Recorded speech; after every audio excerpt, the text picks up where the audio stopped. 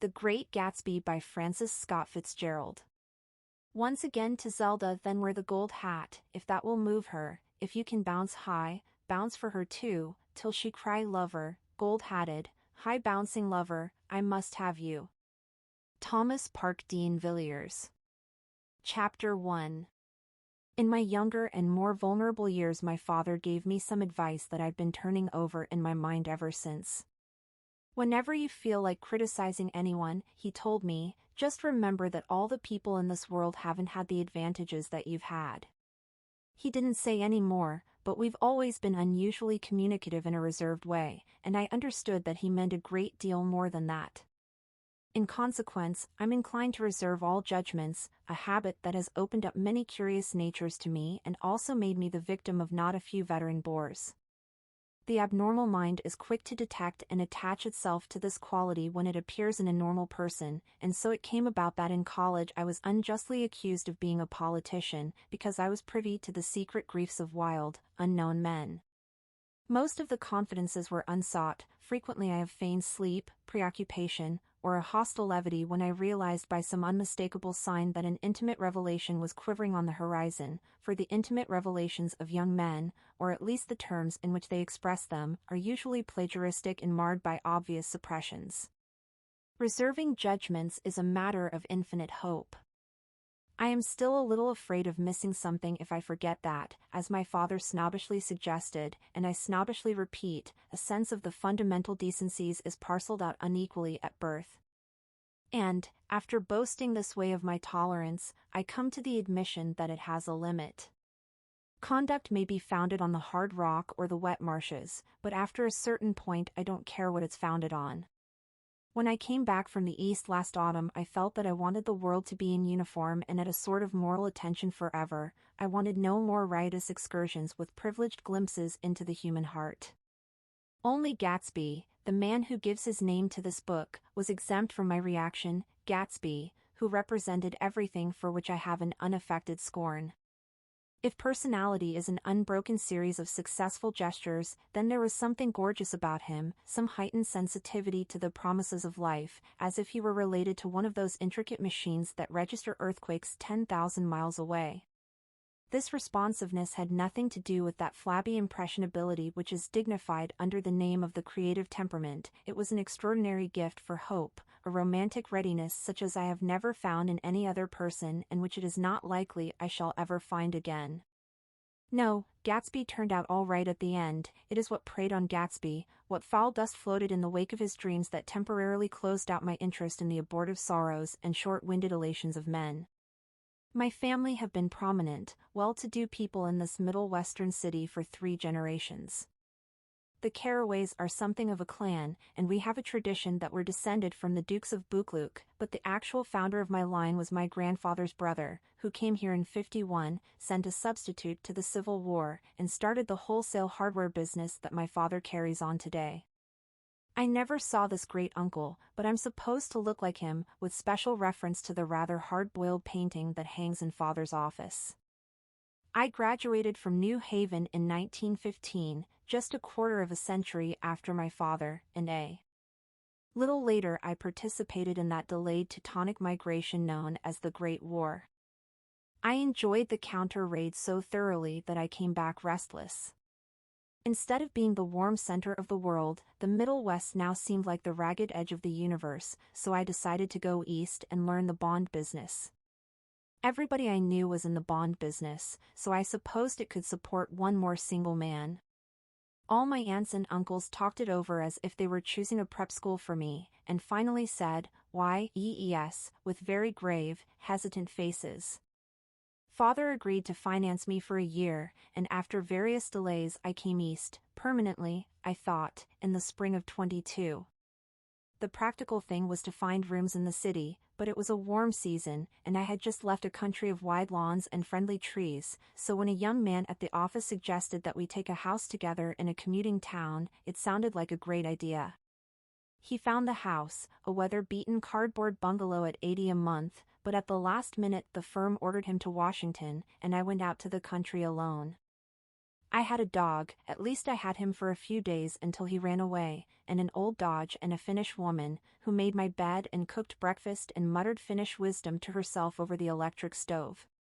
It was lonely for a day or so until one morning some man, more recently arrived than I, stopped me on the road. "How do you get to West Egg Village?" he asked helplessly. I told him. And as I walked on I was lonely no longer. I was a guide, a pathfinder, an original settler. He had casually conferred on me the freedom of the neighborhood. And so with the sunshine and the great bursts of leaves growing on the trees, just as things grow in fast movies, I had that familiar conviction that life was beginning over again with the summer. There was so much to read, for one thing, and so much fine health to be pulled down out of the young breath-giving air. I bought a dozen volumes on banking and credit and investment securities, and they stood on my shelf in red and gold like new money from the mint, promising to unfold the shining secrets that only Midas and Morgan and Maecenas knew. And I had the high intention of reading many other books besides. I was rather literary in college. One year I wrote a series of very solemn and obvious editorials for the Yale News, and now I was going to bring back all such things into my life and become again the most limited of all specialists, the well-rounded man. This isn't just an epigram, life is much more successfully looked at from a single window, after all. It was a matter of chance that I should have rented a house in one of the strangest communities in North America. It was on that slender riotous island which extends itself due east of New York, and where there are, among other natural curiosities, two unusual formations of land. 20 miles from the city a pair of enormous eggs, identical in contour and separated only by a courtesy bay, jet out into the most domesticated body of salt water in the Western Hemisphere, the great wet barnyard of Long Island Sound. They are not perfect ovals, like the egg in the Columbus story, they are both crushed flat at the contact end, but their physical resemblance must be a source of perpetual wonder to the gulls that fly overhead. To the wingless a more interesting phenomenon is their dissimilarity in every particular except shape and size. I lived at West Egg, the less fashionable of the two, though this is a most superficial tag to express the bizarre and not a little sinister contrast between them. My house was at the very tip of the egg, only 50 yards from the Sound, and squeezed between two huge places that rented for $12,000 or $15,000 a season. The one on my right was a colossal affair by any standard. It was a factual imitation of some Hôtel de Ville in Normandy, with a tower on one side, spanking new under a thin beard of raw ivy, and a marble swimming pool, and more than 40 acres of lawn and garden. It was Gatsby's mansion. Or, rather, as I didn't know Mr. Gatsby, it was a mansion inhabited by a gentleman of that name. My own house was an eyesore, but it was a small eyesore, and it had been overlooked, so I had a view of the water, a partial view of my neighbor's lawn, and the consoling proximity of millionaires, all for $80 a month. Across the courtesy bay the white palaces of fashionable East Egg glittered along the water, and the history of the summer really begins on the evening I drove over there to have dinner with the Tom Buchanans. Daisy was my second cousin once removed, and I'd known Tom in college. And just after the war I spent 2 days with them in Chicago. Her husband, among various physical accomplishments, had been one of the most powerful ends that ever played football at New Haven, a national figure in a way, one of those men who reach such an acute limited excellence at 21 that everything afterward savors of anticlimax. His family were enormously wealthy. Even in college his freedom with money was a matter for reproach, but now he'd left Chicago and come east in a fashion that rather took your breath away. For instance, he'd brought down a string of polo ponies from Lake Forest. It was hard to realize that a man in my own generation was wealthy enough to do that. Why they came east I don't know. They had spent a year in France for no particular reason, and then drifted here in their unrest fully wherever people played polo and were rich together. This was a permanent move, said Daisy over the telephone, but I didn't believe it. I had no sight into Daisy's heart, but I felt that Tom would drift on forever seeking, a little wistfully, for the dramatic turbulence of some irrecoverable football game. And so it happened that on a warm windy evening I drove over to East Egg to see two old friends whom I scarcely knew at all. Their house was even more elaborate than I expected, a cheerful red and white Georgian colonial mansion, overlooking the bay. The lawn started at the beach and ran towards the front door for a quarter of a mile, jumping over sundials and brick walks and burning gardens, finally when it reached the house drifting up the side in bright vines as though from the momentum of its run. The front was broken by a line of French windows, glowing now with reflected gold and wide open to the warm windy afternoon, and Tom Buchanan in riding clothes was standing with his legs apart on the front porch. He had changed since his New Haven years. Now he was a sturdy straw-haired man of 30, with a rather hard mouth and a supercilious manner. Two shining arrogant eyes had established dominance over his face and gave him the appearance of always leaning aggressively forward. Not even the effeminate swank of his riding clothes could hide the enormous power of that body. He seemed to fill those glistening boots until he strained the top lacing, and you could see a great pack of muscle shifting when his shoulder moved under his thin coat. It was a body capable of enormous leverage, a cruel body. His speaking voice, a gruff husky tenor, added to the impression of fractiousness he conveyed. There was a touch of paternal contempt in it, even toward people he liked, and there were men at New Haven who had hated his guts. "Now, don't think my opinion on these matters is final," he seemed to say, "just because I'm stronger and more of a man than you are." We were in the same senior society, and while we were never intimate I always had the impression that he approved of me and wanted me to like him with some harsh, defiant wistfulness of his own. We talked for a few minutes on the sunny porch. "I've got a nice place here," he said, his eyes flashing about restlessly. Turning me around by one arm, he moved a broad flat hand along the front vista, including in its sweep a sunken Italian garden, a half-acre of deep, pungent roses, and a snub-nosed motorboat that bumped the tide offshore. It belonged to Domain, the oil man. He turned me around again, politely and abruptly. "We'll go inside." We walked through a high hallway into a bright rosy-colored space, fragilely bound into the house by French windows at either end. The windows were ajar and gleaming white against the fresh grass outside that seemed to grow a little way into the house. A breeze blew through the room, blew curtains in at one end and out the other. Like pale flags, twisting them up toward the frosted wedding cake of the ceiling, and then rippled over the wine-colored rug, making a shadow on it as wind does on the sea. The only completely stationary object in the room was an enormous couch on which two young women were buoyed up as though upon an anchored balloon. They were both in white, and their dresses were rippling and fluttering as if they had just been blown back in after a short flight around the house. I must have stood for a few moments listening to the whip and snap of the curtains and the groan of a picture on the wall. Then there was a boom as Tom Buchanan shut the rear windows and the caught wind died out about the room, and the curtains and the rugs and the two young women ballooned slowly to the floor. The younger of the two was a stranger to me. She was extended full length at her end of the divan, completely motionless, and with her chin raised a little, as if she were balancing something on it which was quite likely to fall. If she saw me out of the corner of her eyes she gave no hint of it. Indeed, I was almost surprised into murmuring an apology for having disturbed her by coming in. The other girl, Daisy, made an attempt to rise. She leaned slightly forward with a conscientious expression, then she laughed, an absurd, charming little laugh, and I laughed too and came forward into the room. "I'm paralyzed with happiness." She laughed again, as if she said something very witty, and held my hand for a moment, looking up into my face, promising that there was no one in the world she so much wanted to see. That was a way she had. She hinted in a murmur that the surname of the balancing girl was Baker. I've heard it said that Daisy's murmur was only to make people lean toward her, an irrelevant criticism that made it no less charming. At any rate, Miss Baker's lips fluttered, she nodded at me almost imperceptibly, and then quickly tipped her head back again. The object she was balancing had obviously tottered a little and given her something of a fright. Again a sort of apology arose to my lips. Almost any exhibition of complete self-sufficiency draws a stunned tribute from me. I looked back at my cousin, who began to ask me questions in her low, thrilling voice.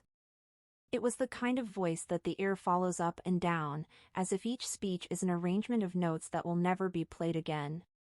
Her face was sad and lovely with bright things in it, bright eyes and a bright passionate mouth, but there was an excitement in her voice that men who had cared for her found difficult to forget, a singing compulsion, a whispered listen, a promise that she had done gay, exciting things just a while since and that there were gay, exciting things hovering in the next hour. I told her how I had stopped off in Chicago for a day on my way east, and how a dozen people had sent their love through me. "Do they miss me?" she cried ecstatically. "The whole town is desolate. All the cars have the left rear wheel painted black as a mourning wreath, and there's a persistent wail all night along the North Shore. How gorgeous! Let's go back, Tom. Tomorrow." Then she added irrelevantly, "You ought to see the baby." "I'd like to. She's asleep. She's 3 years old. Haven't you ever seen her?" "Never." "Well, you ought to see her. She's..." Tom Buchanan, who had been hovering restlessly about the room, stopped and rested his hand on my shoulder. "What you doing, Nick?" "I'm a bondman." "Who with?" I told him. "Never heard of them," he remarked decisively. This annoyed me. "You will," I answered shortly. "You will if you stay in the East." "Oh, I'll stay in the East, don't you worry," he said, glancing at Daisy and then back at me, as if he were alert for something more. "I'd be a goddamned fool to live anywhere else." At this point Miss Baker said, "Absolutely," with such suddenness that I started. It was the first word she had uttered since I came into the room. Evidently it surprised her as much as it did me, for she yawned and with a series of rapid, deft movements stood up into the room. "I'm stiff," she complained. "I've been lying on that sofa for as long as I can remember." "Don't look at me," Daisy retorted. "I've been trying to get you to New York all afternoon." "No, thanks," said Miss Baker to the 4 cocktails just in from the pantry. "I'm absolutely in training." Her host looked at her incredulously. "You are?" He took down his drink as if it were a drop in the bottom of a glass. "How you ever get anything done is beyond me." I looked at Miss Baker, wondering what it was she got done. I enjoyed looking at her. She was a slender, small-breasted girl, with an erect carriage, which she accentuated by throwing her body backward at the shoulders like a young cadet. Her gray sun-strained eyes looked back at me with polite reciprocal curiosity out of a wan, charming, discontented face. It occurred to me now that I had seen her, or a picture of her, somewhere before. "You live in West Egg," she remarked contemptuously. "I know somebody there." "I don't know a single. You must know Gatsby." "Gatsby?" demanded Daisy. "What Gatsby?" Before I could reply that he was my neighbor, dinner was announced. Wedging his tense arm imperatively under mine, Tom Buchanan compelled me from the room as though he were moving a checker to another square. Slenderly, languidly, their hands set lightly on their hips, the 2 young women preceded us out onto a rosy-colored porch, open toward the sunset, where 4 candles flickered on the table in the diminished wind. "Why candles?" objected Daisy, frowning. She snapped them out with her fingers. "In 2 weeks it'll be the longest day in the year." She looked at us all radiantly. "Do you always watch for the longest day of the year and then miss it?" "I always watch for the longest day in the year and then miss it." "We ought to plan something," yawned Miss Baker, sitting down at the table as if she were getting into bed. "All right," said Daisy. "What'll we plan?" She turned to me helplessly. "What do people plan?" Before I could answer, her eyes fastened with an odd expression on her little finger. "Look," she complained. I heard it. We all looked. The knuckle was black and blue. "You did it, Tom," she said accusingly. "I know you didn't mean to, but you did do it." "That's what I get for marrying a brute of a man, a great, big, hulking physical specimen of a..." "I hate that word hulking," objected Tom crossly, "even in kidding." "Hulking, insisted Daisy. Sometimes she and Miss Baker talked at once, unobtrusively and with a bantering inconsequence that was never quite chatter, that was as cool as their white dresses and their impersonal eyes in the absence of all desire. They were here, and they accepted Tom and me, making only a polite, pleasant effort to entertain or to be entertained. They knew that presently dinner would be over and a little later the evening too would be over and casually put away. It was sharply different from the West, where an evening was hurried from phase to phase towards its close, in a continually disappointed anticipation or else in sheer nervous dread of the moment itself. "You make me feel uncivilized, Daisy," I confessed on my second glass of corky but rather impressive claret. "Can't you talk about crops or something?" I meant nothing in particular by this remark, but it was taken up in an unexpected way. "Civilization's going to pieces," broke out Tom violently. "I've gotten to be a terrible pessimist about things. Have you read The Rise of the Colored Empires by this man Goddard?" "Why, no," I answered, rather surprised by his tone. "Well, it's a fine book, and everybody ought to read it. The idea is if we don't look out the white race will be utterly submerged. It's all scientific stuff, it's been proved." "Tom's getting very profound," said Daisy, with an expression of unthoughtful sadness. "He reads deep books with long words in them. What was that word well, these books are all scientific," insisted Tom, glancing at her impatiently. "This fellow has worked out the whole thing. It's up to us, who are the dominant race, to watch out or these other races will have control of things." "We've got to beat them down," whispered Daisy, winking ferociously toward the fervent sun. "You ought to live in California," began Miss Baker, but Tom interrupted her by shifting heavily in his chair. "This idea is that we're Nordics. I am, and you are, and after an infinitesimal hesitation he included Daisy with a slight nod, and she winked at me again. "And we've produced all the things that go to make civilization, science and art, and all that. Do you see?" There was something pathetic in his concentration, as if his complacency, more acute than of old, was not enough to him any more. When, almost immediately, the telephone rang inside and the butler left the porch, Daisy seized upon the momentary interruption and leaned towards me. "I'll tell you a family secret," she whispered enthusiastically. "It's about the butler's nose. Do you want to hear about the butler's nose? That's why I came over tonight. Well, he wasn't always a butler, he used to be the silver polisher for some people in New York that had a silver service for 200 people. He had to polish it from morning till night, until finally it began to affect his nose. Things went from bad to worse," suggested Miss Baker. "Yes. Things went from bad to worse, until finally he had to give up his position." For a moment the last sunshine fell with romantic affection upon her glowing face, her voice compelled me forward breathlessly as I listened, then the glow faded, each light deserting her with lingering regret, like children leaving a pleasant street at dusk. The butler came back and murmured something close to Tom's ear, whereupon Tom frowned, pushed back his chair, and without a word went inside. As if his absence quickened something within her, Daisy leaned forward again, her voice glowing and singing. "I love to see you at my table, Nick. You remind me of a rose, an absolute rose. Doesn't he?" She turned to Miss Baker for confirmation. "An absolute rose?" This was untrue. "I am not even faintly like a rose." She was only extemporizing, but a stirring warmth flowed from her, as if her heart was trying to come out to you concealed in one of those breathless, thrilling words. Then suddenly she threw her napkin on the table and excused herself and went into the house. Miss Baker and I exchanged a short glance consciously devoid of meaning. I was about to speak when she sat up alertly and said "sh" in a warning voice.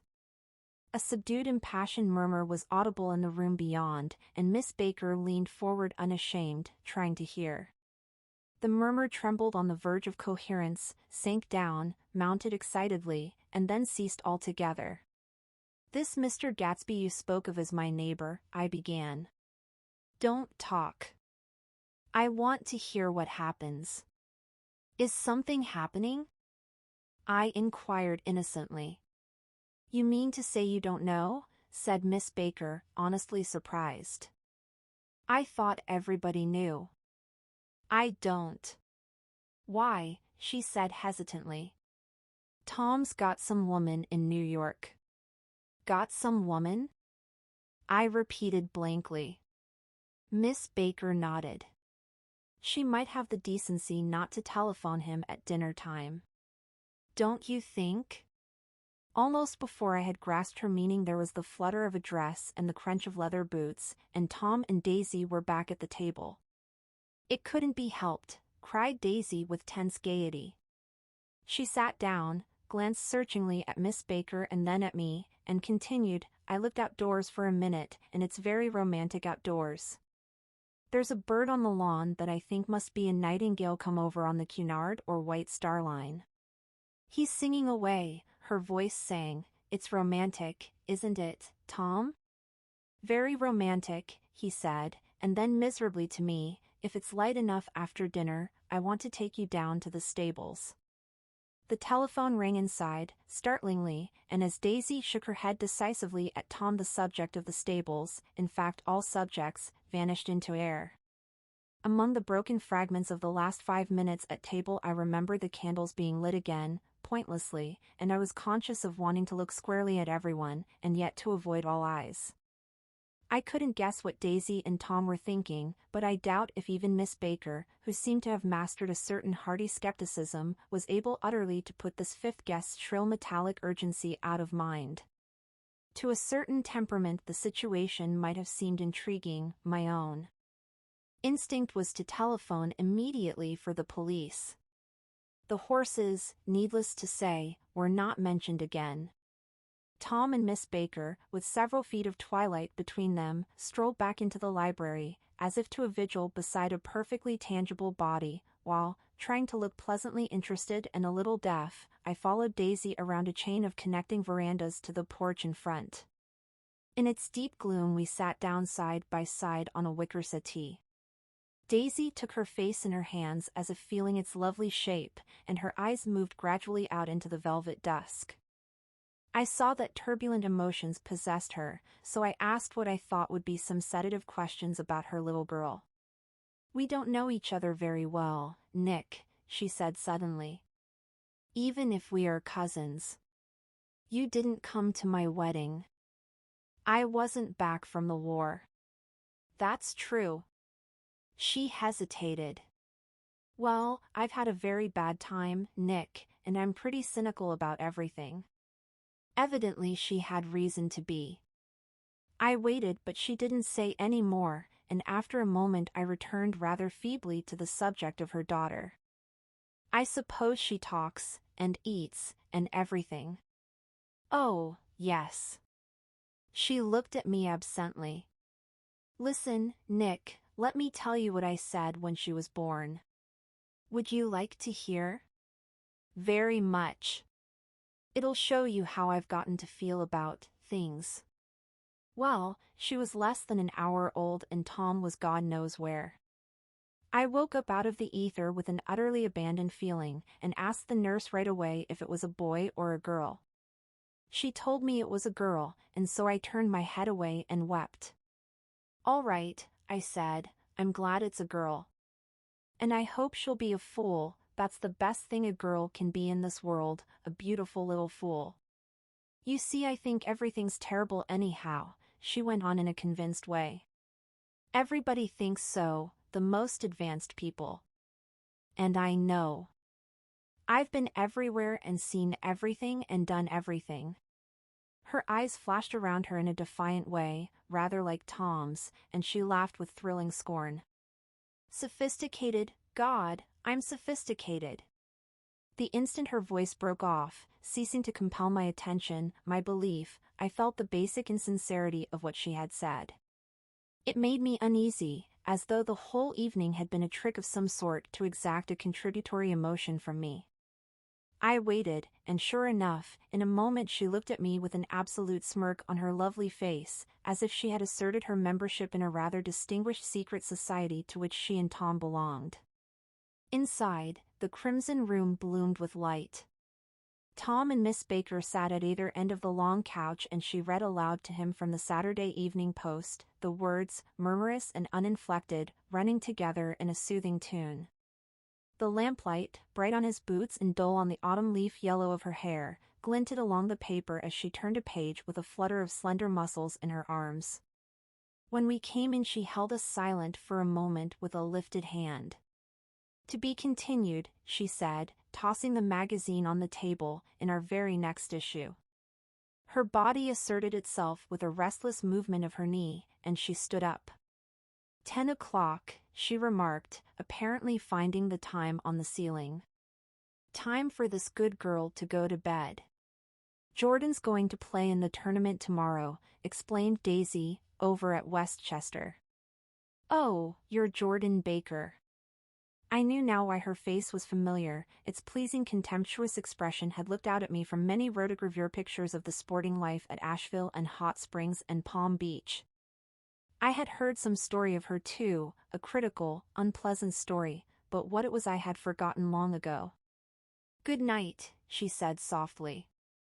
"Wake me at 8, won't you? If you'll get up." "I will. Good night, Mr. Carraway. See you anon." "Of course you will," confirmed Daisy. "In fact, I think I'll arrange a marriage. Come over often, Nick, and I'll sort of, fling you together.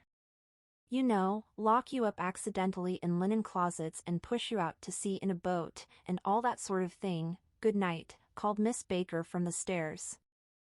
"I haven't heard a word." "She's a nice girl," said Tom after a moment. "They oughtn't to let her run around the country this way." "Who oughtn't to?" inquired Daisy coldly. "Her family." "Her family is one aunt about 1,000 years old. Besides, Nick's going to look after her, aren't you, Nick? She's going to spend lots of weekends out here this summer. I think the home influence will be very good for her." Daisy and Tom looked at each other for a moment in silence. "Is she from New York?" I asked quickly. "From Louisville. Our white girlhood was passed together there." "Our beautiful white, did you give Nick a little heart-to-heart talk on the veranda?" demanded Tom suddenly. "Did I?" She looked at me.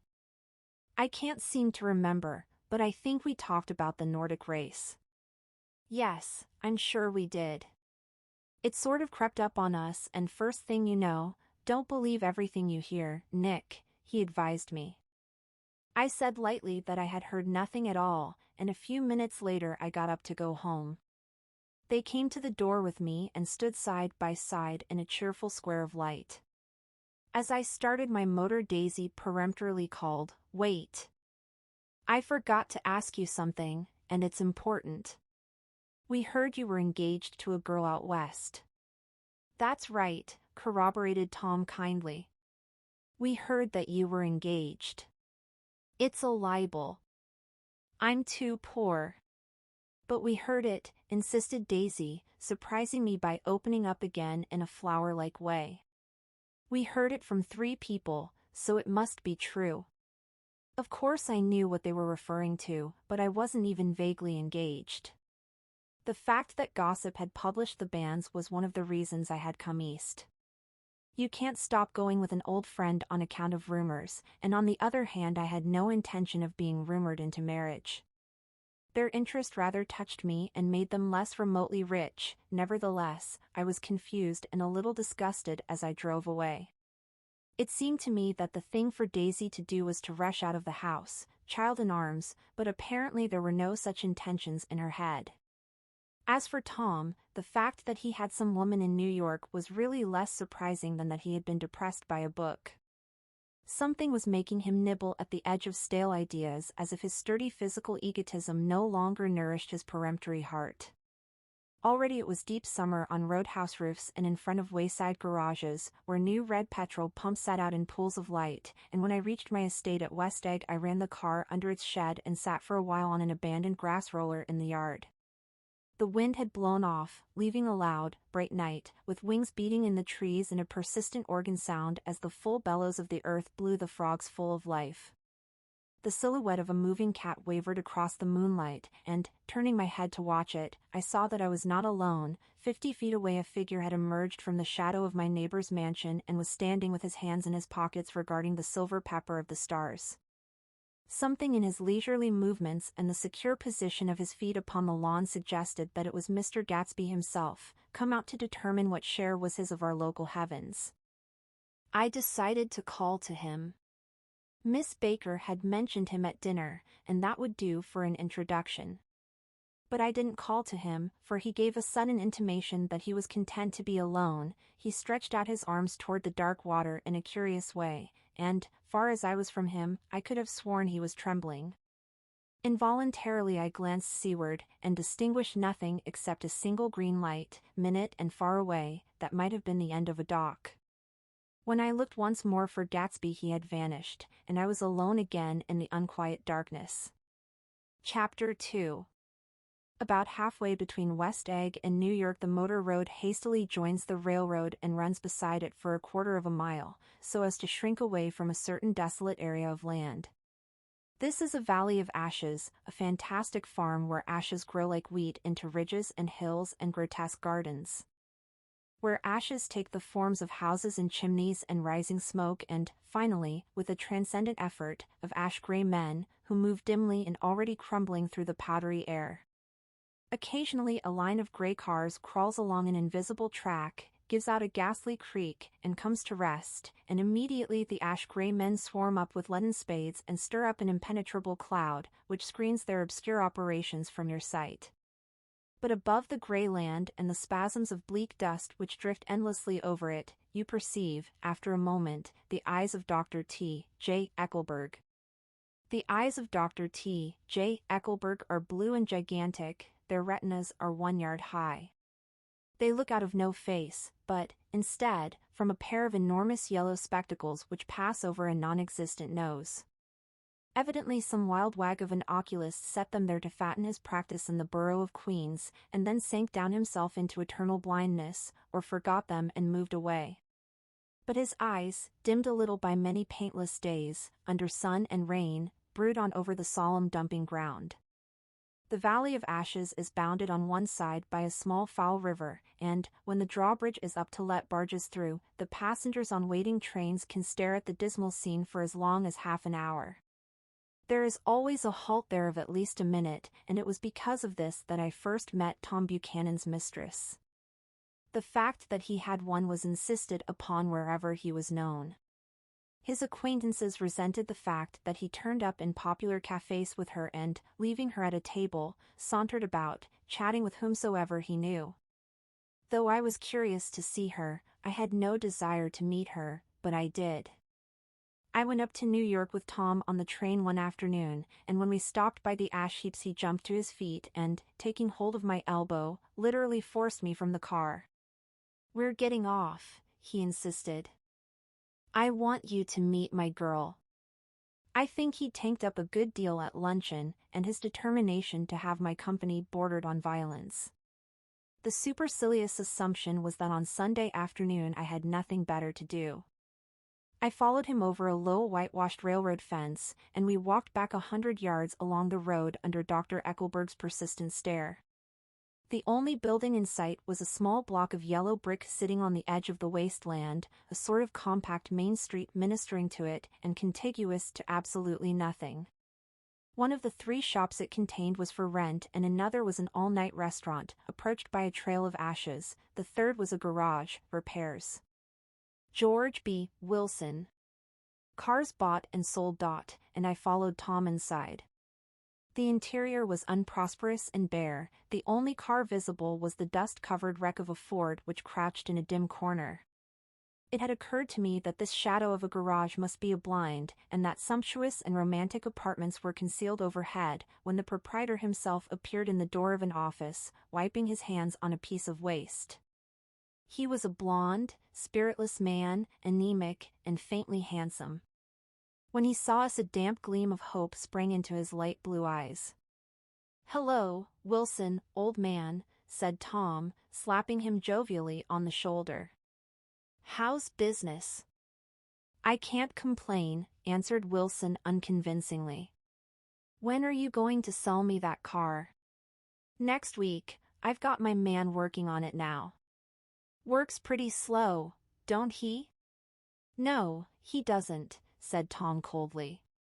"And if you feel that way about it, maybe I'd better sell it somewhere else after all." "I don't mean that," explained Wilson quickly. "I just meant," his voice faded off and Tom glanced impatiently around the garage. Then I heard footsteps on the stairs, and in a moment the thickish figure of a woman blocked out the light from the office door. She was in the middle 30s, and faintly stout, but she carried her flesh sensuously as some women can. Her face, above a spotted dress of dark blue crepe de chine, contained no facet or gleam of beauty, but there was an immediately perceptible vitality about her, as if the nerves of her body were continually shouldering. She smiled slowly and, walking through her husband as if he were shook hands with Tom, looking him flush in the eye. Then she wet her lips, and without turning around spoke to her husband in a soft, coarse voice, "Get some chairs, why don't you, so somebody can sit down?" "Oh, sure," agreed Wilson hurriedly, and went toward the little office, mingling immediately with the cement color of the walls. A white ashen dust veiled his dark suit and his pale hair as it veiled everything in the vicinity, except his wife, who moved close to Tom. "I want to see you," said Tom intently. "Get on the next train." "All right. I'll meet you by the newsstand on the lower level." She nodded and moved away from him just as George Wilson emerged with 2 chairs from his office door. We waited for her down the road and out of sight. It was a few days before the 4th of July, and a gray, scrawny Italian child was setting torpedoes in a row along the railroad track. "Terrible place, isn't it?" said Tom, exchanging a frown with Dr. Eckelberg. "Awful. It does her good to get away." "Doesn't her husband object?" "Wilson? He thinks she goes to see her sister in New York. He's so dumb he doesn't know he's alive." So Tom Buchanan and his girl and I went up together to New York, or not quite together, for Mrs. Wilson sat discreetly in another car. Tom deferred that much to the sensibilities of those East Eggers who might be on the train. She had changed her dress to a brown-figured muslin, which stretched tight over her rather wide hips as Tom helped her to the platform in New York. At the newsstand she bought a copy of Town Tattle and a moving picture magazine, and in the station drugstore some cold cream and a small flask of perfume. Upstairs, in the solemn echoing drive, she let 4 taxicabs drive away before she selected a new one, lavender-colored with gray upholstery, and in this we slid out from the mass of the station into the glowing sunshine. But immediately she turned sharply from the window and, leaning forward, tapped on the front glass. "I want to get one of those dogs," she said earnestly. "I want to get one for the apartment. They're nice to have, a dog." We backed up to a gray old man who bore an absurd resemblance to John D. Rockefeller. In a basket swung from his neck cowered a dozen very recent puppies of an indeterminate breed. "What kind are they?" asked Mrs. Wilson eagerly, as he came to the taxi window. "All kinds." "What kind do you want, lady?" "I'd like to get one of those police dogs. I don't suppose you got that kind?" The man peered doubtfully into the basket, plunged in his hand and drew one up, wriggling, by the back of the neck. "That's no police dog," said Tom. "No, it's not exactly a police dog," said the man with disappointment in his voice. "It's more of an Airedale." He passed his hand over the brown wash rag of a back. "Look at that coat. Some coat. That's a dog that'll never bother you with catching cold." I think it's cute, said Mrs. Wilson enthusiastically. How much is it? That dog? He looked at it admiringly. That dog will cost you $10. The Airedale, undoubtedly there was an Airedale concern in it somewhere, though its feet were startlingly white, changed hands and settled down into Mrs. Wilson's lap, where she fondled the weatherproof coat with rapture. Is it a boy or a girl? She asked delicately. That dog? That dog's a boy. It's a bitch, said Tom decisively. Here's your money. Go and buy 10 more dogs with it. We drove over to Fifth Avenue, warm and soft, almost pastoral, on the summer Sunday afternoon. I wouldn't have been surprised to see a great flock of white sheep turn the corner. Hold on, I said, I have to leave you here. No you don't, interposed Tom quickly. Myrtle'll be hurt if you don't come up to the apartment. Won't you, Myrtle? Come on, she urged. I'll telephone my sister Catherine. She's said to be very beautiful by people who ought to know. Well, I'd like to, but, we went on, cutting back again over the park toward the West Hundreds. At 158th Street the cab stopped at one slice in a long white cake of apartment houses. Throwing a regal homecoming glance around the neighborhood, Mrs. Wilson gathered up her dog and her other purchases, and went haughtily in. I'm going to have the McKees come up, she announced as we rose in the elevator. And, of course, I got to call up my sister, too. The apartment was on the top floor, a small living room, a small dining room, a small bedroom, and a bath. The living room was crowded to the doors with a set of tapestried furniture entirely too large for it, so that to move about was to stumble continually over scenes of ladies swinging in the gardens of Versailles. The only picture was an over-enlarged photograph, apparently a hen sitting on a blurred rock. Looked at from a distance, however, the hen resolved itself into a bonnet, and the countenance of a stout old lady beamed down into the room. Several old copies of Town Tattle lay on the table together with a copy of Simon Called Peter, and some of the small scandal magazines of Broadway. Mrs. Wilson was first concerned with the dog. A reluctant elevator boy went for a box full of straw and some milk, to which he added on his own initiative a tin of large, hard dog biscuits, one of which decomposed apathetically in the saucer of milk all afternoon. Meanwhile Tom brought out a bottle of whiskey from a locked bureau door. I have been drunk just twice in my life, and the second time was that afternoon, so everything that happened has a dim, hazy cast over it, although until after 8 o'clock the apartment was full of cheerful sun. Sitting on Tom's lap, Mrs. Wilson called up several people on the telephone, then there were no cigarettes, and I went out to buy some at the drugstore on the corner. When I came back they had both disappeared, so I sat down discreetly in the living room and read a chapter of Simon Called Peter. Either it was terrible stuff or the whiskey distorted things, because it didn't make any sense to me. Just as Tom and Myrtle, after the first drink Mrs. Wilson and I called each other by our first names, reappeared, company commenced to arrive at the apartment door. The sister, Catherine, was a slender, worldly girl of about 30, with a solid, sticky bob of red hair, and a complexion powdered milky white. Her eyebrows had been plucked and then drawn on again at a more rakish angle, but the efforts of nature toward the restoration of the old alignment gave a blurred air to her face. When she moved about there was an incessant clicking as innumerable pottery bracelets jingled up and down upon her arms. She came in with such a proprietary haste, and looked around so possessively at the furniture that I wondered if she lived here. But when I asked her she laughed immoderately, repeated my question aloud, and told me she lived with a girlfriend at a hotel. Mr. McKee was a pale, feminine man from the flat below. He had just shaved, for there was a white spot of lather on his cheekbone, and he was most respectful in his greeting to everyone in the room. He informed me that he was in the artistic game, and I gathered later that he was a photographer and had made the dim enlargement of Mrs. Wilson's mother which hovered like an ectoplasm on the wall. His wife was shrill, languid, handsome, and horrible.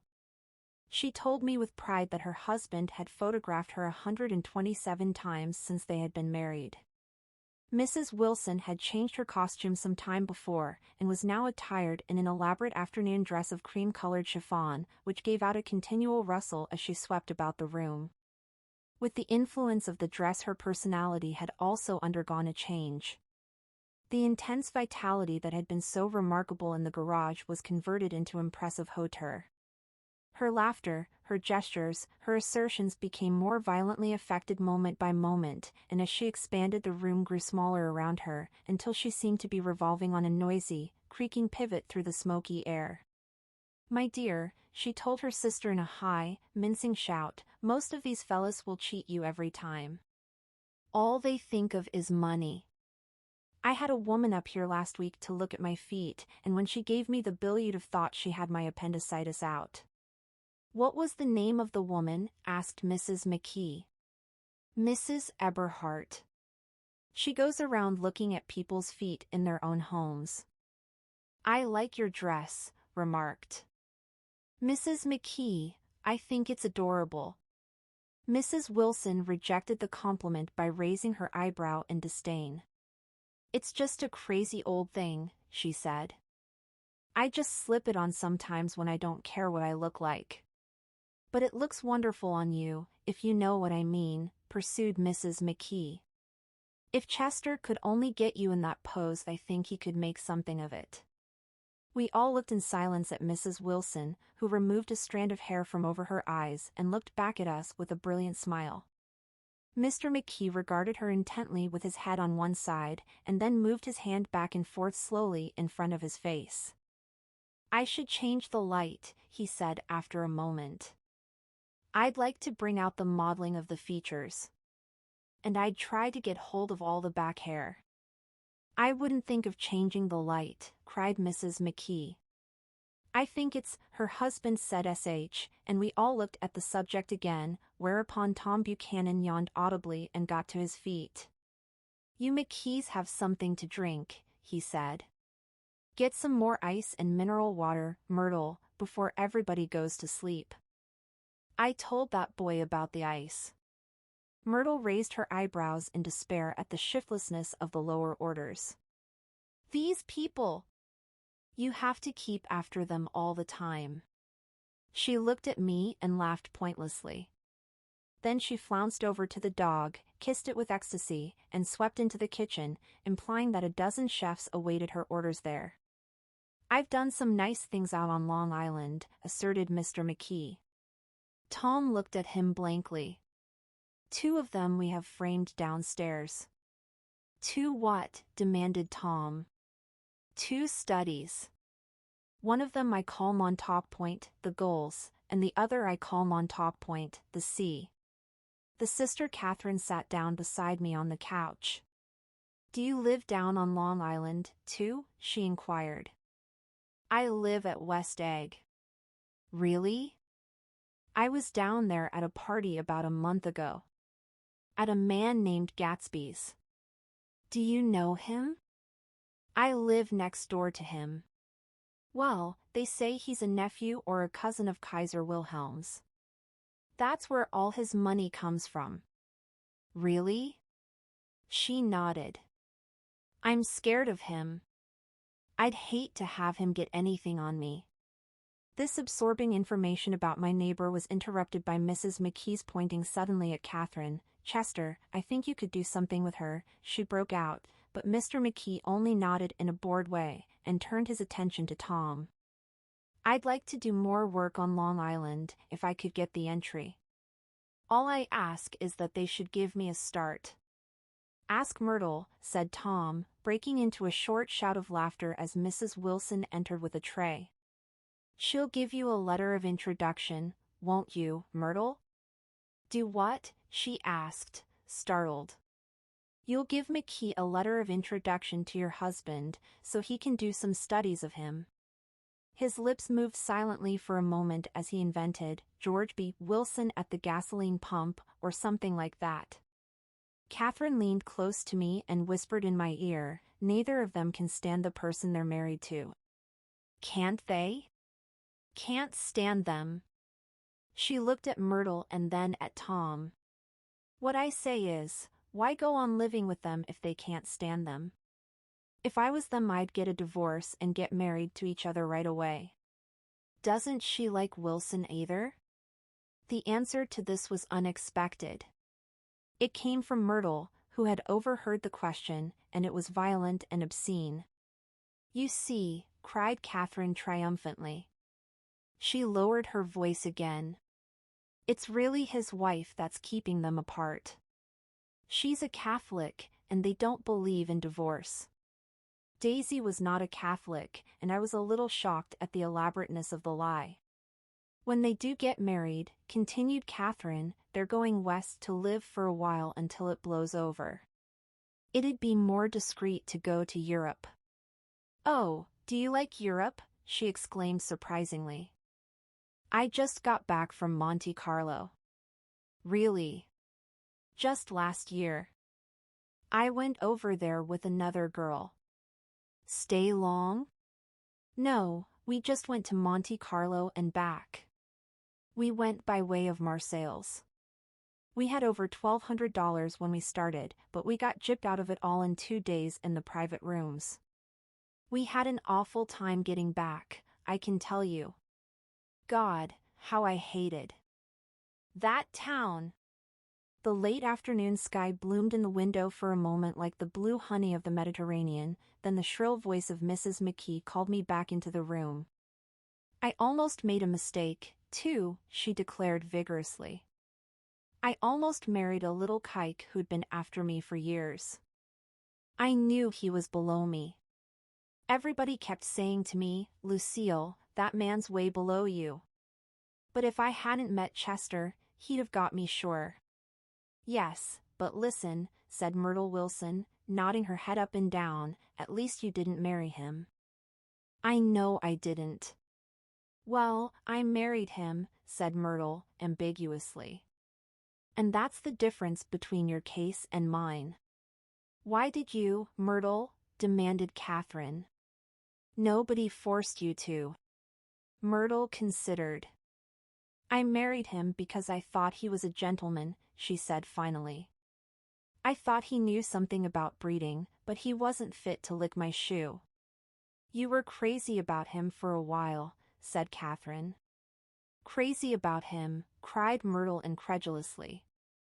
Who said I was crazy about him? I never was any more crazy about him than I was about that man there. She pointed suddenly at me, and everyone looked at me accusingly. I tried to show by my expression that I expected no affection. The only crazy I was when I married him. I knew right away I made a mistake. He borrowed somebody's best suit to get married in, and never even told me about it, and the man came after it one day when he was out. Oh, is that your suit? I said. This is the first I ever heard about it. But I gave it to him and then I lay down and cried to beat the band all afternoon. She really ought to get away from him, resumed Catherine to me. They've been living over that garage for 11 years. And Tom's the first sweetie she ever had. The bottle of whiskey, a second one, was now in constant demand by all present, excepting Catherine, who felt just as good on nothing at all. Tom rang for the janitor and sent him for some celebrated sandwiches, which were a complete supper in themselves. I wanted to get out and walk eastward toward the park through the soft twilight, but each time I tried to go I became entangled in some wild, strident argument which pulled me back, as if with ropes, into my chair. Yet high over the city our line of yellow windows must have contributed their share of human secrecy to the casual watcher in the darkening streets, and I saw him too, looking up and wondering. I was within and without, simultaneously enchanted and repelled by the inexhaustible variety of life. Myrtle pulled her chair close to mine, and suddenly her warm breath poured over me the story of her first meeting with Tom. It was on the two little seats facing each other that are always the last ones left on the train. I was going up to New York to see my sister and spend the night.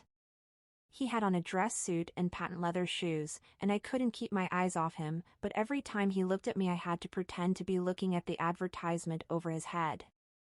When we came into the station he was next to me, and his white shirt front pressed against my arm, and so I told him I'd have to call a policeman, but he knew I lied. I was so excited that when I got into a taxi with him I didn't hardly know I wasn't getting into a subway train. All I kept thinking about, over and over, was "You can't live forever, you can't live forever."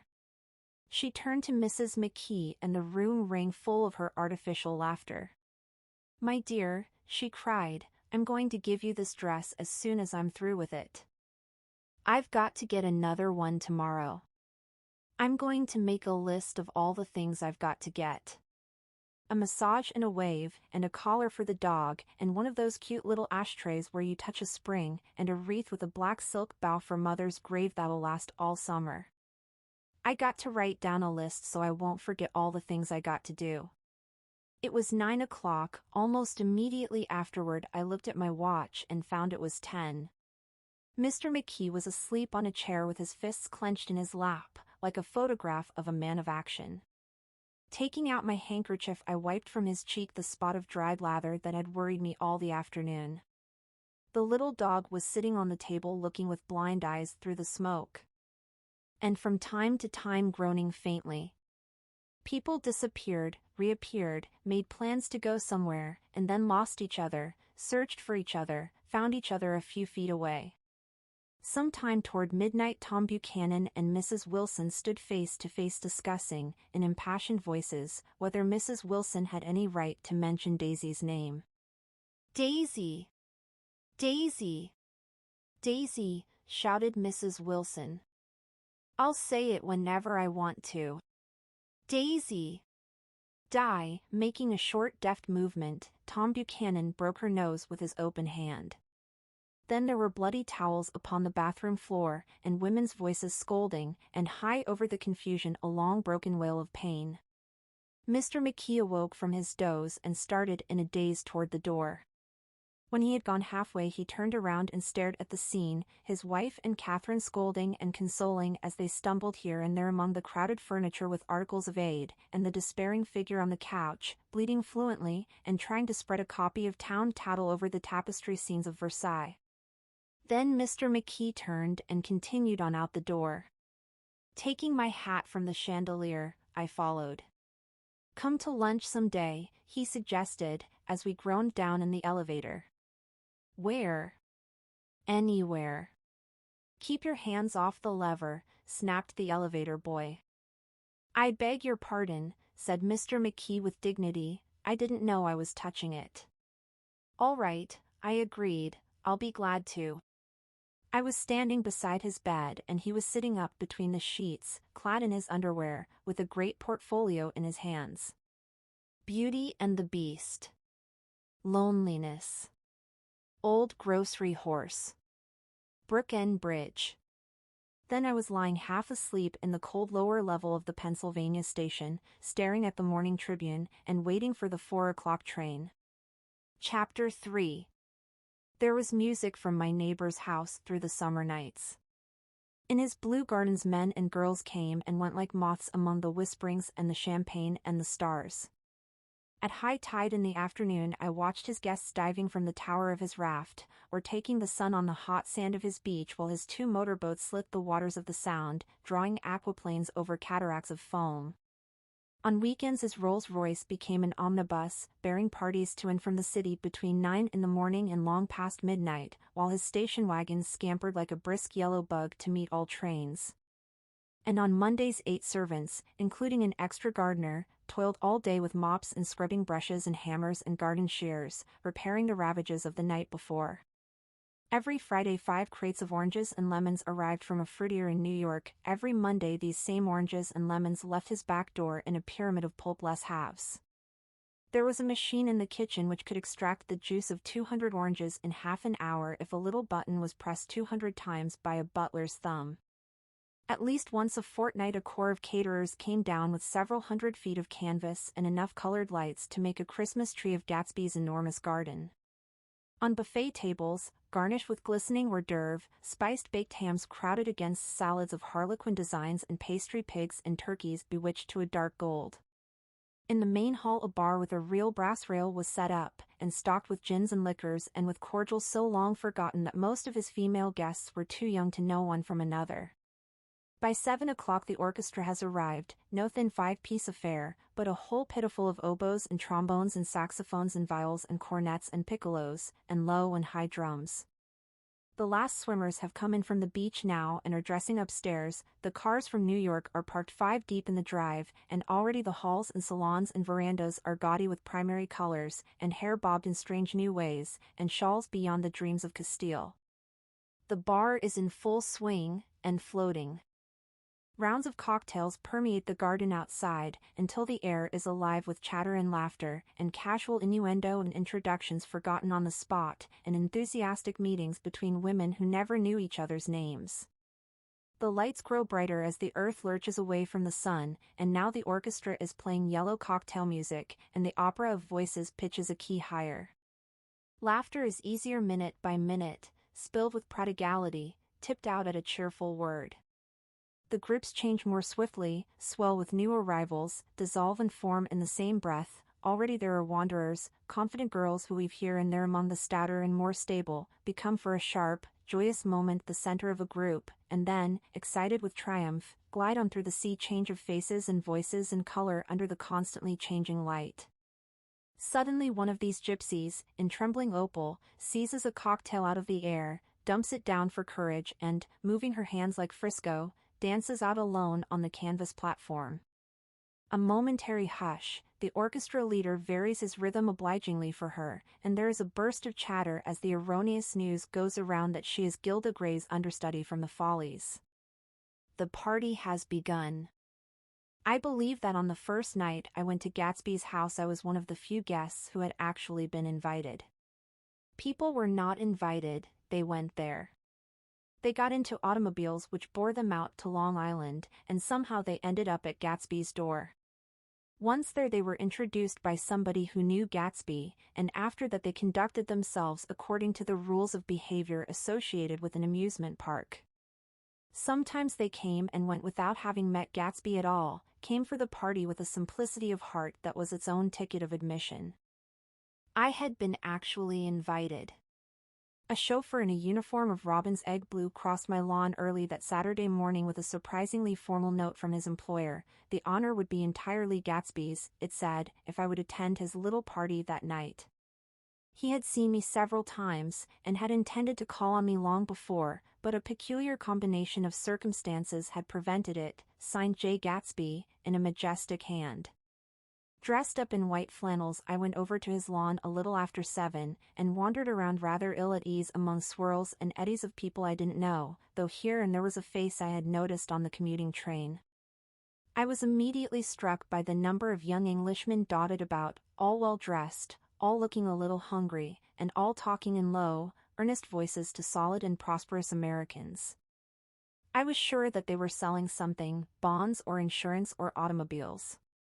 They were at least agonizingly aware of the easy money in the vicinity and convinced that it was theirs for a few words in the right key. As soon as I arrived I made an attempt to find my host, but the 2 or 3 people of whom I asked his whereabouts stared at me in such an amazed way, and denied so vehemently any knowledge of his movements, that I slunk off in the direction of the cocktail table, the only place in the garden where a single man could linger without looking purposeless and alone. I was on my way to get roaring drunk from sheer embarrassment when Jordan Baker came out of the house and stood at the head of the marble steps, leaning a little backward and looking with contemptuous interest down into the garden. Welcome or not, I found it necessary to attach myself to someone before I should begin to address cordial remarks to the passers-by. "Hello!" I roared, advancing toward her. My voice seemed unnaturally loud across the garden. "I thought you might be here," she responded absently as I came up. "I remembered you lived next door to." She held my hand impersonally, as a promise that she'd take care of me in a minute, and gave ear to 2 girls in twin yellow dresses, who stopped at the foot of the steps. "Hello," they cried together. "Sorry you didn't win." That was for the golf tournament. She had lost in the finals the week before. "You don't know who we are," said one of the girls in yellow, but we met you here about a month ago. You've dyed your hair since then, remarked Jordan, and I started, but the girls had moved casually on and her remark was addressed to the premature moon, produced like the supper, no doubt, out of a caterer's basket. With Jordan's slender golden arm resting in mine, we descended the steps and sauntered about the garden. A tray of cocktails floated at us through the twilight, and we sat down at a table with the 2 girls in yellow and 3 men, each one introduced to us as Mr. Mumble. "Do you come to these parties often?" inquired Jordan of the girl beside her. "The last one was the one I met you at," answered the girl, in an alert, confident voice. She turned to her companion. "Wasn't it for you, Lucille?" "It was for Lucille, too." "I like to come," Lucille said. "I never care what I do, so I always have a good time. When I was here last I tore my gown on a chair, and he asked me my name and address. Inside of a week I got a package from couriers with a new evening gown in it." "Did you keep it?" asked Jordan. "Sure I did. I was going to wear it tonight, but it was too big in the bust and had to be altered.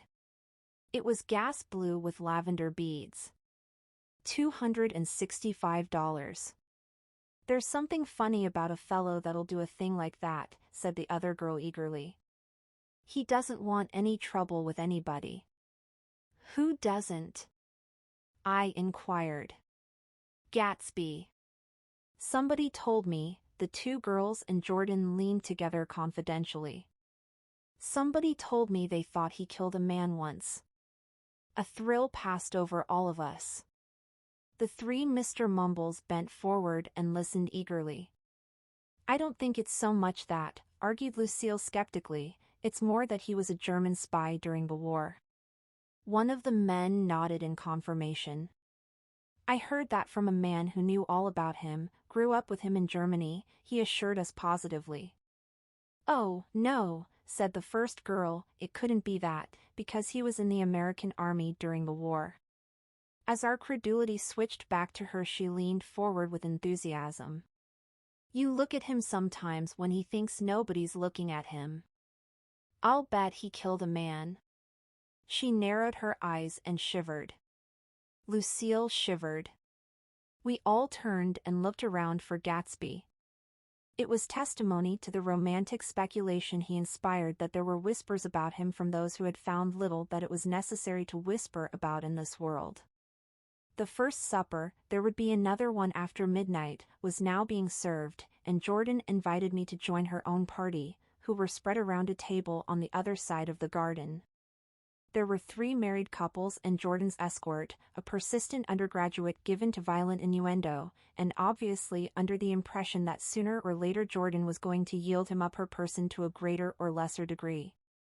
Instead of rambling, this party had preserved a dignified homogeneity, and assumed to itself the function of representing the staid nobility of the countryside, East Egg condescending to West Egg and carefully on guard against its spectroscopic gaiety. "Let's get out," whispered Jordan, after a somehow wasteful and inappropriate half-hour. "This is much too polite for me." We got up, and she explained that we were going to find the host. I had never met him, she said, and it was making me uneasy. The undergraduate nodded in a cynical, melancholy way. The bar, where we glanced first, was crowded, but Gatsby was not there. She couldn't find him from the top of the steps, and he wasn't on the veranda. On a chance we tried an important-looking door, and walked into a high Gothic library, paneled with carved English oak, and probably transported complete from some ruin overseas. A stout, middle-aged man, with enormous owl-eyed spectacles, was sitting somewhat drunk on the edge of a great table, staring with unsteady concentration at the shelves of books. As we entered, he wheeled excitedly around and examined Jordan from head to foot. "What do you think?" he demanded impetuously. "About what?" He waved his hand toward the bookshelves. "About that. As a matter of fact, you needn't bother to ascertain." I ascertained. "They're real." "The books?" He nodded. "Absolutely real, have pages and everything." I thought they'd be a nice durable cardboard. Matter of fact, they're absolutely real. Pages and here. Let me show you. Taking our skepticism for granted, he rushed to the bookcases and returned with volume 1 of the Stoddard lectures. See, he cried triumphantly. It's a bona fide piece of printed matter. It fooled me. This fella's a regular Belasco. It's a triumph. What thoroughness! What realism! Knew when to stop, too, didn't cut the pages. But what do you want? What do you expect? He snatched the book from me and replaced it hastily on its shelf, muttering that if one brick was removed the whole library was liable to collapse. Who brought you? He demanded. Or did you just come? I was brought. Most people were brought. Jordan looked at him alertly, cheerfully, without answering. I was brought by a woman named Roosevelt, he continued. Mrs. Claude Roosevelt. Do you know her? I met her somewhere last night. I've been drunk for about a week now, and I thought it might sober me up to sit in a library. Has it? A little bit, I think. I can't tell yet. I've only been here an hour. Did I tell you about the books? They're real. There, you told us. We shook hands with him gravely and went back outdoors. There was dancing now on the canvas in the garden, old men pushing young girls backward in eternal graceless circles, superior couples holding each other tortuously, fashionably, and keeping in the corners, and a great number of single girls dancing individually or relieving the orchestra for a moment of the burden of the banjo or the traps. By midnight the hilarity had increased. A celebrated tenor had sung in Italian, and a notorious contralto had sung in jazz, and between the numbers people were doing stunts all over the garden, while happy, vacuous bursts of laughter rose toward the summer sky. A pair of stage twins, who turned out to be the girls in yellow, did a baby act in costume, and champagne was served in glasses bigger than finger bowls. The moon had risen higher, and floating in the sound was a triangle of silver scales, trembling a little to the stiff, tinny drip of the banjos on the lawn. I was still with Jordan Baker. We were sitting at a table with a man of about my age and a rowdy little girl, who gave way upon the slightest provocation to uncontrollable laughter. I was enjoying myself now. I had taken 2 finger bowls of champagne, and the scene had changed before my eyes into something significant, elemental, and profound. At a lull in the entertainment, the man looked at me and smiled. Your face is familiar, he said politely. Weren't you in the 1st Division during the war? Why, yes. I was in the 28th Infantry. I was in the 16th until June 1918. I knew I'd seen you somewhere before. We talked for a moment about some wet, gray little villages in France. Evidently he lived in this vicinity, for he told me that he had just bought a hydroplane and was going to try it out in the morning. Want to go with me, old sport? Just near the shore along the Sound. What time? Any time that suits you best. It was on the tip of my tongue to ask his name when Jordan looked around and smiled. Having a gay time now? She inquired. Much better. I turned again to my new acquaintance. This is an unusual party for me. I haven't even seen the host. I live over there. I waved my hand at the invisible hedge in the distance, and this man Gatsby sent over his chauffeur with an invitation. For a moment he looked at me as if he failed to understand. I'm Gatsby, he said suddenly. What? I exclaimed. Oh, I beg your pardon. I thought you knew, old sport. I'm afraid I'm not a very good host. He smiled understandingly, much more than understandingly. It was one of those rare smiles with a quality of eternal reassurance in it that you may come across 4 or 5 times in life. It faced, or seemed to face, the whole eternal world for an instant, and then concentrated on you with an irresistible prejudice in your favor. It understood you just so far as you wanted to be understood, believed in you as you would like to believe in yourself, and assured you that it had precisely the impression of you that, at your best, you hoped to convey. Precisely at that point it vanished, and I was looking at an elegant young roughneck, a year or two over 30, whose elaborate formality of speech just missed being absurd. Some time before he introduced himself I'd got a strong impression that he was picking his words with care. Almost at the moment when Mr. Gatsby identified himself, a butler hurried toward him with the information that Chicago was calling him on the wire. He excused himself with a small bow that included each of us in turn. "If you want anything, just ask for it, old sport," he urged me. "Excuse me. I will rejoin you later." When he was gone I turned immediately to Jordan, constrained to assure her of my surprise. I had expected that Mr. Gatsby would be a florid and corpulent person in his middle years. "Who is he?" I demanded. "Do you know?" "He's just a man named Gatsby." "Where is he from, I mean? And what does he do?" "Now you're started on the subject," she answered with a wan smile. "Well, he told me once he was an Oxford man." A dim background started to take shape behind him, but at her next remark it faded away. "However, I don't believe it." "Why not?" "I don't know," she insisted, "I just don't think he went there."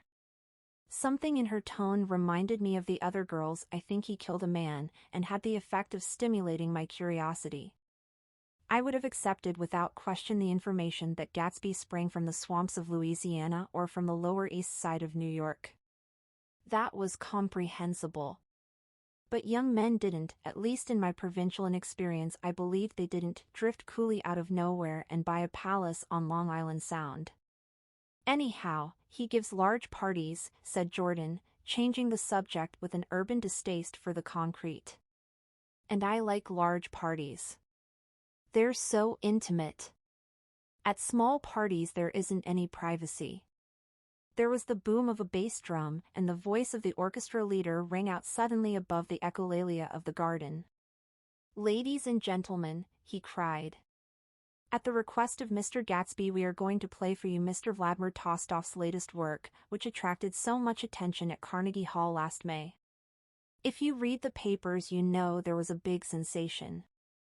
He smiled with jovial condescension, and added, "some sensation." Whereupon everybody laughed. "The piece is known," he concluded lustily, "as Vladimir Tolstoy's Jazz History of the World." The nature of Mr. Tolstoy's composition eluded me, because just as it began my eyes fell on Gatsby, standing alone on the marble steps and looking from one group to another with approving eyes. His tan skin was drawn attractively tight on his face and his short hair looked as though it were trimmed every day. I could see nothing sinister about him. I wondered if the fact that he was not drinking helped to set him off from his guests, for it seemed to me that he grew more correct as the fraternal hilarity increased.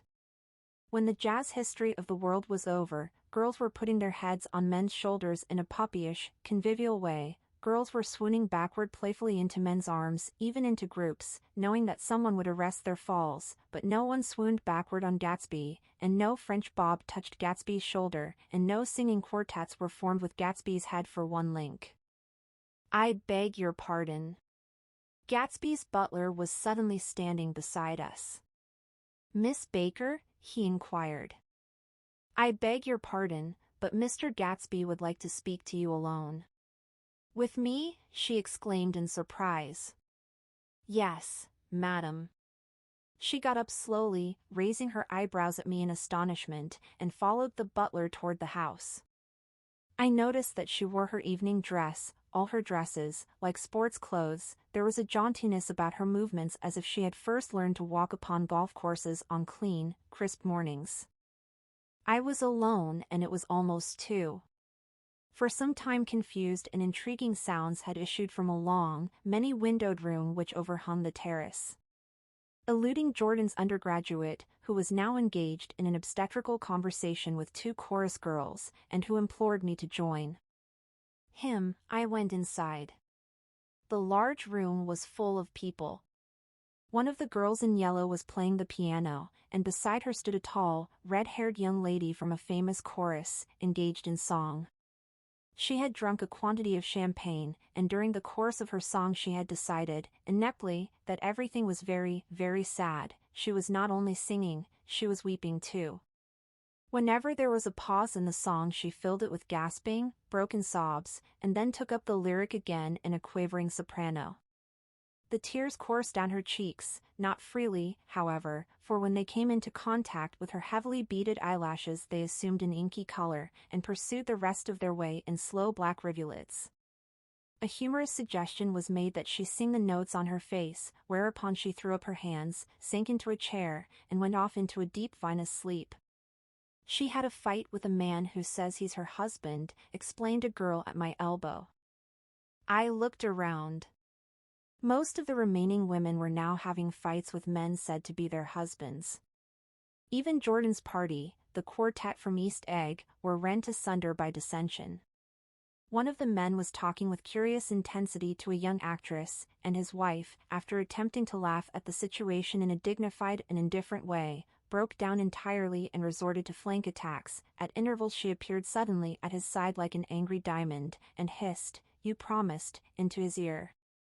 The reluctance to go home was not confined to wayward men.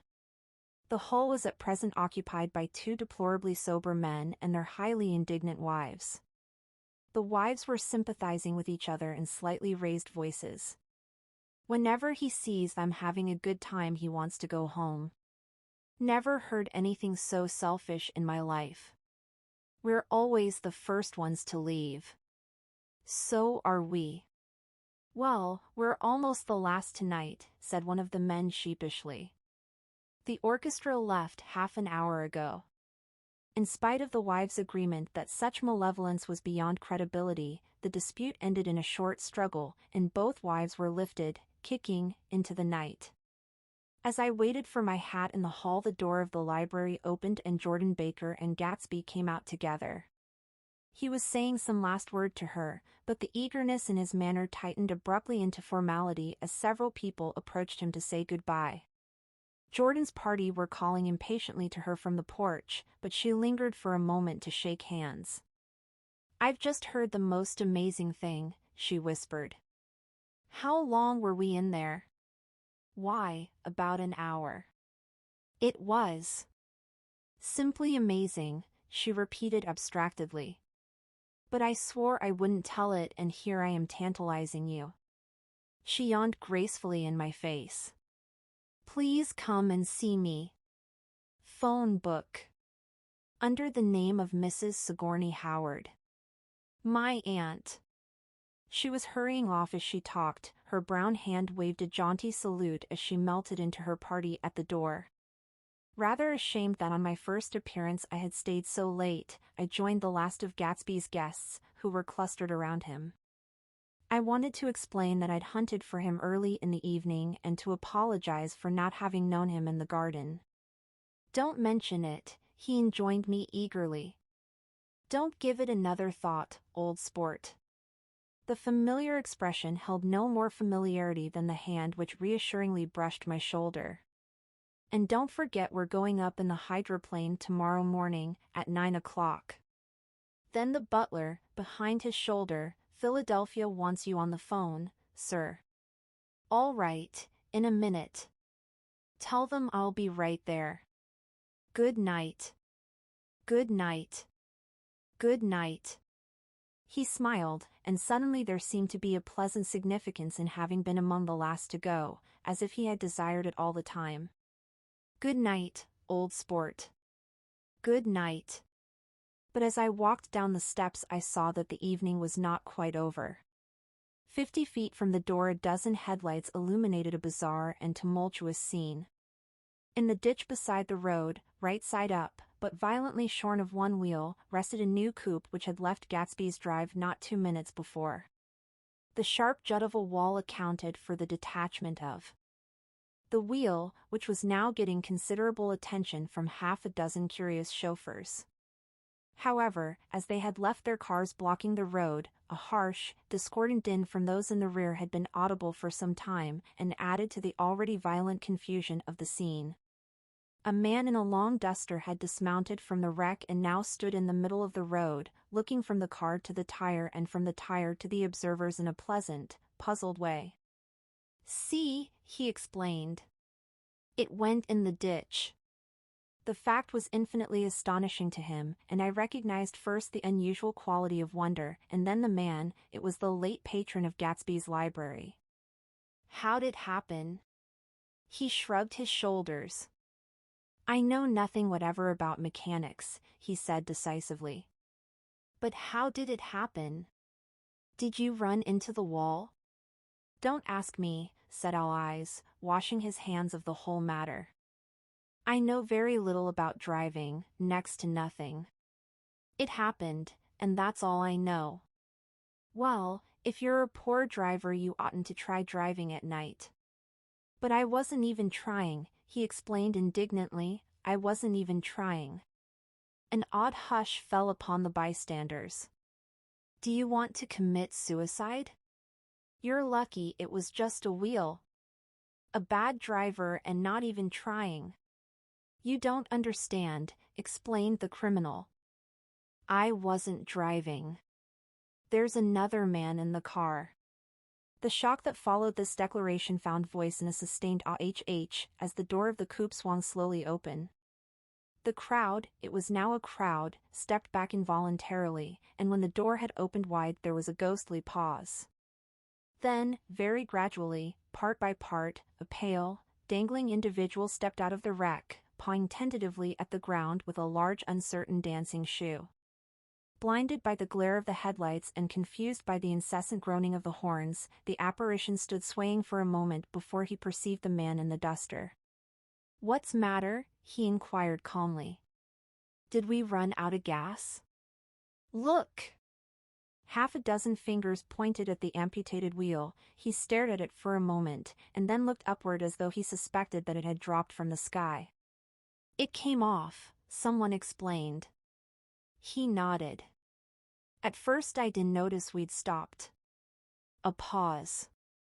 Then, taking a long breath and straightening his shoulders, he remarked in a determined voice, "Wonder if tell me where there's a gas line station?"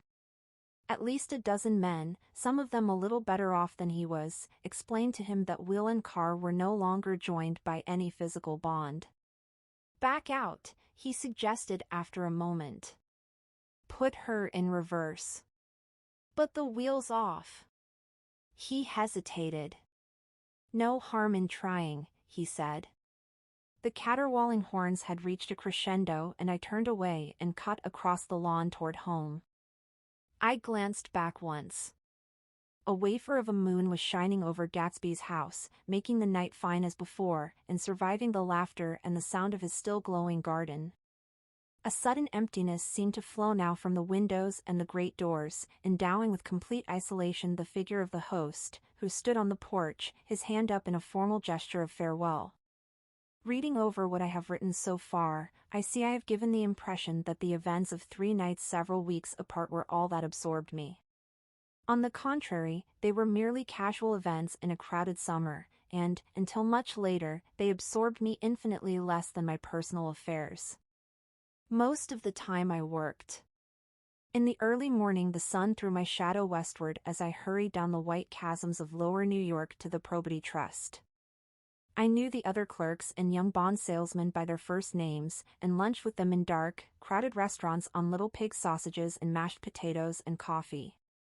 I even had a short affair with a girl who lived in Jersey City and worked in the accounting department, but her brother began throwing mean looks in my direction, so when she went on her vacation in July I let it blow quietly away. I took dinner usually at the Yale Club. For some reason it was the gloomiest event of my day, and then I went upstairs to the library and studied investments and securities for a conscientious hour. There were generally a few writers around, but they never came into the library, so it was a good place to work. After that, if the night was mellow, I strolled down Madison Avenue past the old Murray Hill Hotel and over 33rd Street to the Pennsylvania Station. I began to like New York, the racy, adventurous feel of it at night, and the satisfaction that the constant flicker of men and women and machines gives to the restless eye. I like to walk up Fifth Avenue and pick out romantic women from the crowd and imagine that in a few minutes I was going to enter into their lives, and no one would ever know or disapprove. Sometimes, in my mind, I followed them to their apartments on the corners of hidden streets, and they turned and smiled back at me before they faded through a door into warm darkness. At the enchanted metropolitan twilight I felt a haunting loneliness sometimes, and felt it in others, poor young clerks who loitered in front of windows waiting until it was time for a solitary restaurant dinner, young clerks in the dusk, wasting the most poignant moments of night and life. Again at 8 o'clock, when the dark lanes of the 40s were lined 5 deep with throbbing taxicabs, bound for the theater district, I felt a sinking in my heart. Forms leaned together in the taxis as they waited, and voices sang, and there was laughter from unheard jokes, and lighted cigarettes made unintelligible circles inside. Imagining that I, too, was hurrying towards gaiety and sharing their intimate excitement, I wished them well. For a while I lost sight of Jordan Baker, and then in midsummer I found her again. At first I was flattered to go places with her, because she was a golf champion, and everyone knew her name. Then it was something more. I wasn't actually in love, but I felt a sort of tender curiosity. The bored haughty face that she turned to the world concealed something. Most affectations conceal something eventually, even though they don't in the beginning, and one day I found what it was. When we were on a house party together up in Warwick, she left a borrowed car out in the rain with the top down, and then lied about it, and suddenly I remembered the story about her that had eluded me that night at Daisy's. At her first big golf tournament there was a row that nearly reached the newspapers, a suggestion that she had moved her ball from a bad lie in the semifinal round. The thing approached the proportions of a scandal, then died away. A caddy retracted his statement, and the only other witness admitted that he might have been mistaken. The incident and the name had remained together in my mind. Jordan Baker instinctively avoided clever, shrewd men, and now I saw that this was because she felt safer on a plane where any divergence from a code would be thought impossible. She was incurably dishonest. She wasn't able to endure being at a disadvantage and, given this unwillingness, I suppose she had begun dealing in subterfuges when she was very young in order to keep that cool, insolent smile turned to the world and yet satisfy the demands of her hard, jaunty body. It made no difference to me. Dishonesty in a woman is a thing you never blame deeply. I was casually sorry, and then I forgot. It was on that same house party that we had a curious conversation about driving a car. It started because she passed so close to some workmen that our fender flicked a button on one man's coat. "You're a rotten driver," I protested. "Either you ought to be more careful, or you oughtn't to drive at all." "I am careful." "No, you're not." "Well, other people are," she said lightly. "What's that got to do with it?" "They'll keep out of my way," she insisted. "It takes two to make an accident. Suppose you met somebody just as careless as yourself." "I hope I never will," she answered. "I hate careless people. That's why I like you." Her gray, sun-strained eyes stared straight ahead, but she had deliberately shifted our relations, and for a moment I thought I loved her. But I am slow-thinking and full of interior rules that act as brakes on my desires, and I knew that first I had to get myself definitely out of that tangle back home. I'd been writing letters once a week and signing them. Love, Nick, and all I could think of was how, when that certain girl played tennis, a faint mustache of perspiration appeared on her upper lip. Nevertheless, there was a vague understanding that had to be tactfully broken off before I was free. Everyone suspects himself of at least one of the cardinal virtues, and this is mine. I am one of the few honest people that I have ever known. Chapter 4. On Sunday morning, while church bells rang in the villages alongshore, the world and its mistress returned to Gatsby's house and twinkled hilariously on his lawn. "He's a bootlegger," said the young ladies, moving somewhere between his cocktails and his flowers. One time he killed a man who had found out that he was nephew to von Hindenburg and second cousin to the devil. "Reach me a rose, honey, and pour me a last drop into that there crystal glass." Once I wrote down on the empty spaces of a timetable the names of those who came to Gatsby's house that summer. It is an old timetable now, disintegrating at its folds, and headed this schedule in effect July 5, 1922. But I can still read the gray names, and they will give you a better impression than my generalities of those who accepted Gatsby's hospitality and paid him the subtle tribute of knowing nothing whatever about him. From East Egg, then, came the Chester Beckers and the Leaches, and a man named Bunsen, whom I knew at Yale, and Dr. Webster Civet, who was drowned last summer up in Maine. And the Hornbeams and the Willie Voltaires, and a whole clan named Blackbuck, who always gathered in a corner and flipped up their noses like goats at whosoever came near. And the Ismays and the Christies, or rather Hubert Auerbach and Mr. Christie's wife, and Edgar Beaver, whose hair, they say, turned cotton white one winter afternoon for no good reason at all.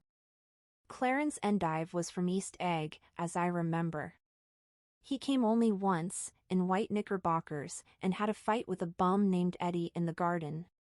From farther out on the island came the Cheadles and the O.R.P. Schraders, and the Stonewall Jackson Abrams of Georgia, and the Fishguards and the Ripley Snells. Snell was there 3 days before he went to the penitentiary, so drunk out on the gravel drive that Mrs. Ulysses Sweat's automobile ran over his right hand. The Danceys came, too, and S.B. Whitebait, who was well over 60, and Maurice Flink, and the Hammerheads, and Beluga the tobacco importer, and Beluga's girls. From West Egg came the Poles and the Mulreadys and Cecil Roebuck and Cecil Schoen and Gulick the state senator and Newton Orchid, who controlled films par excellence, and Eckhost and Clyde Cohen and Don S. Schwartz, the son, and Arthur McCarty, all connected with the movies in one way or another. And the Catlips and the Bembergs and G. Earl Muldoon, brother to that Muldoon who afterwards strangled his wife.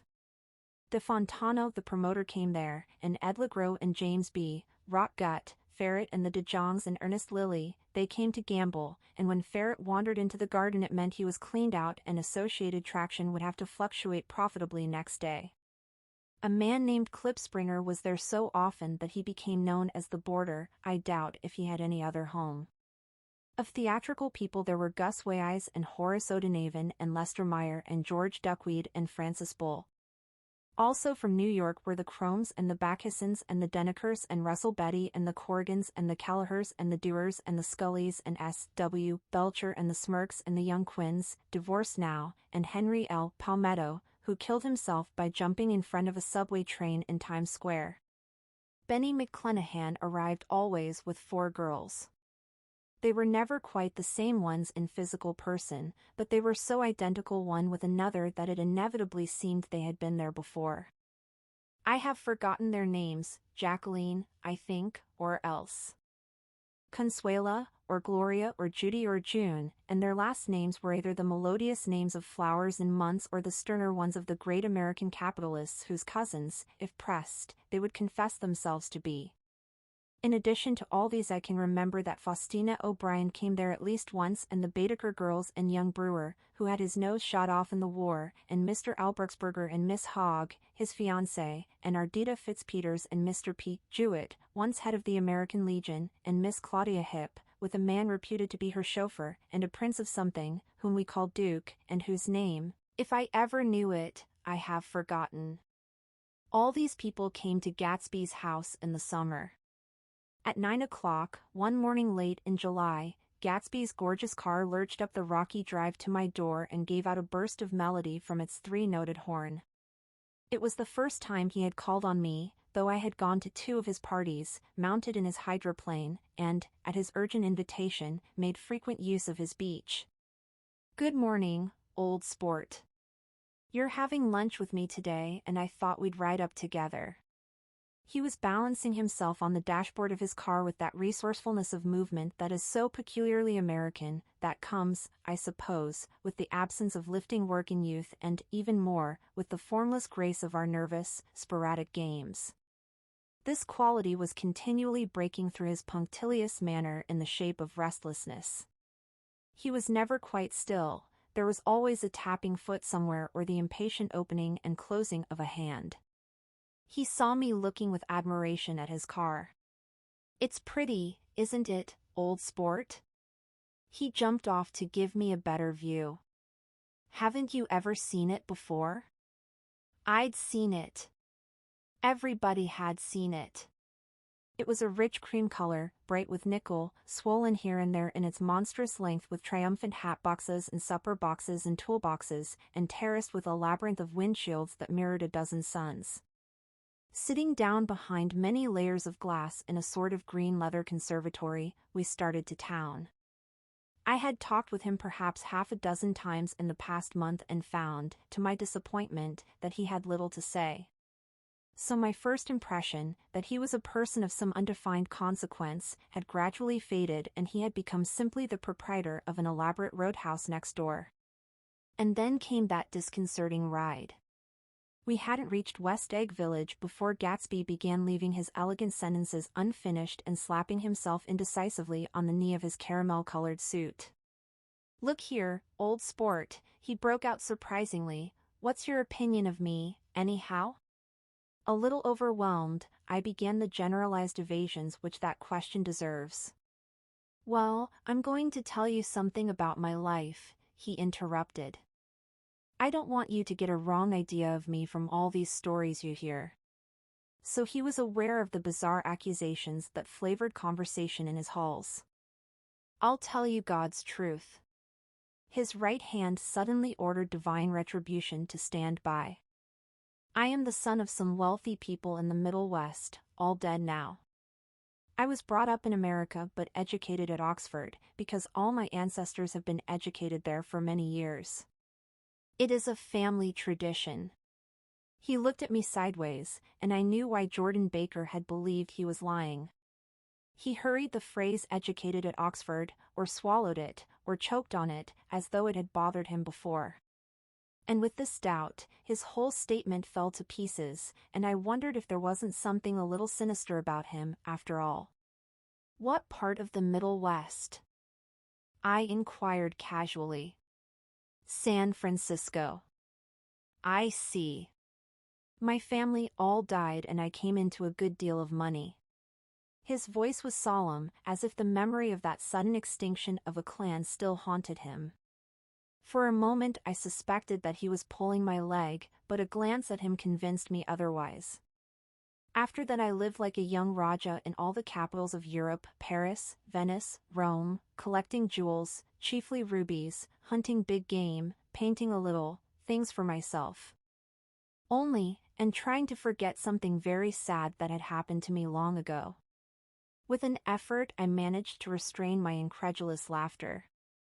The very phrases were worn so threadbare that they evoked no image except that of a turbaned character leaking sawdust at every pore as he pursued a tiger through the Bois de Boulogne. Then came the war, old sport.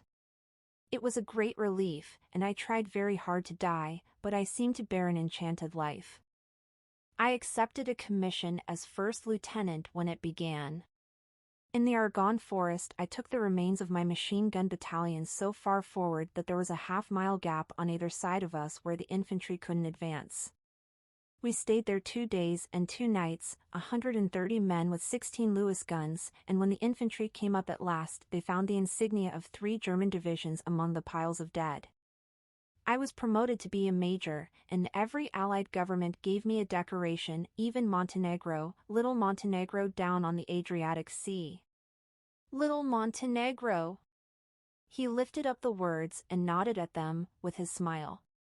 The smile comprehended Montenegro's troubled history and sympathized with the brave struggles of the Montenegrin people.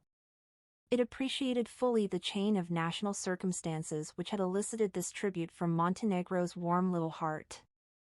My incredulity was submerged in fascination now. It was like skimming hastily through a dozen magazines. He reached in his pocket, and a piece of metal, slung on a ribbon, fell into my palm. "That's the one from Montenegro." To my astonishment, the thing had an authentic look. Ordere di Danilo, ran the circular legend, Montenegro, Nicholas Rex. Turn it. Major Jay Gatsby, I read, for valor extraordinary. Here's another thing I always carry. A souvenir of Oxford days. It was taken in Trinity Quad. The man on my left is now the Earl of Doncaster. It was a photograph of half a dozen young men in blazers loafing in an archway through which were visible a host of spires. There was Gatsby, looking a little, not much, younger, with a cricket bat in his hand. Then it was all true. I saw the skins of tigers flaming in his palace on the Grand Canal. I saw him opening a chest of rubies to ease, with their crimson-lighted depths, the gnawings of his broken heart. I'm going to make a big request of you today, he said, pocketing his souvenirs with satisfaction, so I thought you ought to know something about me. I didn't want you to think I was just some nobody. You see, I usually find myself among strangers because I drift here and there trying to forget the sad things that happened to me. He hesitated. You'll hear about it this afternoon. At lunch? No, this afternoon. I happened to find out that you're taking Miss Baker to tea. Do you mean you're in love with Miss Baker? No, old sport, I'm not. But Miss Baker has kindly consented to speak to you about this matter. I hadn't the faintest idea what this matter was, but I was more annoyed than interested. I hadn't asked Jordan to tea in order to discuss Mr. Jay Gatsby. I was sure the request would be something utterly fantastic, and for a moment I was sorry I'd ever set foot upon his overpopulated lawn. He wouldn't say another word. His correctness grew on him as we neared the city. We passed Port Roosevelt, where there was a glimpse of red-belted ocean-going ships, and sped along a cobbled slum lined with the dark, undeserved saloons of the faded gilt 1900s. Then the Valley of Ashes opened out on both sides of us, and I had a glimpse of Mrs. Wilson straining at the garage pump with panting vitality as we went by. With fenders spread like wings we scattered light through half Astoria, only half, for as we twisted among the pillars of the elevated I heard the familiar jug-jug spat of a motorcycle, and a frantic policeman rode alongside. All right, old sport, called Gatsby. We slowed down. Taking a white card from his wallet, he waved it before the man's eyes. Right you are, agreed the policeman, tipping his cap. Know you next time, Mr. Gatsby. Excuse me.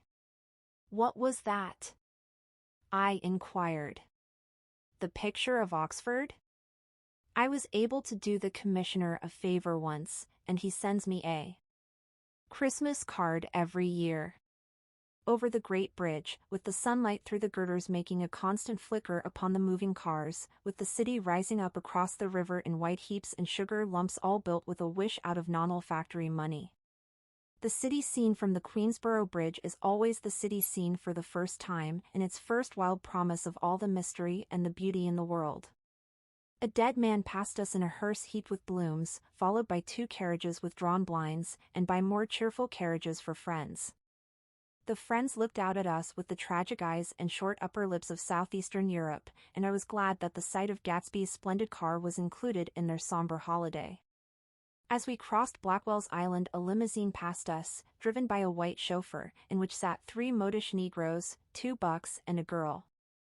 I laughed aloud as the yolks of their eyeballs rolled toward us in haughty rivalry. Anything can happen now that we've slid over this bridge, I thought, anything at all.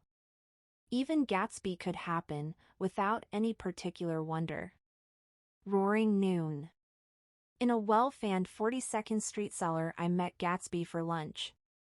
Blinking away the brightness of the street outside, my eyes picked him out obscurely in the anteroom, talking to another man. Mr. Carraway, this is my friend Mr. Wolfsham. A small, flat-nosed Jew raised his large head and regarded me with 2 fine growths of hair which luxuriated in either nostril. After a moment I discovered his tiny eyes in the half-darkness. So I took one look at him, said Mr. Wolfsham, shaking my hand earnestly, and what do you think I did? What? I inquired politely. But evidently he was not addressing me, for he dropped my hand and covered Gatsby with his expressive nose. I handed the money to Catspaw and I said, "All right, Catspaw, don't pay him a penny till he shuts his mouth." He shut it then and there. Gatsby took an arm of each of us and moved forward into the restaurant, whereupon Mr. Wolfsham swallowed a new sentence he was starting and lapsed into a somnambulatory abstraction. "Highballs?" asked the head waiter. "This is a nice restaurant here," said Mr. Wolfsham, looking at the Presbyterian nymphs on the ceiling. "But I like across the street better." "Yes, highballs," agreed Gatsby, and then to Mr. Wolfsham, "It's too hot over there." "Hot and small, yes," said Mr. Wolfsham, "but full of memories." "What place is that?" I asked. "The Old Metropole." "The Old Metropole," brooded Mr. Wolfsham gloomily. "Filled with faces dead and gone. Filled with friends gone now forever. I can't forget so long as I live the night they shot Rosie Rosenthal there. It was 6 of us at the table, and Rosie had eat and drunk a lot all evening. When it was almost morning the waiter came up to him with a funny look and says somebody wants to speak to him outside. "All right," says Rosie, and begins to get up, and I pulled him down in his chair. "Let the bastards come in here if they want you, Rosie, but don't you, so help me, move outside this room." It was 4 o'clock in the morning then, and if we'd have raised the blinds we'd have seen daylight. "Did he go?" I asked innocently. "Sure he went." Mr. Wolfsham nose flashed at me indignantly. He turned around in the door and says, "Don't let that waiter take away my coffee." Then he went out on the sidewalk, and they shot him 3 times in his full belly and drove away. 4 of them were electrocuted, I said, remembering. 5, with Becker. His nostrils turned to me in an interested way. "I understand you're looking for a business connection." The juxtaposition of these 2 remarks was startling. Gatsby answered for me. "Oh, no," he exclaimed, "this isn't the man." "No?" Mr. Wolfsham seemed disappointed. "This is just a friend. I told you we'd talk about that some other time." "I beg your pardon," said Mr. Wolfsham, "I had a wrong man." A succulent hash arrived, and Mr. Wolfsham, forgetting the more sentimental atmosphere of the Old Metropole, began to eat with ferocious delicacy. His eyes, meanwhile, roved very slowly all around the room. He completed the arc by turning to inspect the people directly behind. I think that, except for my presence, he would have taken one short glance beneath our own table.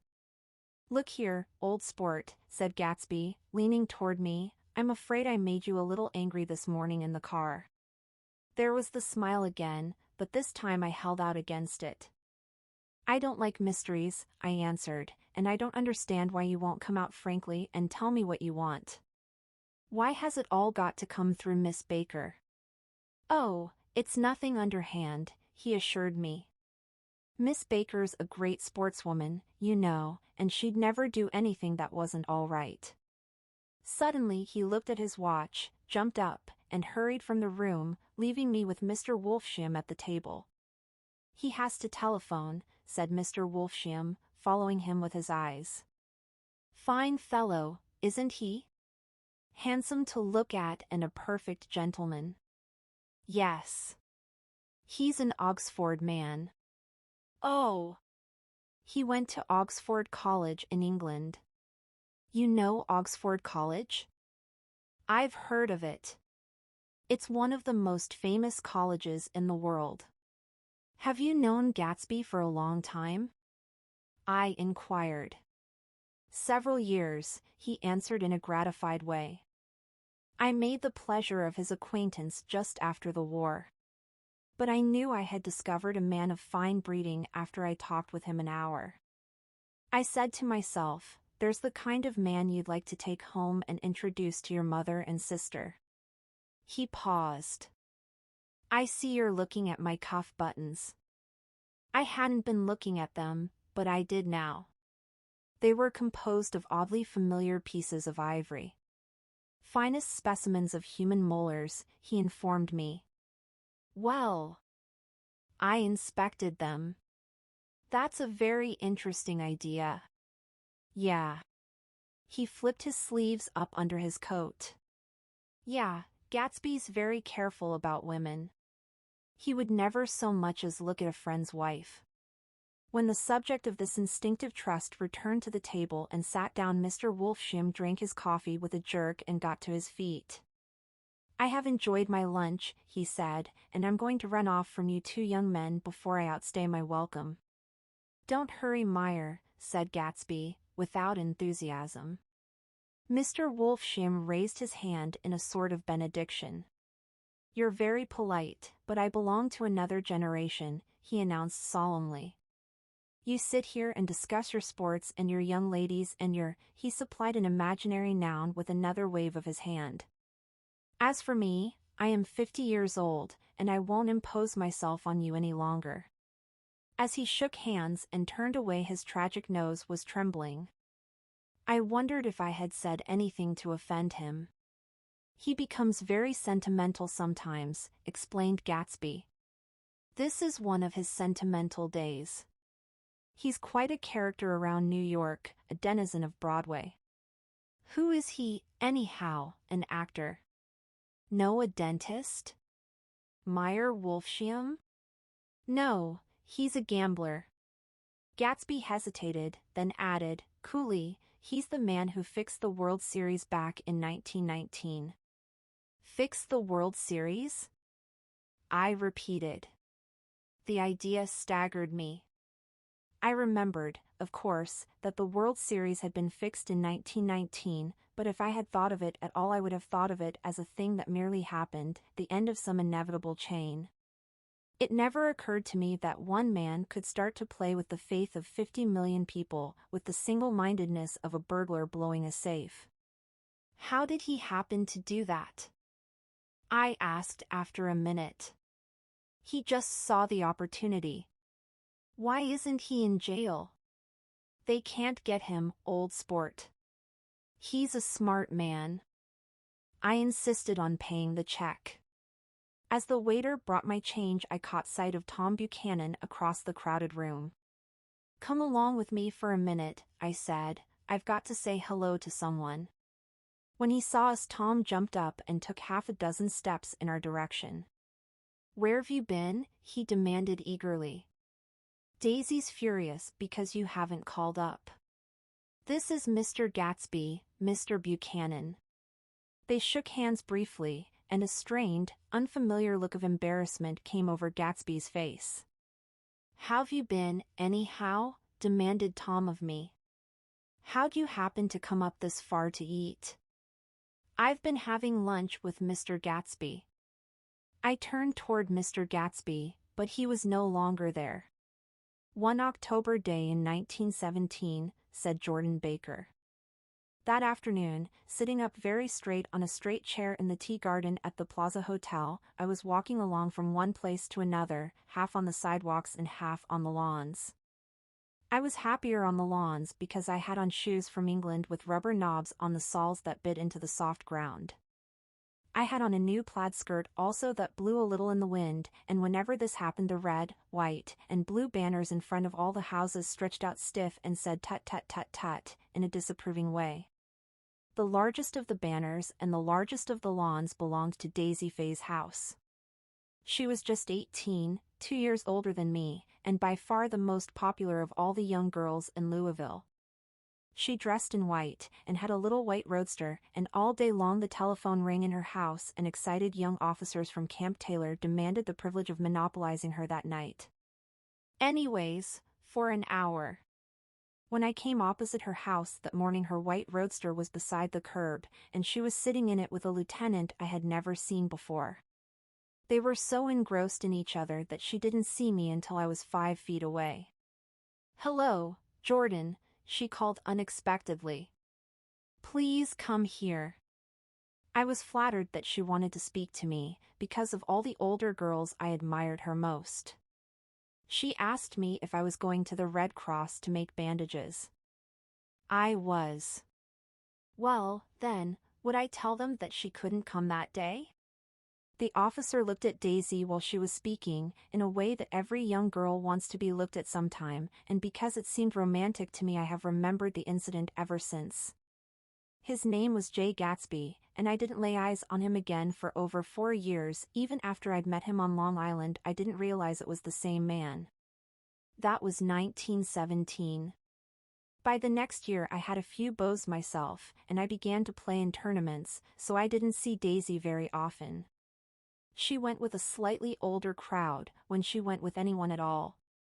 Wild rumors were circulating about her, how her mother had found her packing her bag one winter night to go to New York and say goodbye to a soldier who was going overseas. She was effectually prevented, but she wasn't on speaking terms with her family for several weeks. After that she didn't play around with the soldiers anymore, but only with a few flat-footed, short-sighted young men in town, who couldn't get into the army at all. By the next autumn she was gay again, gay as ever. She had a debut after the armistice, and in February she was presumably engaged to a man from New Orleans. In June she married Tom Buchanan of Chicago, with more pomp and circumstance than Louisville ever knew before. He came down with 100 people in 4 private cars, and hired a whole floor of the Mohiba Hotel, and the day before the wedding he gave her a string of pearls valued at $350,000. I was a bridesmaid. I came into her room half an hour before the bridal dinner, and found her lying on her bed as lovely as the June night in her flowered dress, and as drunk as a monkey. She had a bottle of Sauterne in one hand and a letter in the other. "Granulate me," she muttered. "Never had a drink before, but oh how I do enjoy it." "What's the matter, Daisy?" I was scared, I can tell you. I'd never seen a girl like that before. "Here, dearies." She groped around in a wastebasket she had with her on the bed and pulled out the string of pearls. "Take 'em downstairs and give 'em back to whoever they belong to. Tell 'em all Daisy's change her mind. Say, Daisy's change her mind." She began to cry, she cried and cried. I rushed out and found her mother's maid, and we locked the door and got her into a cold bath. She wouldn't let go of the letter. She took it into the tub with her and squeezed it up in a wet ball, and only let me leave it in the soap dish when she saw that it was coming to pieces like snow. But she didn't say another word. We gave her spirits of ammonia and put ice on her forehead and hooked her back into her dress, and half an hour later, when we walked out of the room, the pearls were around her neck and the incident was over. Next day at 5:00 she married Tom Buchanan without so much as a shiver, and started off on a 3-month trip to the South Seas. I saw them in Santa Barbara when they came back, and I thought I'd never seen a girl so mad about her husband. If he left the room for a minute she'd look around uneasily, and say, "Where's Tom gone?" and wear the most abstracted expression until she saw him coming in the door. She used to sit on the sand with his head in her lap by the hour, rubbing her fingers over his eyes and looking at him with unfathomable delight. It was touching to see them together, it made you laugh in a hushed, fascinated way. That was in August. A week after I left Santa Barbara, Tom ran into a wagon on the Ventura Road one night and ripped a front wheel off his car. The girl who was with him got into the papers, too, because her arm was broken. She was one of the chambermaids in the Santa Barbara hotel. The next April Daisy had her little girl, and they went to France for a year. I saw them one spring in Cannes, and later in Deauville, and then they came back to Chicago to settle down. Daisy was popular in Chicago, as you know. They moved with a fast crowd, all of them young and rich and wild, but she came out with an absolutely perfect reputation. Perhaps because she doesn't drink. It's a great advantage not to drink among hard-drinking people. You can hold your tongue and, moreover, you can time any little irregularity of your own so that everybody else is so blind that they don't see or care. Perhaps Daisy never went in for amour at all, and yet there's something in that voice of hers. Well, about 6 weeks ago, she heard the name Gatsby for the first time in years. It was when I asked you, "Do you remember, if you knew Gatsby in West Egg. After you had gone home, she came into my room and woke me up and said, "What, Gatsby?" And when I described him, I was half asleep. She said in the strangest voice that it must be the man she used to know. It wasn't until then that I connected this Gatsby with the officer in her white car. When Jordan Baker had finished telling all this, we had left the plaza for half an hour and were driving in a Victoria through Central Park. The sun had gone down behind the tall apartments of the movie stars in the West 50s, and the clear voices of children, already gathered like crickets on the grass, rose through the hot twilight. "I'm the Sheik of Araby. Your love belongs to me. At night when you're asleep into your tent I'll creep." It was a strange coincidence, I said. But it wasn't a coincidence at all. Why not? Gatsby bought that house so that Daisy would be just across the bay. Then it had not been nearly the stars to which he had aspired on that June night. He came alive to me, delivered suddenly from the womb of his purposeless splendor. "He wants to know," continued Jordan, "if you'll invite Daisy to your house some afternoon and then let him come over." The modesty of the demand shook me. He had waited 5 years and bought a mansion where he dispensed starlight to casual moths, so that he could come over some afternoon to a stranger's garden.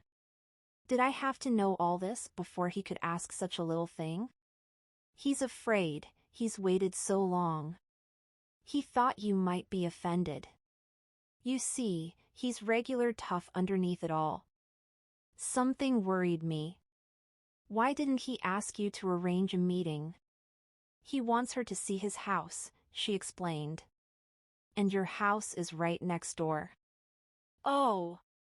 "I think he half expected her to wander into one of his parties some night," went on Jordan, "but she never did. Then he began asking people casually if they knew her, and I was the first one he found. It was that night he sent for me at his dance, and you should have heard the elaborate way he worked up to it. Of course, I immediately suggested a luncheon in New York, and I thought he'd go mad. "I don't want to do anything out of the way," he kept saying. "I want to see her right next door." When I said you were a particular friend of Tom's, he started to abandon the whole idea. He doesn't know very much about Tom, though he says he's read a Chicago paper for years just on the chance of catching a glimpse of Daisy's name. It was dark now, and as we dipped under a little bridge I put my arm around Jordan's golden shoulder and drew her toward me and asked her to dinner. Suddenly I wasn't thinking of Daisy and Gatsby anymore, but of this clean, hard, limited person, who dealt in universal skepticism and who leaned back jauntily just within the circle of my arm. A phrase began to beat in my ears with a sort of heady excitement: "There are only the pursued, the pursuing, the busy, and the tired. And Daisy ought to have something in her life," murmured Jordan to me. "Does she want to see Gatsby?" "She's not to know about it. Gatsby doesn't want her to know. You're just supposed to invite her to tea." We passed a barrier of dark trees, and then the facade of 59th Street, a block of delicate pale light, beamed down into the park. Unlike Gatsby and Tom Buchanan, I had no girl whose disembodied face floated along the dark cornices and blinding signs, and so I drew up the girl beside me, tightening my arms. Her wan, scornful mouth smiled, and so I drew her up again closer, this time to my face. Chapter 5. When I came home to West Egg that night I was afraid for a moment that my house was on fire. 2 o'clock and the whole corner of the peninsula was blazing with light, which fell unreal on the shrubbery and made thin elongating glints upon the roadside wires. Turning a corner, I saw that it was Gatsby's house, lit from tower to cellar. At first I thought it was another party, a wild rout that had resolved itself into hide-and-go-seek or sardines in the box with all the house thrown open to the game. But there wasn't a sound. Only wind in the trees, which blew the wires and made the lights go off and on again as if the house had winked into the darkness. As my taxi groaned away I saw Gatsby walking toward me across his lawn. "Your place looks like the World's Fair," I said. "Does it?" He turned his eyes toward it absently. "I have been glancing into some of the rooms. Let's go to Coney Island, old sport." "In my car." It's too late. Well, suppose we take a plunge in the swimming pool? I haven't made use of it all summer. I've got to go to bed. All right. He waited, looking at me with suppressed eagerness. I talked with Miss Baker, I said after a moment. I'm going to call up Daisy tomorrow and invite her over here to tea. Oh, that's all right, he said carelessly. I don't want to put you to any trouble. What day would suit you? What day would suit you, he corrected me quickly. I don't want to put you to any trouble, you see. How about the day after tomorrow? He considered for a moment. Then, with reluctance, I want to get the grass cut, he said. We both looked down at the grass. There was a sharp line where my ragged lawn ended and the darker, well-kept expanse of his began. I suspected that he meant my grass. There's another little thing, he said uncertainly, and hesitated. Would you rather put it off for a few days? I asked. Oh, it isn't about that.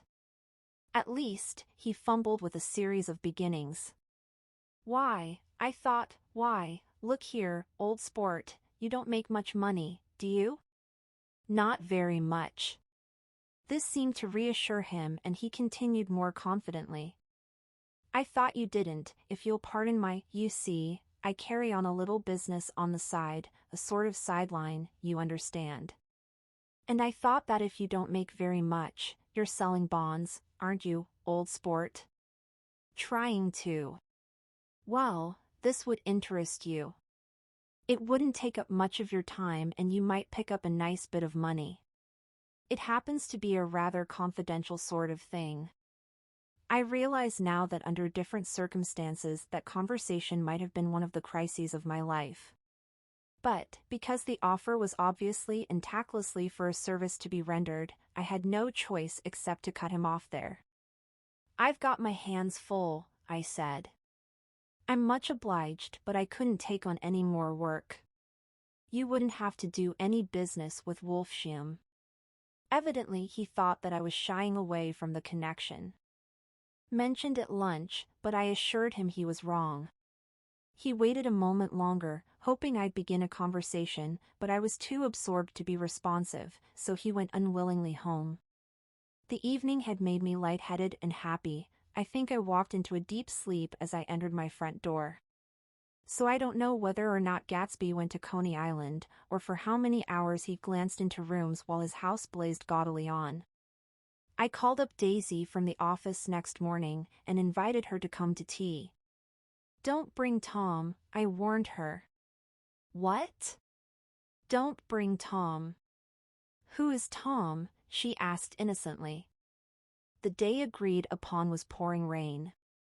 At 11 o'clock a man in a raincoat, dragging a lawn mower, tapped at my front door and said that Mr. Gatsby had sent him over to cut my grass. This reminded me that I had forgotten to tell my Finn to come back, so I drove into West Egg Village to search for her among soggy whitewashed alleys and to buy some cups and lemons and flowers. The flowers were unnecessary, for at 2 o'clock a greenhouse arrived from Gatsby's, with innumerable receptacles to contain it. An hour later the front door opened nervously, and Gatsby in a white flannel suit, silver shirt, and gold-colored tie, hurried in. He was pale, and there were dark signs of sleeplessness beneath his eyes. Is everything all right? He asked immediately. The grass looks fine, if that's what you mean. What grass? He inquired blankly. Oh, the grass in the yard. He looked out the window at it, but, judging from his expression, I don't believe he saw a thing. Looks very good, he remarked vaguely. One of the papers said they thought the rain would stop about 4. I think it was the Journal. Have you got everything you need in the shape of tea?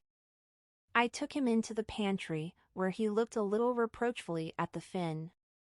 Together we scrutinized the 12 lemon cakes from the delicatessen shop. Will they do?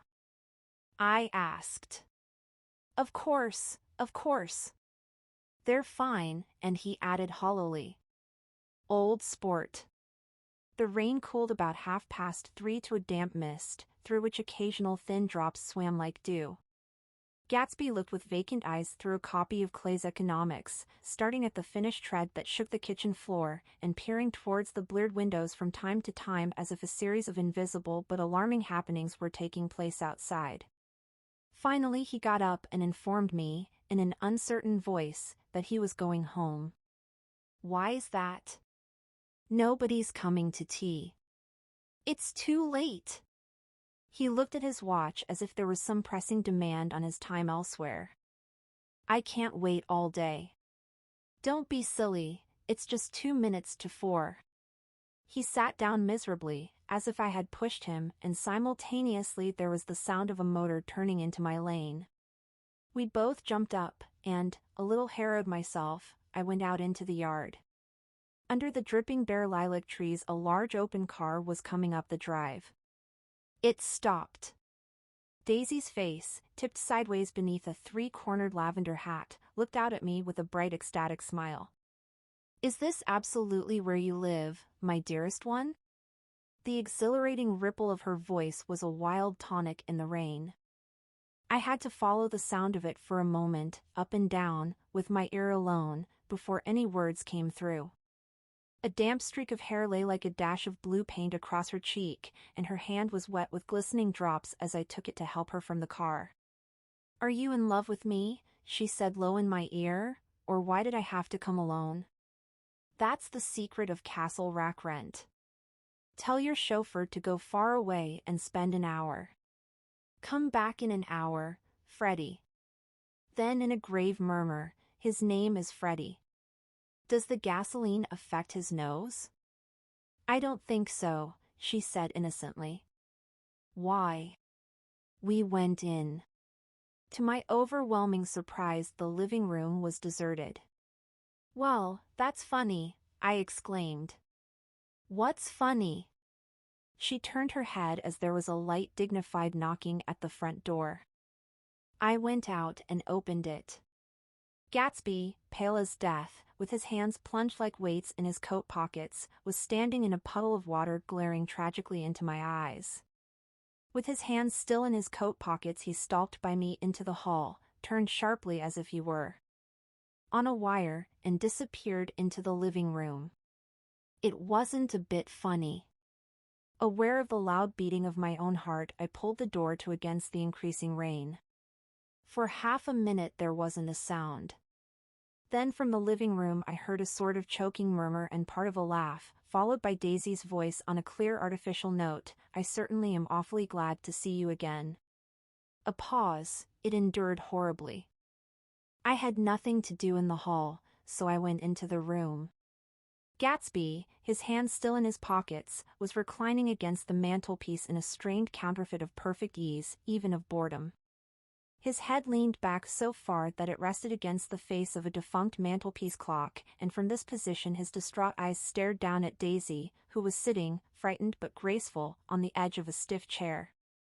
"We've met before," muttered Gatsby. His eyes glanced momentarily at me, and his lips parted with an abortive attempt at a laugh.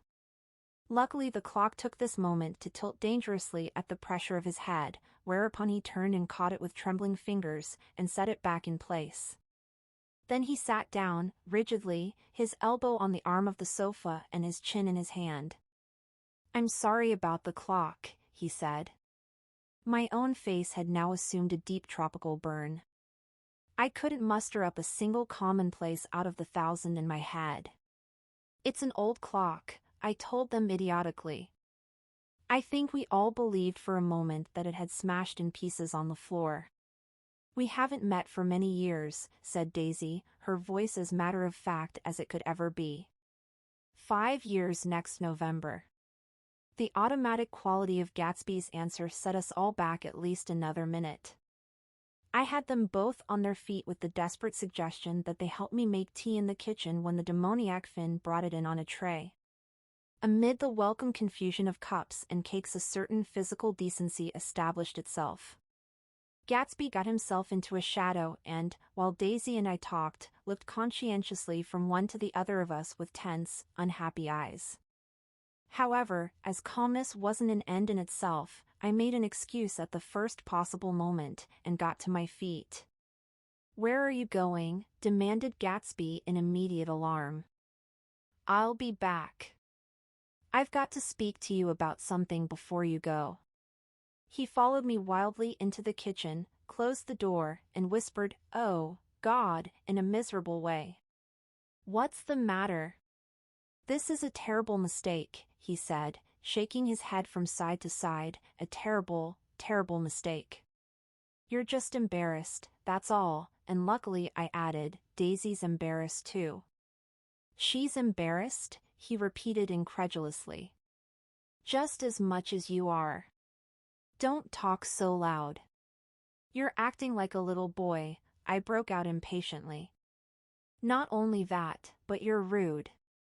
Daisy's sitting in there all alone." He raised his hand to stop my words, looked at me with unforgettable reproach, and, opening the door cautiously, went back into the other room. I walked out the back way, just as Gatsby had when he had made his nervous circuit of the house half an hour before, and ran for a huge black knotted tree, whose massed leaves made a fabric against the rain. Once more it was pouring, and my irregular lawn, well shaved by Gatsby's gardener, abounded in small muddy swamps and prehistoric marshes. There was nothing to look at from under the tree except Gatsby's enormous house, so I stared at it, like Kant at his church steeple, for half an hour. A brewer had built it early in the period craze, a decade before, and there was a story that he'd agreed to pay 5 years' taxes on all the neighboring cottages if the owners would have their roofs thatched with straw. Perhaps their refusal took the heart out of his plan to found a family. He went into an immediate decline. His children sold his house with the black wreath still on the door. Americans, while willing, even eager, to be serfs, have always been obstinate about being peasantry. After half an hour, the sun shone again, and the grocer's automobile rounded Gatsby's drive with the raw material for his servant's dinner. I felt sure he wouldn't eat a spoonful. A maid began opening the upper windows of his house, appeared momentarily in each, and, leaning from the large central bay, spat meditatively into the garden. It was time I went back. While the rain continued, it had seemed like the murmur of their voices, rising and swelling a little now and then with gusts of emotion. But in the new silence I felt that silence had fallen within the house too. I went in, after making every possible noise in the kitchen, short of pushing over the stove, but I don't believe they heard a sound. They were sitting at either end of the couch, looking at each other as if some question had been asked, or was in the air, and every vestige of embarrassment was gone. Daisy's face was smeared with tears, and when I came in she jumped up and began wiping at it with her handkerchief before a mirror. But there was a change in Gatsby that was simply confounding. He literally glowed. Without a word or a gesture of exultation, a new well-being radiated from him and filled the little room. "Oh, hello, old sport," he said, as if he hadn't seen me for years. I thought for a moment he was going to shake hands. "It's stopped raining." "Has it?" When he realized what I was talking about, that there were twinkle bells of sunshine in the room, he smiled like a weatherman, like an ecstatic patron of recurrent light, and repeated the news to Daisy. "What do you think of that?" "It's stopped raining." "I'm glad, Jay." Her throat, full of aching, grieving beauty, told only of her unexpected joy.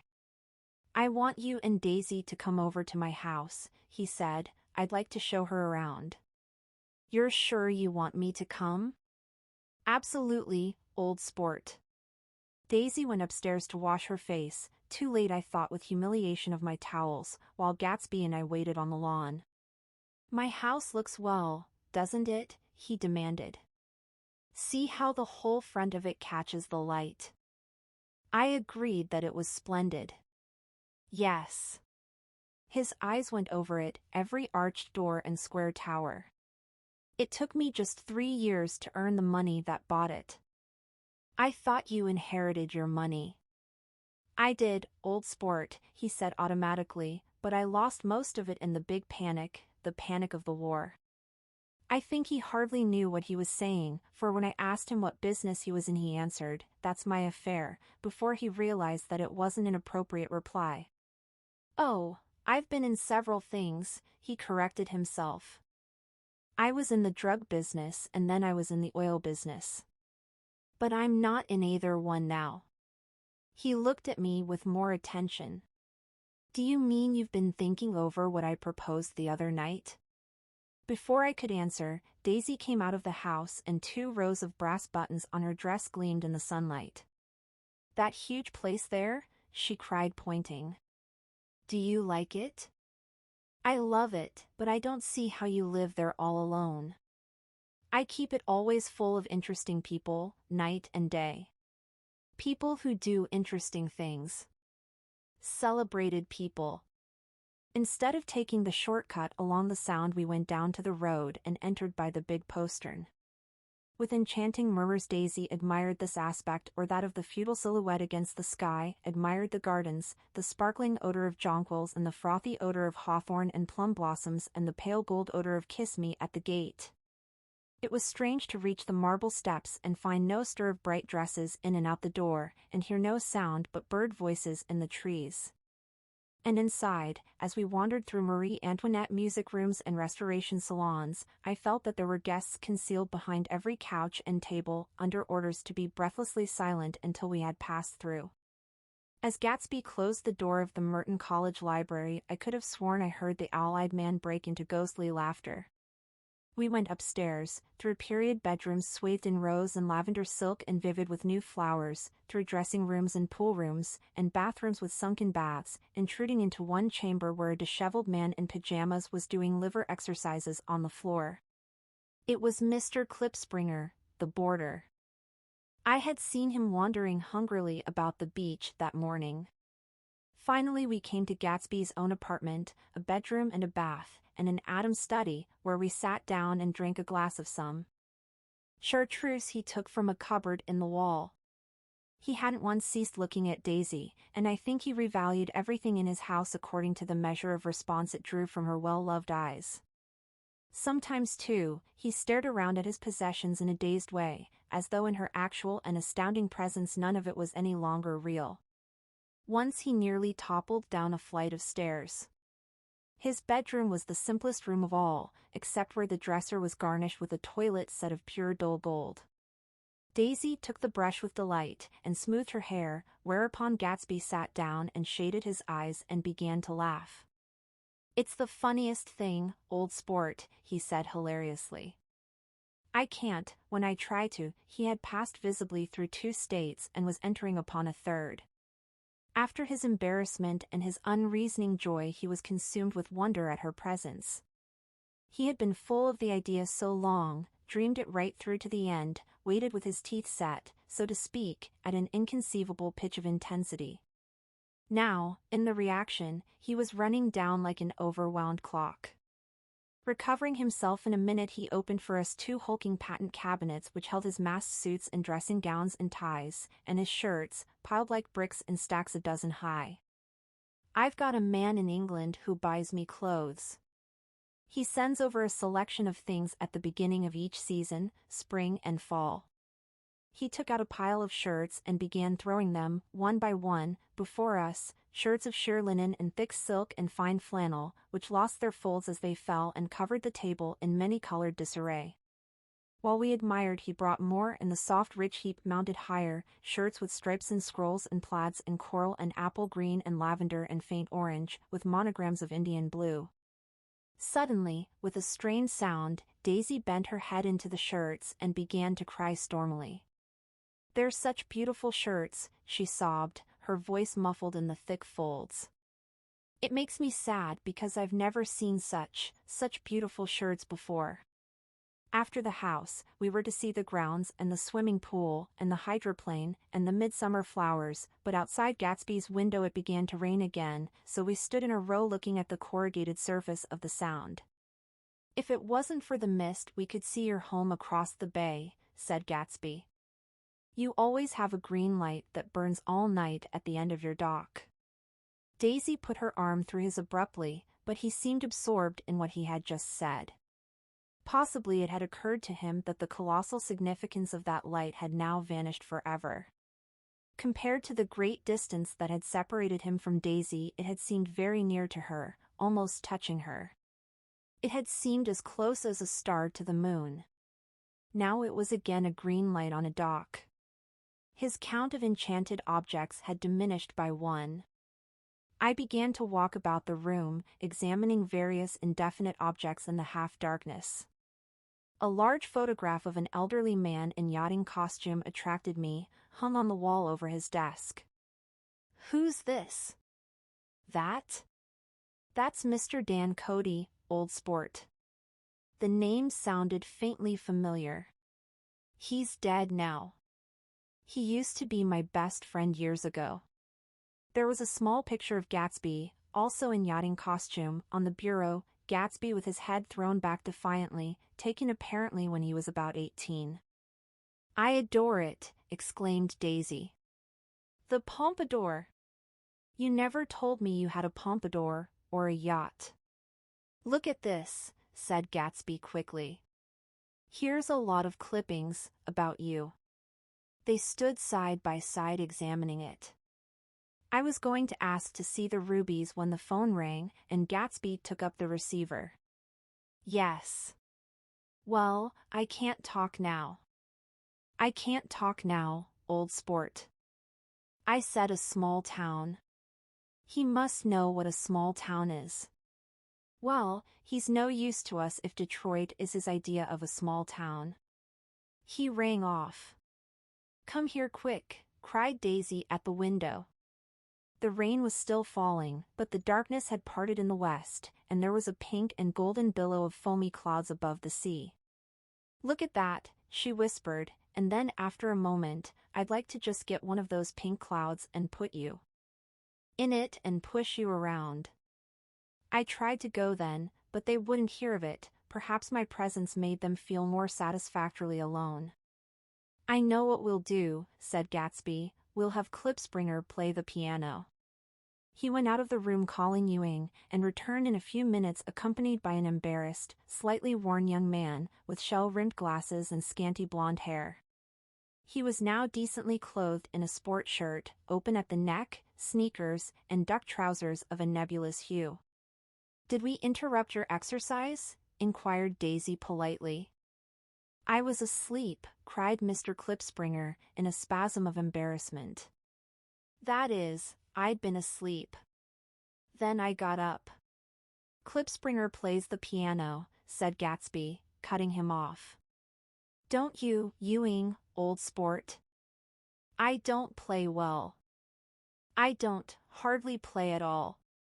"I'm all out of prac. We'll go downstairs," interrupted Gatsby. He flipped a switch. The gray windows disappeared as the house glowed full of light. In the music room, Gatsby turned on a solitary lamp beside the piano. He lit Daisy's cigarette from a trembling match, and sat down with her on a couch far across the room, where there was no light save what the gleaming floor bounced in from the hall. When Klipspringer had played the Love Nest, he turned around on the bench and searched unhappily for Gatsby in the gloom. "I'm all out of practice, you see. I told you I couldn't play." "I'm all out of prac. Don't talk so much, old sport," commanded Gatsby. "Play." "In the morning, in the evening, ain't we got fun?" Outside the wind was loud and there was a faint flow of thunder along the sound. All the lights were going on in West Egg now. The electric trains, men carrying, were plunging home through the rain from New York. It was the hour of a profound human change, and excitement was generating on the air. One thing's sure and nothing's sure: the rich get richer and the poor get children. In the meantime, in between time, as I went over to say goodbye, I saw that the expression of bewilderment had come back into Gatsby's face, as though a faint doubt had occurred to him as to the quality of his present happiness. Almost 5 years! There must have been moments even that afternoon when Daisy tumbled short of his dreams, not through her own fault, but because of the colossal vitality of his illusion. It had gone beyond her, beyond everything. He had thrown himself into it with a creative passion, adding to it all the time, decking it out with every bright feather that drifted his way. No amount of fire or freshness can challenge what a man can store up in his ghostly heart. As I watched him, he adjusted himself a little, visibly. His hand took hold of hers, and as she said something low in his ear, he turned toward her with a rush of emotion. I think that voice held him most, with its fluctuating, feverish warmth, because it couldn't be overdreamed. That voice was a deathless song. They had forgotten me, but Daisy glanced up and held out her hand. Gatsby didn't know me now at all. I looked once more at them and they looked back at me, remotely, possessed by intense life. Then I went out of the room and down the marble steps into the rain, leaving them there together. Chapter 6. About this time an ambitious young reporter from New York arrived one morning at Gatsby's door and asked him if he had anything to say. "Anything to say about what?" inquired Gatsby politely. "Why, any statement to give out." It transpired after a confused 5 minutes that the man had heard Gatsby's name around his office in a connection which he either wouldn't reveal or didn't fully understand. This was his day off, and with laudable initiative he had hurried out to see. It was a random shot, and yet the reporter's instinct was right. Gatsby's notoriety, spread about by the hundreds who had accepted his hospitality and so become authorities upon his past, had increased all summer until he fell just short of being news. Contemporary legends such as the underground pipeline to Canada attached themselves to him, and there was one persistent story that he didn't live in a house at all, but in a boat that looked like a house and was moved secretly up and down the Long Island shore. Just why these inventions were a source of satisfaction to James Gatz of North Dakota isn't easy to say. James Gatz, that was really, or at least legally, his name. He had changed it at the age of 17 and at the specific moment that witnessed the beginning of his career, when he saw Dan Cody's yacht drop anchor over the most insidious flat on Lake Superior. It was James Gatz who had been loafing along the beach that afternoon in a torn green jersey and a pair of canvas pants, but it was already Jay Gatsby who borrowed a rowboat, pulled out to the Tuolumne, and informed Cody that a wind might catch him and break him up in half an hour. I suppose he'd had the name ready for a long time, even then. His parents were shiftless and unsuccessful farm people. His imagination had never really accepted them as his parents at all. The truth was that Jay Gatsby of West Egg, Long Island, sprang from his platonic conception of himself. He was a son of God, a phrase which, if it means anything, means just that, and he must be about his father's business, the service of a vast, vulgar, and meretricious beauty. So he invented just the sort of Jay Gatsby that a 17-year-old boy would be likely to invent, and to this conception he was faithful to the end. For over a year he had been beating his way along the south shore of Lake Superior as a clam digger and a salmon fisher, or in any other capacity that brought him food and bed. His brown, hardening body lived naturally through the half-fierce, half-lazy work of the bracing days. He knew women early, and since they spoiled him he became contemptuous of them, of young virgins because they were ignorant, of the others because they were hysterical about things which in his overwhelming self-absorption he took for granted. But his heart was in a constant, turbulent riot. The most grotesque and fantastic conceits haunted him in his bed at night. A universe of ineffable gaudiness spun itself out in his brain while the clock ticked on the washstand and the moon soaked with wet light his tangled clothes upon the floor. Each night he added to the pattern of his fancies until drowsiness closed down upon some vivid scene with an oblivious embrace. For a while these reveries provided an outlet for his imagination. They were a satisfactory hint of the unreality of reality, a promise that the rock of the world was founded securely on a fairy's wing. An instinct toward his future glory had led him, some months before, to the small Lutheran college of St. Olaf's in southern Minnesota. He stayed there 2 weeks, dismayed at its ferocious indifference to the drums of his destiny, to destiny itself, and despising the janitor's work with which he was to pay his way through. Then he drifted back to Lake Superior, and he was still searching for something to do on the day that Dan Cody's yacht dropped anchor in the shallows alongshore. Cody was 50 years old then, a product of the Nevada silver fields, of the Yukon, of every rush for metal since '75. The transactions in Montana copper that made him many times a millionaire found him physically robust but on the verge of soft-mindedness, and, suspecting this, an infinite number of women tried to separate him from his money. The none too savory ramifications by which Ella Kay, the newspaper woman, played Madame de Maintenon to his weakness and sent him to sea in a yacht, were common property of the turgid journalism in 1902. He had been coasting along all too hospitable shores for 5 years when he turned up as James Gats's destiny in Little Girl Bay.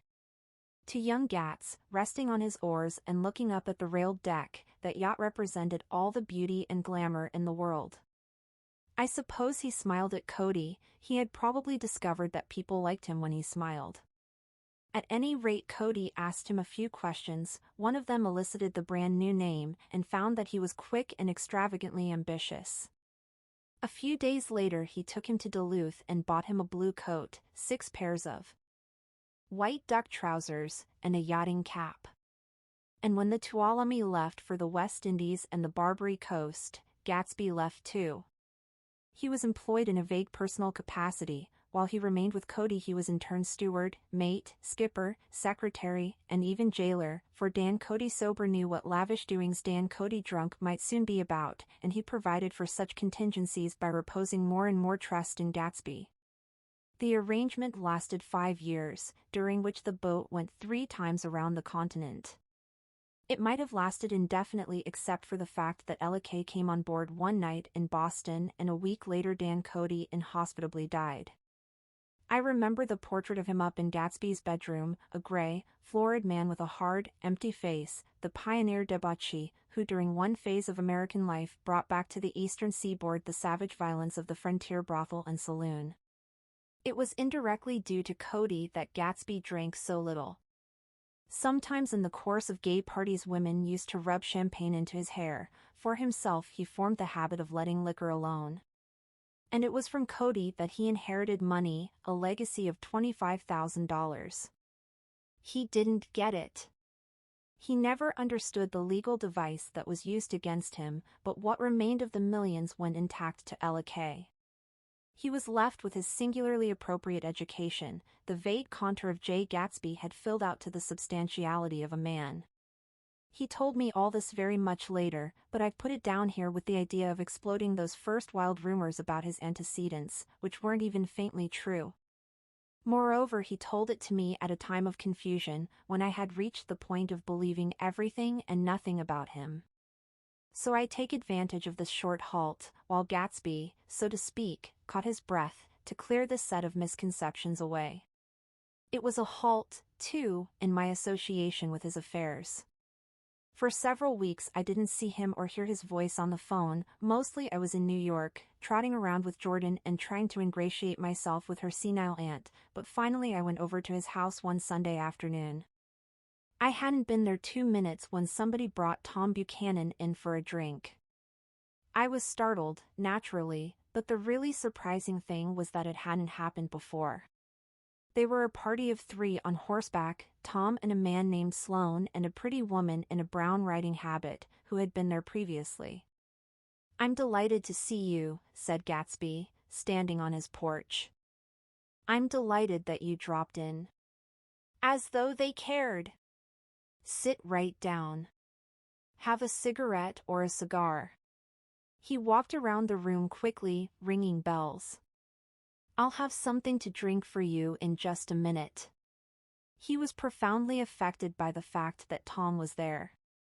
But he would be uneasy anyhow until he had given them something, realizing in a vague way that that was all they came for. Mr. Sloane wanted nothing. "A lemonade?" "No, thanks." "A little champagne?" "Nothing at all, thanks."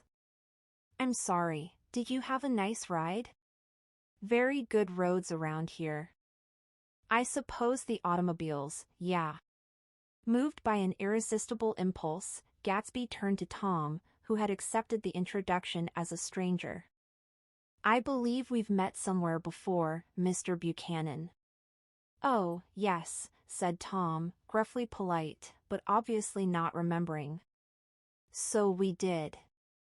I remember very well. About 2 weeks ago." That's right. You were with Nick here. I know your wife, continued Gatsby, almost aggressively. That so? Tom turned to me. You live near here, Nick? Next door. That so? Mr. Sloane didn't enter into the conversation, but lounged back haughtily in his chair. The woman said nothing either, until unexpectedly, after 2 highballs, she became cordial. We'll all come over to your next party, Mr. Gatsby, she suggested. What do you say?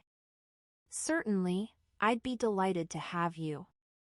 Beaver nice, said Mr. Sloane, without gratitude. Well, think ought to be starting home. Please don't hurry, Gatsby urged them. He had control of himself now, and he wanted to see more of Tom.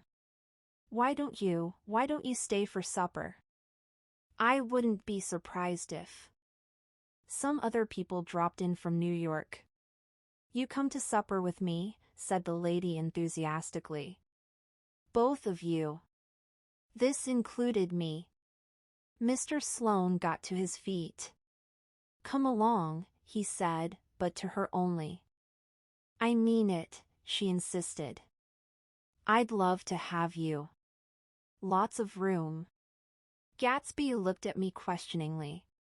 He wanted to go and he didn't see that Mr. Sloane had determined he shouldn't.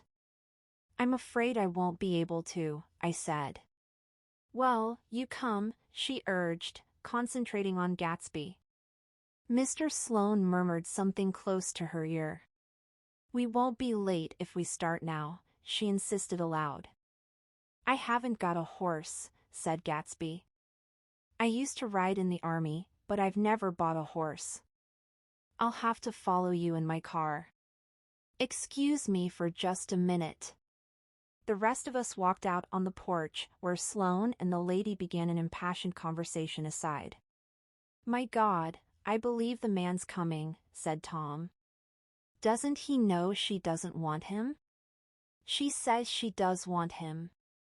She has a big dinner party and he won't know a soul there. He frowned. I wonder where in the devil he met Daisy. By God, I may be old-fashioned in my ideas, but women run around too much these days to suit me. They meet all kinds of crazy fish. Suddenly Mr. Sloane and the lady walked down the steps and mounted their horses. Come on, said Mr. Sloane to Tom, we're late. We've got to go. And then to me, tell him we couldn't wait, will you? Tom and I shook hands, the rest of us exchanged a cool nod, and they trotted quickly down the drive, disappearing under the August foliage just as Gatsby, with hat and light overcoat in hand, came out the front door. Tom was evidently perturbed at Daisy's running around alone, for on the following Saturday night he came with her to Gatsby's party. Perhaps his presence gave the evening its peculiar quality of oppressiveness. It stands out in my memory from Gatsby's other parties that summer.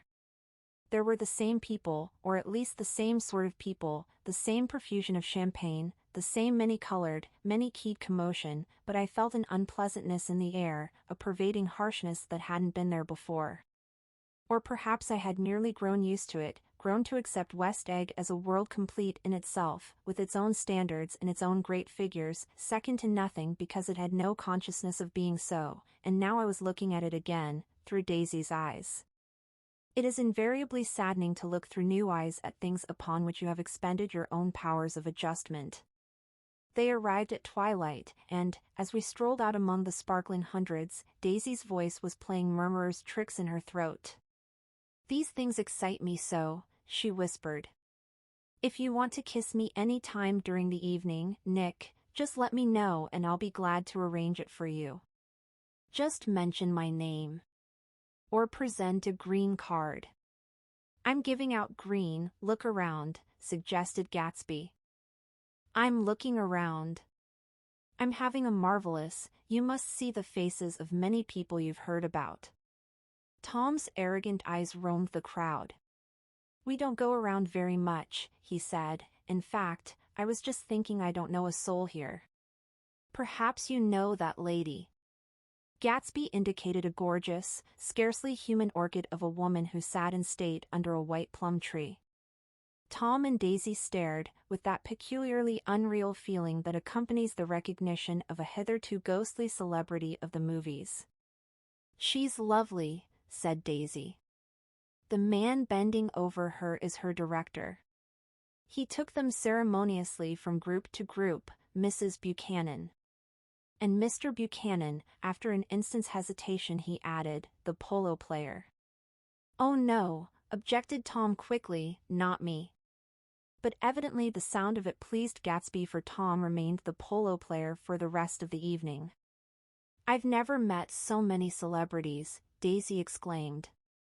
"I liked that man, what was his name, with the sort of blue nose?"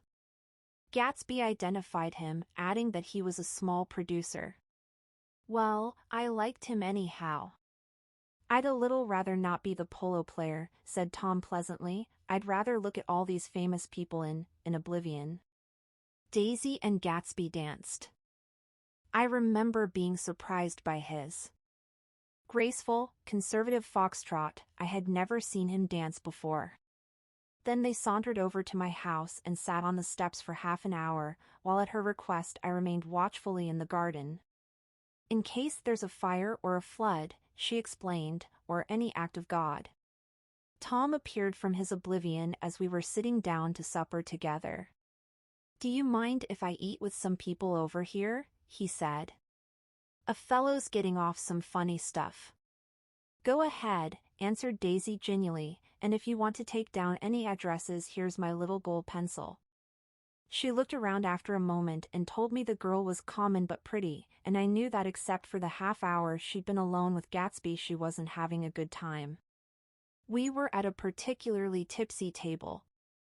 That was my fault. Gatsby had been called to the phone, and I'd enjoyed these same people only 2 weeks before. But what had amused me then turned septic on the air now. "How do you feel, Miss Baedeker?" The girl addressed was trying, unsuccessfully, to slump against my shoulder. At this inquiry she sat up and opened her eyes. "What?" A massive and lethargic woman, who had been urging Daisy to play golf with her at the local club tomorrow, spoke in Miss Baedeker's defense. "Oh, she's all right now. When she's had 5 or 6 cocktails she always starts screaming like that. I tell her she ought to leave it alone." "I do leave it alone," affirmed the accused hollowly. "We heard you yelling, so I said to Doc Civet here, there's somebody that needs your help, document." "She's much obliged, I'm sure," said another friend, without gratitude, "but you got her dress all wet when you stuck her head in the pool." "Anything I hate is to get my head stuck in a pool," mumbled Miss Baedeker. "They almost drowned me once over in New Jersey." "Then you ought to leave it alone," countered Dr. Civet. "Speak for yourself," cried Miss Baedeker violently. "Your hand shakes." "I wouldn't let you operate on me." It was like that. Almost the last thing I remember was standing with Daisy and watching the moving picture director and his star. They were still under the white plum tree and their faces were touching except for a pale, thin ray of moonlight between. It occurred to me that he had been very slowly bending toward her all evening to attain this proximity, and even while I watched I saw him stoop one ultimate degree and kiss at her cheek. "I like her," said Daisy. "I think she's lovely." But the rest offended her, and inarguably because it wasn't a gesture but an emotion. She was appalled by West Egg, this unprecedented place that Broadway had begotten upon a Long Island fishing village, appalled by its raw vigor that chafed under the old euphemisms and by the too obtrusive fate that herded its inhabitants along a shortcut from nothing to nothing. She saw something awful in the very simplicity she failed to understand. I sat on the front steps with them while they waited for their car. It was dark here in front, only the bright door sent 10 square feet of light volleying out into the soft black morning. Sometimes a shadow moved against a dressing room blind above, gave way to another shadow, an indefinite procession of shadows, who rouged and powdered in an invisible glass. "Who is this Gatsby anyhow?" demanded Tom suddenly. "Some big bootlegger? Where'd you hear that?" I inquired. I didn't hear it. I imagined it. A lot of these newly rich people are just big bootleggers, you know. Not Gatsby, I said shortly. He was silent for a moment. The pebbles of the drive crunched under his feet. Well, he certainly must have strained himself to get this menagerie together. A breeze stirred the gray haze of Daisy's fur collar. At least they are more interesting than the people we know, she said with an effort. You didn't look so interested. Well, I was. Tom laughed and turned to me. Did you notice Daisy's face when that girl asked her to put her under a cold shower? Daisy began to sing with the music in a husky, rhythmic whisper, bringing out a meaning in each word that it had never had before and would never have again. When the melody rose, her voice broke up sweetly, following it, in a way contralto voices have, and each change tipped out a little of her warm human magic upon the air. Lots of people come who haven't been invited, she said suddenly. That girl hadn't been invited. They simply force their way in and he's too polite to object. I'd like to know who he is and what he does, insisted Tom. And I think I'll make a point of finding out. I can tell you right now, she answered. He owns some drugstores, a lot of drugstores. He built them up himself.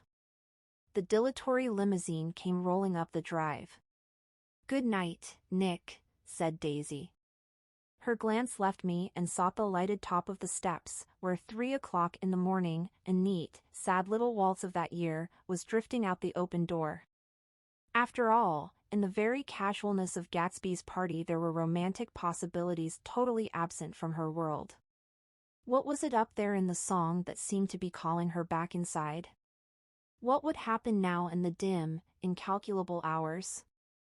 Perhaps some unbelievable guest would arrive, a person infinitely rare and to be marveled at, some authentically radiant young girl who with one fresh glance at Gatsby, one moment of magical encounter, would blot out those 5 years of unwavering devotion. I stayed late that night. Gatsby asked me to wait until he was free, and I lingered in the garden until the inevitable swimming party had run up, chilled and exalted, from the black beach, until the lights were extinguished in the guest rooms overhead. When he came down the steps at last, the tan skin was drawn unusually tight on his face, and his eyes were bright and tired. She didn't like it, he said immediately. Of course she did. She didn't like it, he insisted. She didn't have a good time. He was silent, and I guessed at his unutterable depression. I feel far away from her, he said. It's hard to make her understand. You mean about the dance? The dance? He dismissed all the dances he had given with a snap of his fingers. Old sport, the dance is unimportant. He wanted nothing less of Daisy than that she should go to Tom and say, I never loved you. After she had obliterated 4 years with that sentence, they could decide upon the more practical measures to be taken. One of them was that, after she was free, they were to go back to Louisville and be married from her house, just as if it were 5 years ago. And she doesn't understand, he said. She used to be able to understand. We'd sit for hours. He broke off and began to walk up and down a desolate path of fruit rinds and discarded favors and crushed flowers. I wouldn't ask too much of her, I ventured. You can't repeat the past. Can't repeat the past? He cried incredulously. Why, of course you can. He looked around him wildly, as if the past were lurking here in the shadow of his house, just out of reach of his hand. I'm going to fix everything just the way it was before, he said, nodding determinedly. She'll see. He talked a lot about the past, and I gathered that he wanted to recover something, some idea of himself perhaps, that had gone into loving Daisy. His life had been confused and disordered since then, but if he could once return to a certain starting place and go over it all slowly, he could find out what that thing was. One autumn night, 5 years before, they had been walking down the street when the leaves were falling, and they came to a place where there were no trees and the sidewalk was white with moonlight. They stopped here and turned toward each other. Now it was a cool night with that mysterious excitement in it which comes at the two changes of the year. The quiet lights in the houses were humming out into the darkness, and there was a stir and bustle among the stars. Out of the corner of his eye Gatsby saw that the blocks of the sidewalks really formed a ladder and mounted to a secret place above the trees. He could climb to it, if he climbed alone, and once there he could suck on the pap of life, gulp down the incomparable milk of wonder. His heart beat faster as Daisy's white face came up to his own. He knew that when he kissed this girl, and forever wed his unutterable visions to her perishable breath, his mind would never romp again like the mind of God. So he waited, listening for a moment longer to the tuning fork that had been struck upon a star. Then he kissed her. At his lips' touch she blossomed for him like a flower, and the incarnation was complete. Through all he said, even through his appalling sentimentality, I was reminded of something, an elusive rhythm, a fragment of lost words, that I had heard somewhere a long time ago. For a moment a phrase tried to take shape in my mouth, and my lips parted like a dumb man's, as though there was more struggling upon them than a wisp of startled air. But they made no sound, and what I had almost remembered was uncommunicable forever. Chapter 7. It was when curiosity about Gatsby was at its highest that the lights in his house failed to go on one Saturday night, and, as obscurely as it had begun, his career as Trimalchio was over. Only gradually did I become aware that the automobiles which turned expectantly into his drive stayed for just a minute and then drove sulkily away. Wondering if he were sick, I went over to find out. An unfamiliar butler with a villainous face squinted at me suspiciously from the door. "Is Mr. Gatsby sick?" "Nope." After a pause he added "sir" in a dilatory, grudging way. I hadn't seen him around, and I was rather worried. "Tell him Mr. Carraway came over." "Who?" he demanded rudely. "Carraway." "Carraway." "All right, I'll tell him." Abruptly he slammed the door. My Finn informed me that Gatsby had dismissed every servant in his house a week ago and replaced them with half a dozen others, who never went into West Egg Village to be bribed by the tradesmen, but ordered moderate supplies over the telephone. The grocery boy reported that the kitchen looked like a pigsty, and the general opinion in the village was that the new people weren't servants at all. Next day Gatsby called me on the phone. "Going away?" I inquired. "No, old sport. I hear you fired all your servants." I wanted somebody who wouldn't gossip. Daisy comes over quite often, in the afternoons. So the whole caravansary had fallen in like a card house at the disapproval in her eyes. There's some people Wolfsham wanted to do something for. They're all brothers and sisters. They used to run a small hotel. I see. He was calling up at Daisy's request. Would I come to lunch at her house tomorrow? Miss Baker would be there. Half an hour later Daisy herself telephoned and seemed relieved to find that I was coming. Something was up. And yet I couldn't believe that they would choose this occasion for a scene, especially for the rather harrowing scene that Gatsby had outlined in the garden. The next day was broiling, almost the last, certainly the warmest, of the summer. As my train emerged from the tunnel into sunlight, only the hot whistles of the National Biscuit Company broke the simmering hush at noon. The straw seats of the car hovered on the edge of combustion. The woman next to me perspired delicately for a while into her white shirtwaist, and then, as her newspaper dampened under her fingers, lapsed despairingly into deep heat with a desolate cry. Her pocketbook slapped to the floor. "Oh, my," she gasped. I picked it up with a weary bend and handed it back to her, holding it at arm's length and by the extreme tip of the corners to indicate that I had no designs upon it, but everyone nearby, including the woman, suspected me just the same. "Hot," said the conductor to familiar faces. "Some weather.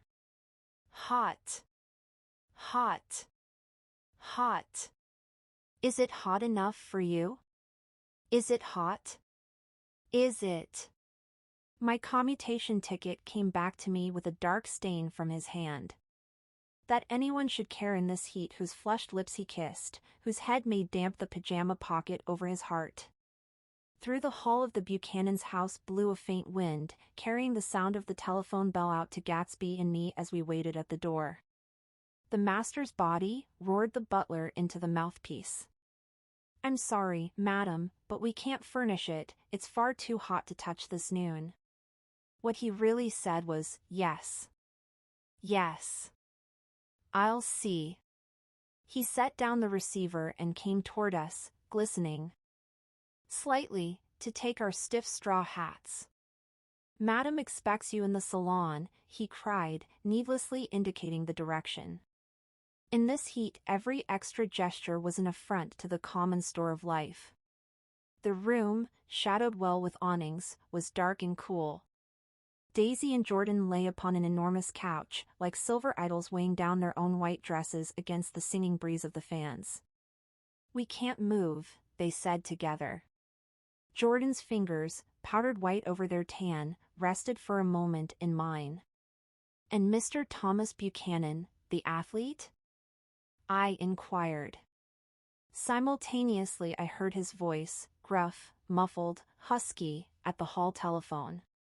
Gatsby stood in the center of the crimson carpet and gazed around with fascinated eyes.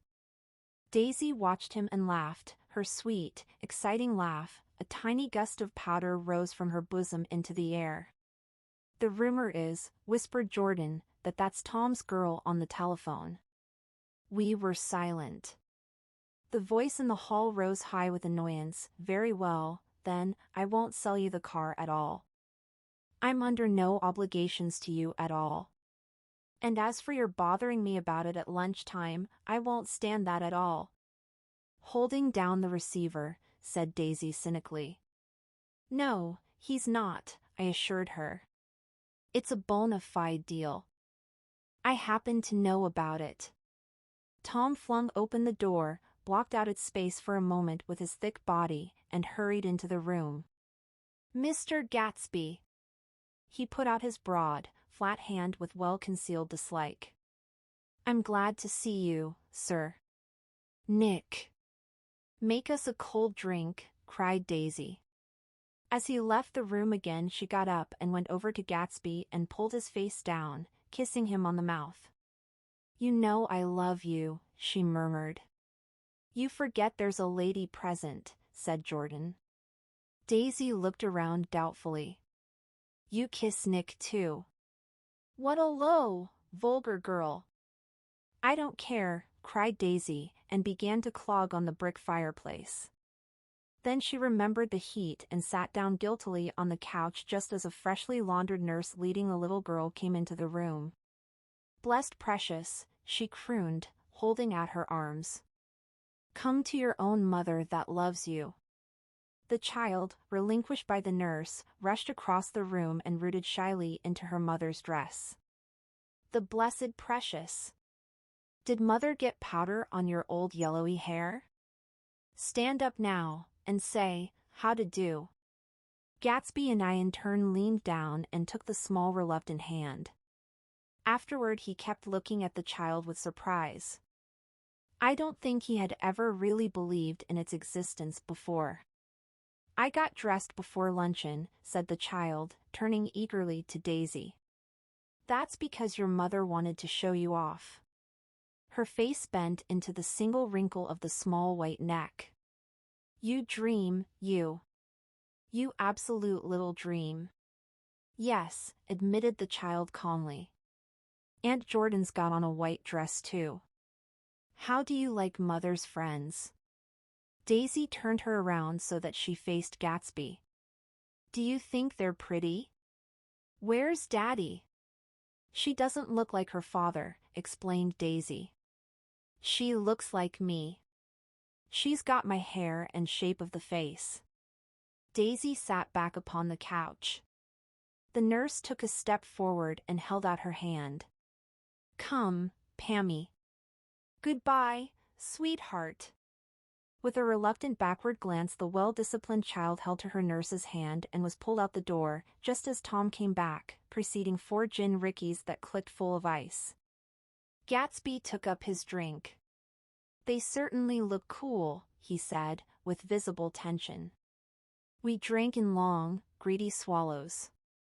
I read somewhere that the sun's getting hotter every year, said Tom genially. It seems that pretty soon the Earth's going to fall into the sun, or wait a minute, it's just the opposite, the sun's getting colder every year. Come outside, he suggested to Gatsby, I'd like you to have a look at the place. I went with them out to the veranda. On the Green Sound, stagnant in the heat, one small sail crawled slowly toward the fresher sea. Gatsby's eyes followed it momentarily. He raised his hand and pointed across the bay. I'm right across from you. So you are. Our eyes lifted over the rose beds and the hot lawn and the weedy refuse of the dog days alongshore. Slowly the white wings of the boat moved against the blue cool limit of the sky. Ahead lay the scalloped ocean and the abounding blessed isles. There's sport for you, said Tom, nodding. I'd like to be out there with him for about an hour. We had luncheon in the dining room, darkened too against the heat, and drank down nervous gaiety with the cold ale. What'll we do with ourselves this afternoon? Cried Daisy, and the day after that, and the next 30 years? Don't be morbid, Jordan said. Life starts all over again when it gets crisp in the fall. But it's so hot, insisted Daisy, on the verge of tears, and everything's so confused. Let's all go to town. Her voice struggled on through the heat, beating against it, molding its senselessness into forms. I've heard of making a garage out of a stable, Tom was saying to Gatsby, but I'm the first man who ever made a stable out of a garage. Who wants to go to town? Demanded Daisy insistently. Gatsby's eyes floated toward her. Ah, she cried, you look so cool. Their eyes met, and they stared together at each other, alone in space. With an effort she glanced down at the table. You always look so cool, she repeated. She had told him that she loved him, and Tom Buchanan saw. He was astounded. His mouth opened a little, and he looked at Gatsby, and then back at Daisy as if he had just recognized her as someone he knew a long time ago. You resemble the advertisement of the man, she went on innocently. You know the advertisement of the man, all right, broke in Tom quickly, I'm perfectly willing to go to town. Come on, we're all going to town. He got up, his eyes still flashing between Gatsby and his wife. No one moved. Come on. His temper cracked a little.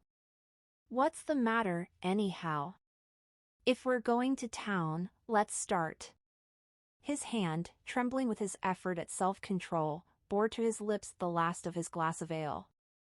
Daisy's voice got us to our feet and out onto the blazing gravel drive. Are we just going to go? She objected. Like this? Aren't we going to let anyone smoke a cigarette first? Everybody smoked all through lunch. Oh, let's have fun, she begged him. It's too hot to fuss. He didn't answer. Have it your own way, she said. Come on, Jordan. They went upstairs to get ready while we three men stood there shuffling the hot pebbles with our feet. A silver curve of the moon hovered already in the western sky. Gatsby started to speak, changed his mind, but not before Tom wheeled and faced him expectantly. Have you got your stables here? Asked Gatsby with an effort. About a quarter of a mile down the road. Oh. A pause. I don't see the idea of going to town, broke out Tom savagely. Women get these notions in their heads. Shall we take anything to drink? Called Daisy from an upper window. I'll get some whiskey, answered Tom. He went inside. Gatsby turned to me rigidly. I can't say anything in his house, old sport. She's got an indiscreet voice, I remarked. It's full of, I hesitated. Her voice is full of money, he said suddenly. That was it. I'd never understood before. It was full of money, that was the inexhaustible charm that rose and fell in it, the jingle of it, the cymbal song of it. High in a white palace, the king's daughter, the golden girl. Tom came out of the house wrapping a quart bottle in a towel, followed by Daisy and Jordan wearing small tight hats of metallic cloth and carrying light capes over their arms. "Shall we all go in my car?" suggested Gatsby. He felt the hot, green leather of the seat. "I ought to have left it in the shade." "Is it standard shift?" demanded Tom. "Yes." "Well, you take my coupe and let me drive your car to town." The suggestion was distasteful to Gatsby. "I don't think there's much gas," he objected. "Plenty of gas," said Tom boisterously. He looked at the gauge. "And if it runs out, I can stop at a drugstore." "You can buy anything at a drugstore nowadays." A pause followed this apparently pointless remark. Daisy looked at Tom frowning, and an indefinable expression, at once definitely unfamiliar and vaguely recognizable, as if I had only heard it described in words, passed over Gatsby's face. "Come on, Daisy," said Tom, pressing her with his hand toward Gatsby's car. "I'll take you in this circus wagon." He opened the door, but she moved out from the circle of his arm. "You take Nick. And Jordan. We'll follow you in the coupe." She walked close to Gatsby, touching his coat with her hand. Jordan and Tom and I got into the front seat of Gatsby's car. Tom pushed the unfamiliar gears tentatively, and we shot off into the oppressive heat, leaving them out of sight behind. "Did you see that?" demanded Tom. "See what?" He looked at me keenly, realizing that Jordan and I must have known all along. "You think I'm pretty dumb, don't you?" he suggested. "Perhaps I am, but I have almost a second sight, sometimes, that tells me what to do." "Maybe you don't believe that, but science," he paused. The immediate contingency overtook him, pulled him back from the edge of theoretical abyss. "I've made a small investigation of this fellow," he continued. "I could have gone deeper if I'd known." "Do you mean you've been to a medium?" inquired Jordan humorously. "What?" Confused, he stared at us as we laughed. "A medium?" "About Gatsby." "About Gatsby?" "No, I haven't. I said I'd been making a small investigation of his past." "And you found he was an Oxford man," said Jordan helpfully. "An Oxford man." He was incredulous. "Like hell he is. He wears a pink suit." "Nevertheless, he's an Oxford man." "Oxford, New Mexico," snorted Tom contemptuously, "or something like that." "Listen, Tom. If you're such a snob, why did you invite him to lunch?" demanded Jordan crossly. "Daisy invited him. She knew him before we were married, God knows where." We were all irritable now with the fading ale, and aware of it we drove for a while in silence. Then as Dr. T. J. Eckelberg's faded eyes came into sight down the road, I remembered Gatsby's caution about gasoline. "We've got enough to get us to town," said Tom. "But there's a garage right here," objected Jordan. "I don't want to get stalled in this baking heat." Tom threw on both brakes impatiently, and we slid to an abrupt dusty stop under Wilson's sign. After a moment the proprietor emerged from the interior of his establishment and gazed hollow-eyed at the car. "Let's have some gas," cried Tom roughly. "What do you think we stopped for, to admire the view?" "I'm sick," said Wilson without moving. "Been sick all day." "What's the matter?" "I'm all run down." "Well, shall I help myself?" Tom demanded. "You sounded well enough on the phone." With an effort Wilson left the shade and support of the doorway and, breathing hard, unscrewed the cap of the tank. In the sunlight his face was green. "I didn't mean to interrupt your lunch," he said. "But I need money pretty bad, and I was wondering what you were going to do with your old car."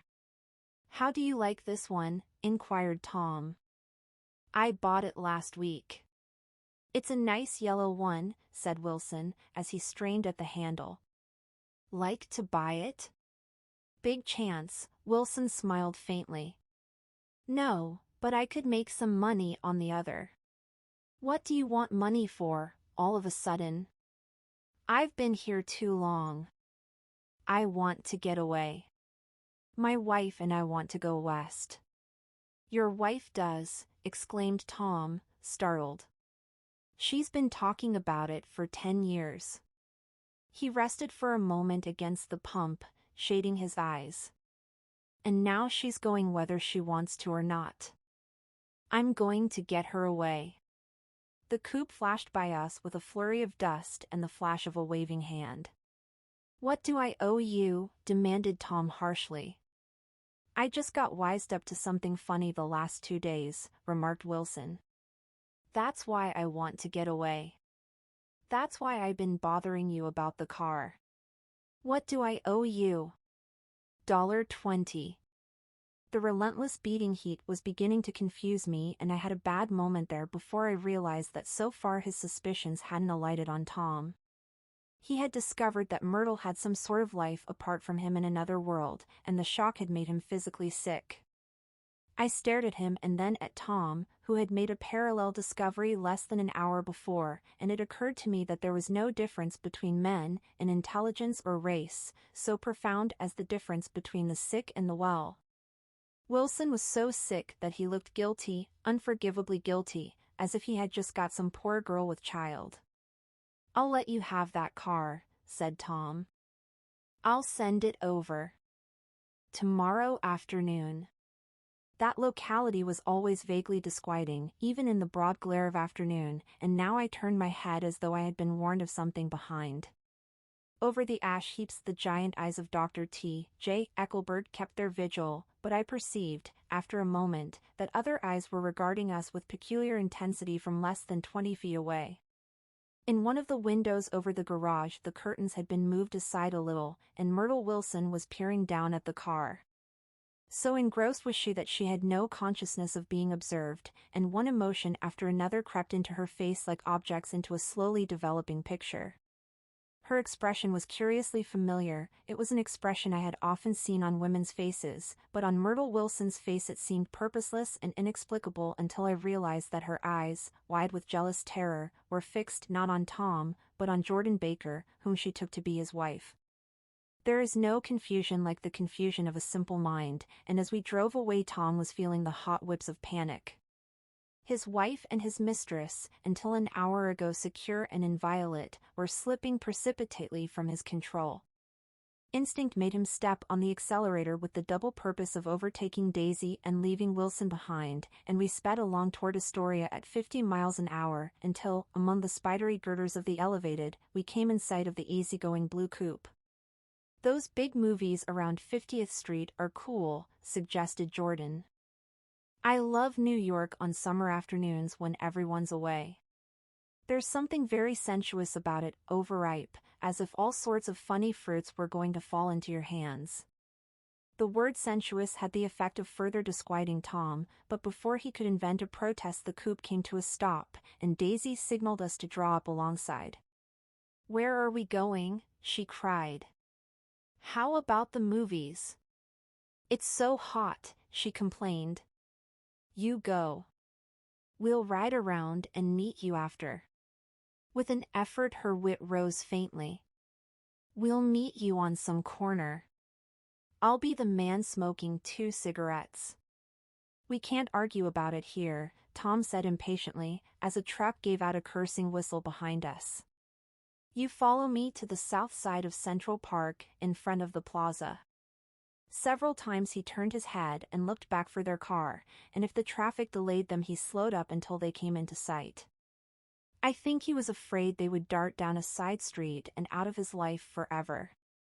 But they didn't. And we all took the less explicable step of engaging the parlor of a suite in the Plaza Hotel.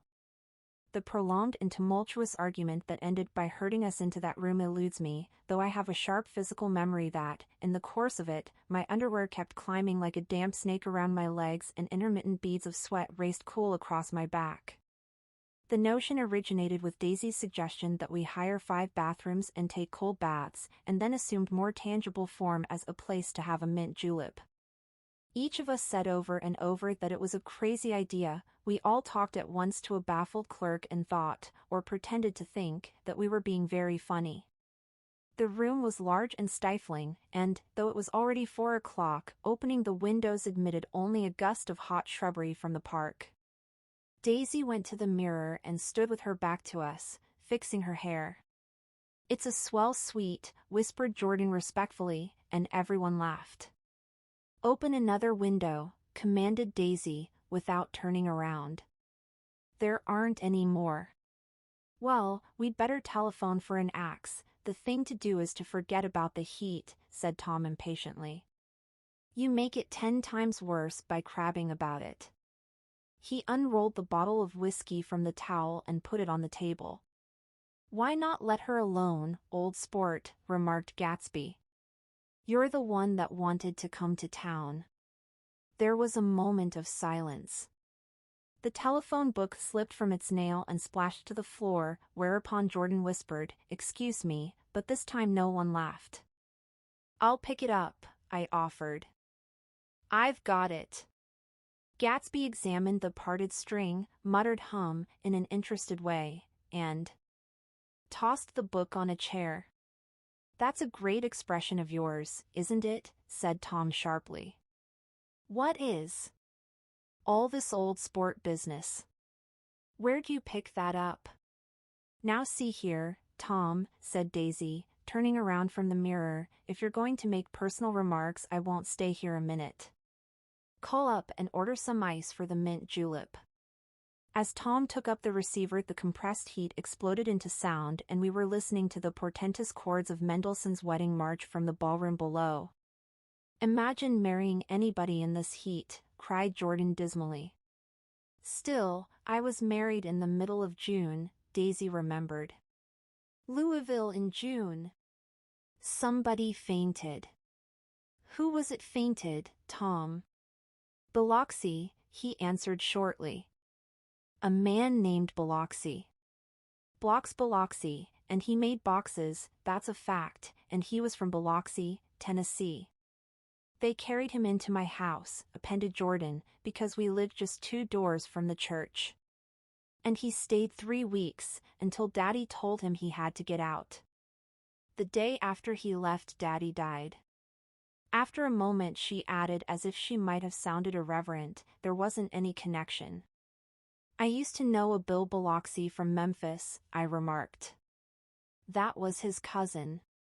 I knew his whole family history before he left. He gave me an aluminium putter that I use today." The music had died down as the ceremony began, and now a long chair floated in at the window, followed by intermittent cries of "yay, yay, yay," and finally by a burst of jazz as the dancing began. "We're getting old," said Daisy.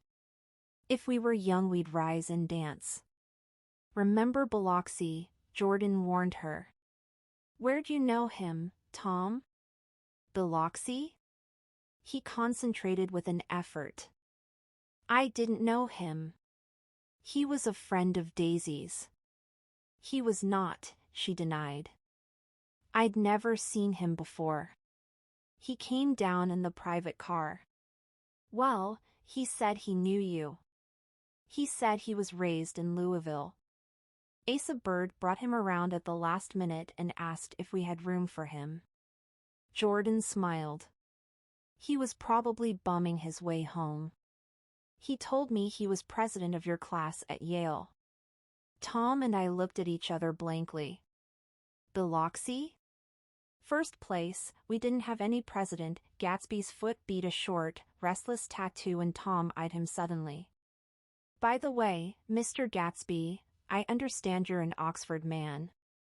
"Not exactly." "Oh, yes, I understand you went to Oxford." "Yes, I went there." A pause.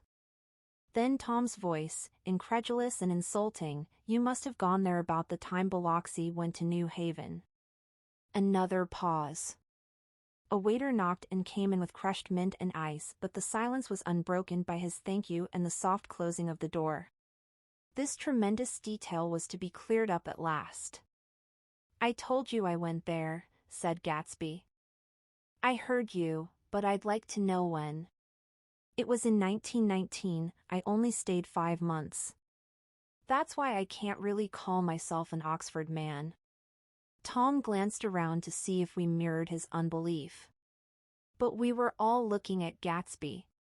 "It was an opportunity they gave to some of the officers after the armistice," he continued.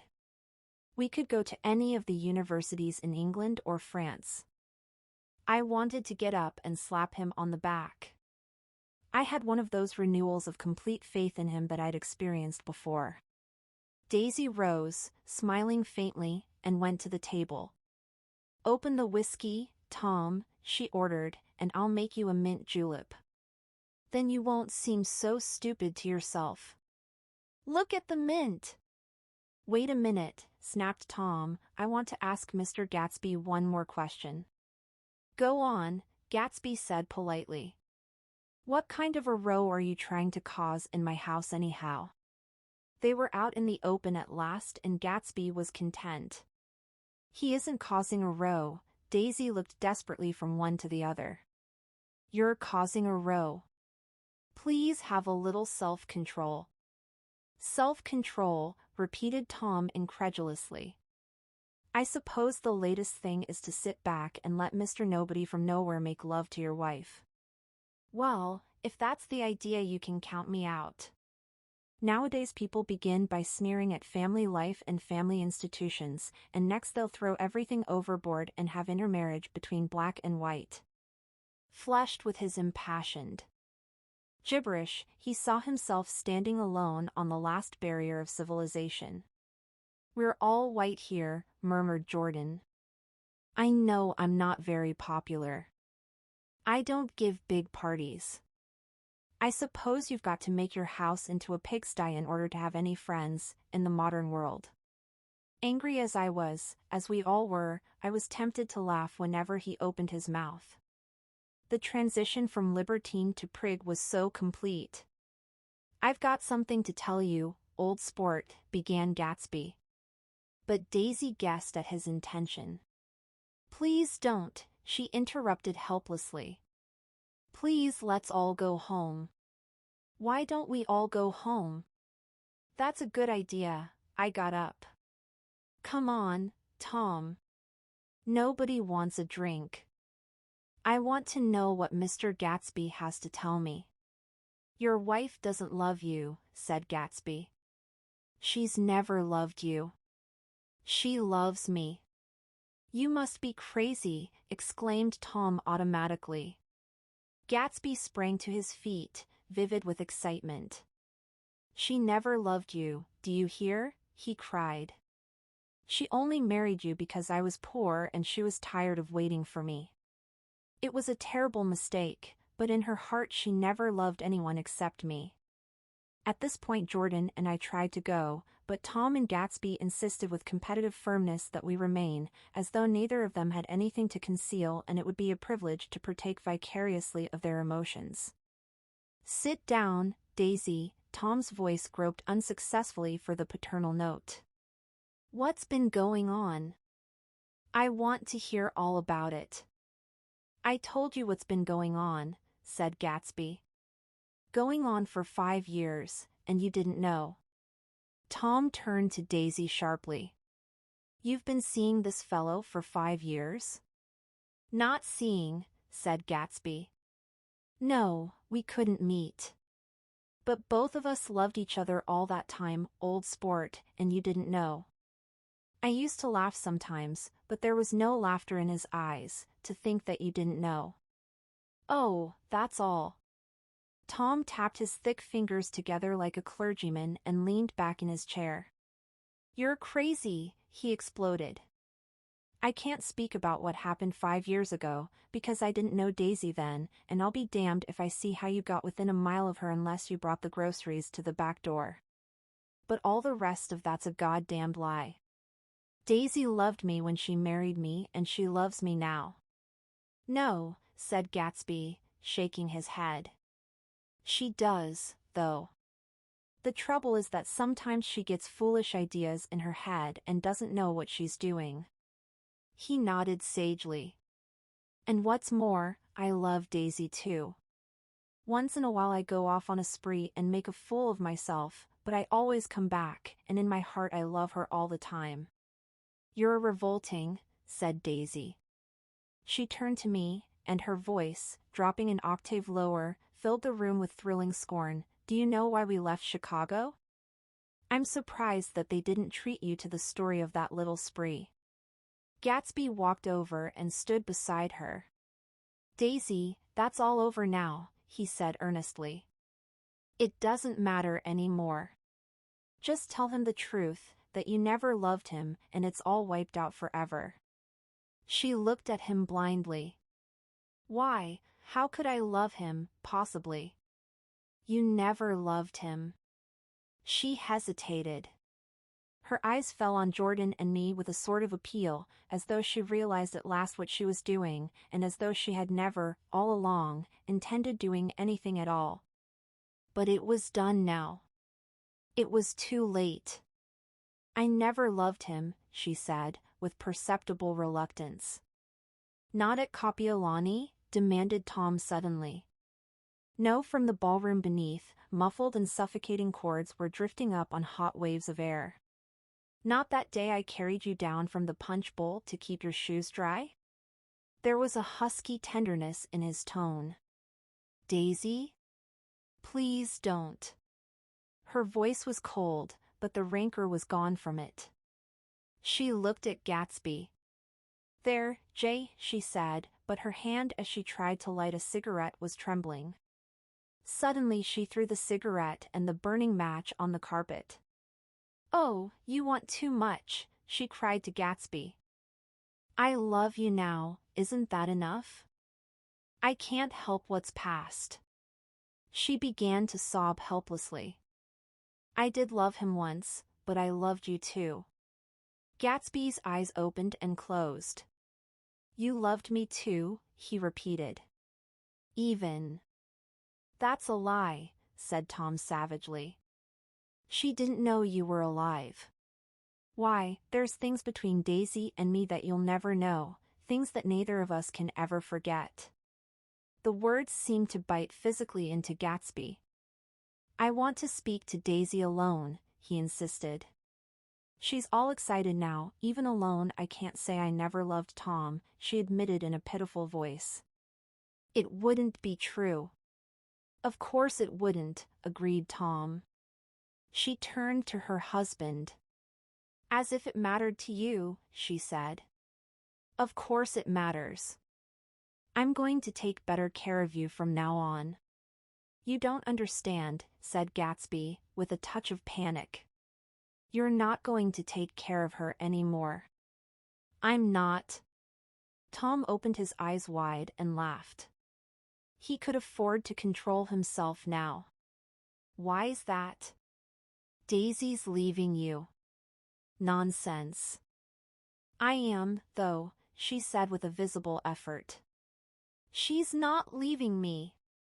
Tom's words suddenly leaned down over Gatsby. Certainly not for a common swindler who'd have to steal the ring he put on her finger. I won't stand this, cried Daisy. Oh, please let's get out. Who are you, anyhow? Broke out Tom.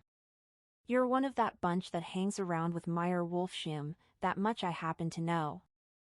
I've made a little investigation into your affairs, and I'll carry it further tomorrow. You can suit yourself about that, old sport, said Gatsby steadily.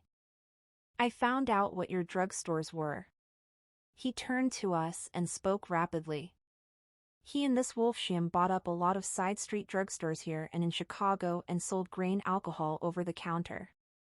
That's one of his little stunts. I picked him for a bootlegger the first time I saw him, and I wasn't far wrong. What about it? Said Gatsby politely. I guess your friend Walter Chase wasn't too proud to come in on it. And you left him in the lurch, didn't you? You let him go to jail for a month over in New Jersey. God! You ought to hear Walter on the subject of you. He came to us dead broke. He was very glad to pick up some money, old sport.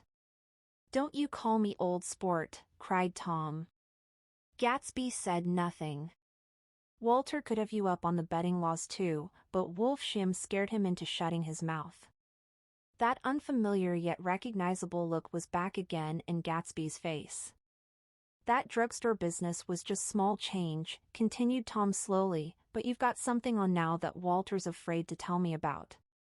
I glanced at Daisy, who was staring terrified between Gatsby and her husband, and at Jordan, who had begun to balance an invisible but absorbing object on the tip of her chin. Then I turned back to Gatsby, and was startled at his expression. He looked, and this is said in all contempt for the babbled slander of his garden, as if he had killed a man. For a moment the set of his face could be described in just that fantastic way. It passed, and he began to talk excitedly to Daisy, denying everything, defending his name against accusations that had not been made. But with every word she was drawing further and further into herself, so he gave that up, and only the dead dream fought on as the afternoon slipped away, trying to touch what was no longer tangible, struggling unhappily, undespairingly, toward that lost voice across the room. The voice begged again to go. Please, Tom. I can't stand this anymore. Her frightened eyes told that whatever intentions, whatever courage she had had, were definitely gone. You two start on home, Daisy, said Tom. In Mr. Gatsby's car. She looked at Tom, alarmed now, but he insisted with magnanimous scorn. Go on. He won't annoy you. I think he realizes that his presumptuous little flirtation is over. They were gone, without a word, snapped out, made accidental, isolated, like ghosts, even from our pity. After a moment Tom got up and began wrapping the unopened bottle of whiskey in the towel. Want any of this stuff? Jordan? Nick? I didn't answer. Nick? He asked again. What? Want any? No. I just remembered that today's my birthday. I was 30. Before me stretched the portentous, menacing road of a new decade. It was 7 o'clock when we got into the coupe with him and started for Long Island. Tom talked incessantly, exulting and laughing, but his voice was as remote from Jordan and me as the foreign glamour on the sidewalk or the tumult of the elevated overhead. Human sympathy has its limits, and we were content to let all their tragic arguments fade with the city lights behind. 30, the promise of a decade of loneliness, a thinning list of single men to know, a thinning briefcase of enthusiasm, thinning hair. But there was Jordan beside me, who, unlike Daisy, was too wise ever to carry well-forgotten dreams from age to age. As we passed over the dark bridge her wan face fell lazily against my coat's shoulder and the formidable stroke of 30 died away with the reassuring pressure of her hand.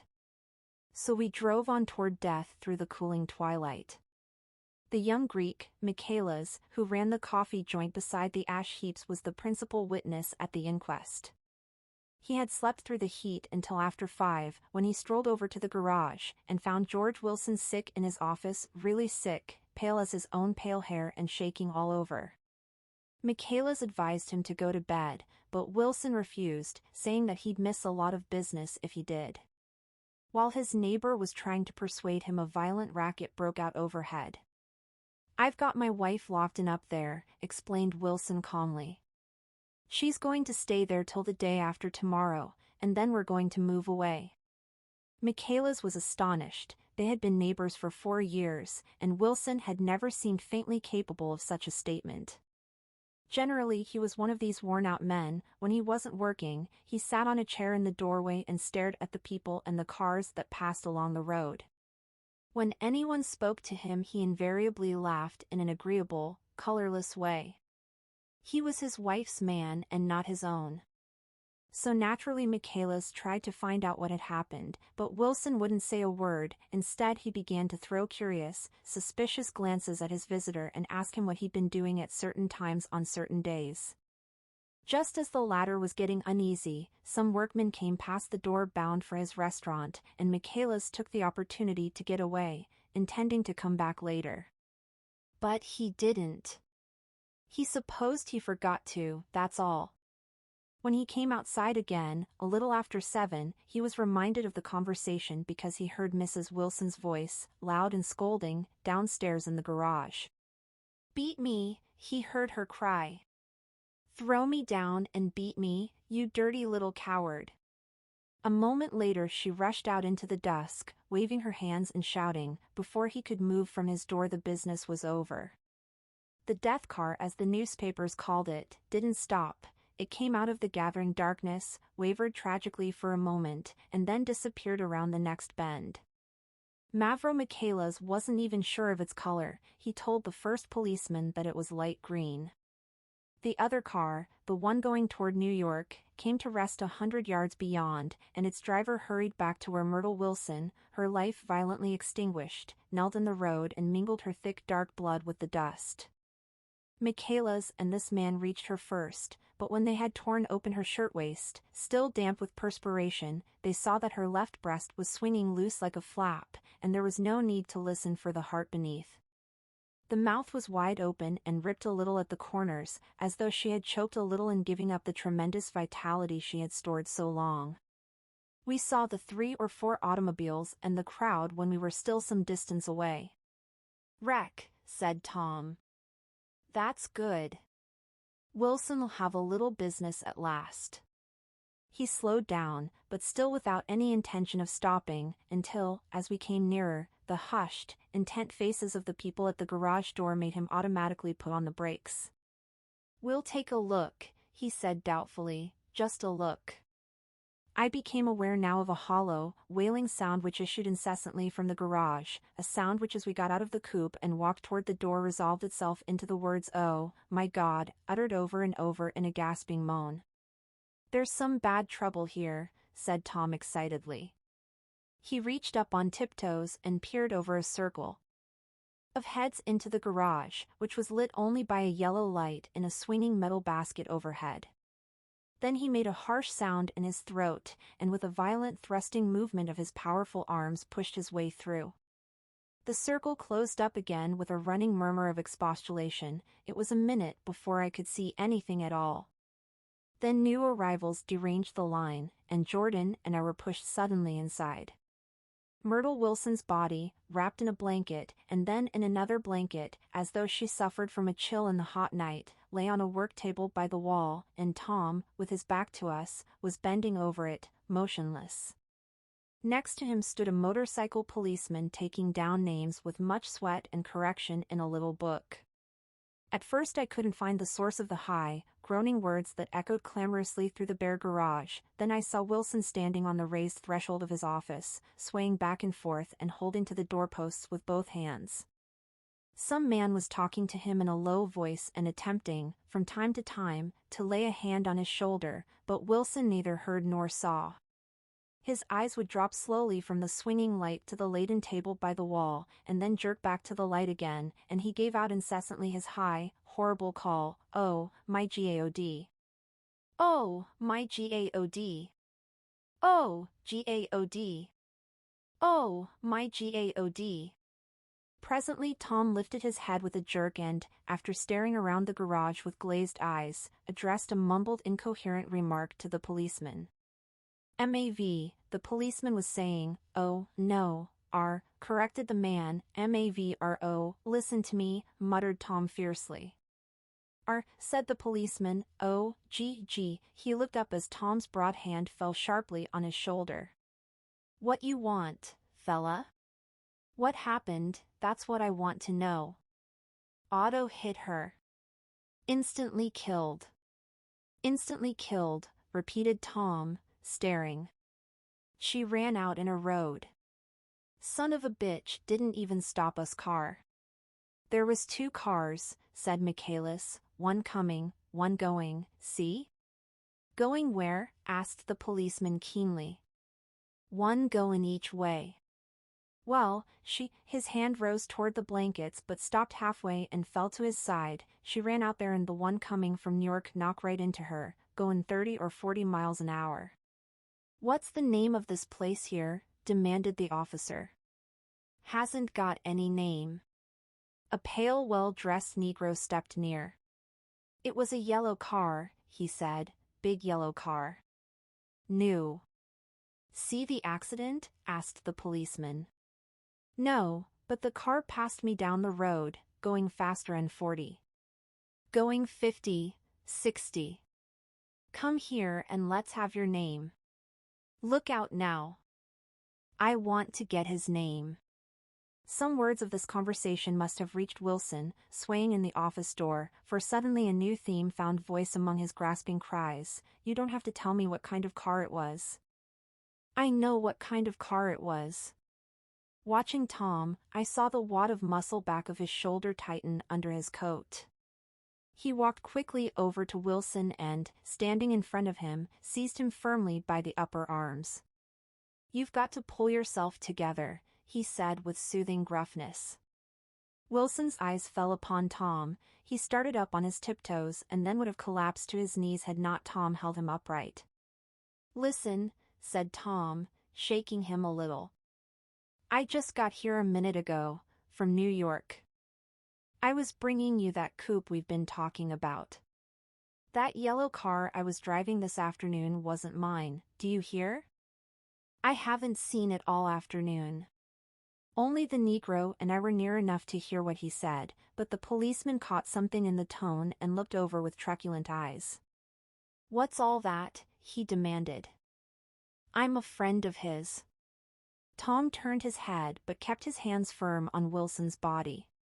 He says he knows the car that did it. It was a yellow car. Some dim impulse moved the policeman to look suspiciously at Tom. And what color's your car? It's a blue car, a coupe. We've come straight from New York, I said.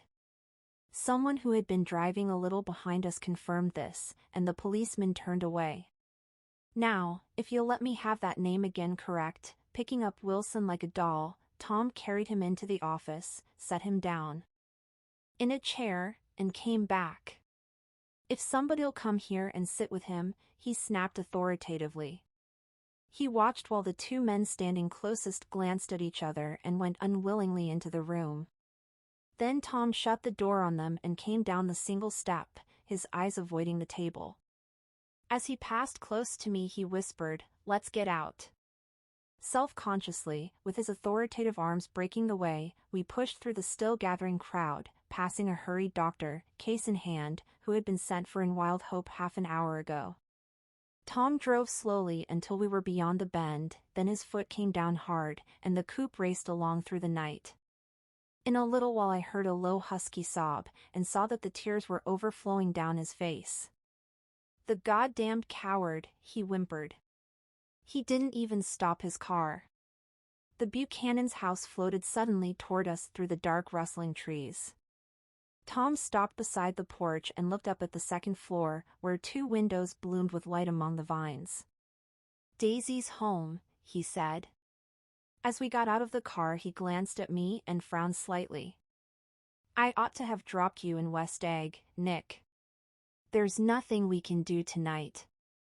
A change had come over him, and he spoke gravely, and with decision. As we walked across the moonlight gravel to the porch he disposed of the situation in a few brisk phrases. "I'll telephone for a taxi to take you home, and while you're waiting you and Jordan better go in the kitchen and have them get you some supper, if you want any." He opened the door. "Come in." "No, thanks. But I'd be glad if you'd order me the taxi. I'll wait outside." Jordan put her hand on my arm. "Won't you come in, Nick?" "No, thanks." I was feeling a little sick and I wanted to be alone. But Jordan lingered for a moment more. "It's only 9:30, she said. "I'd be damned if I'd go in, I'd had enough of all of them for one day, and suddenly that included Jordan too. She must have seen something of this in my expression, for she turned abruptly away and ran up the porch steps into the house.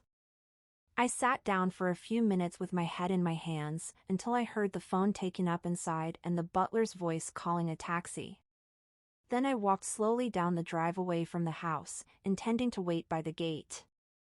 I hadn't gone 20 yards when I heard my name and Gatsby stepped from between two bushes into the path.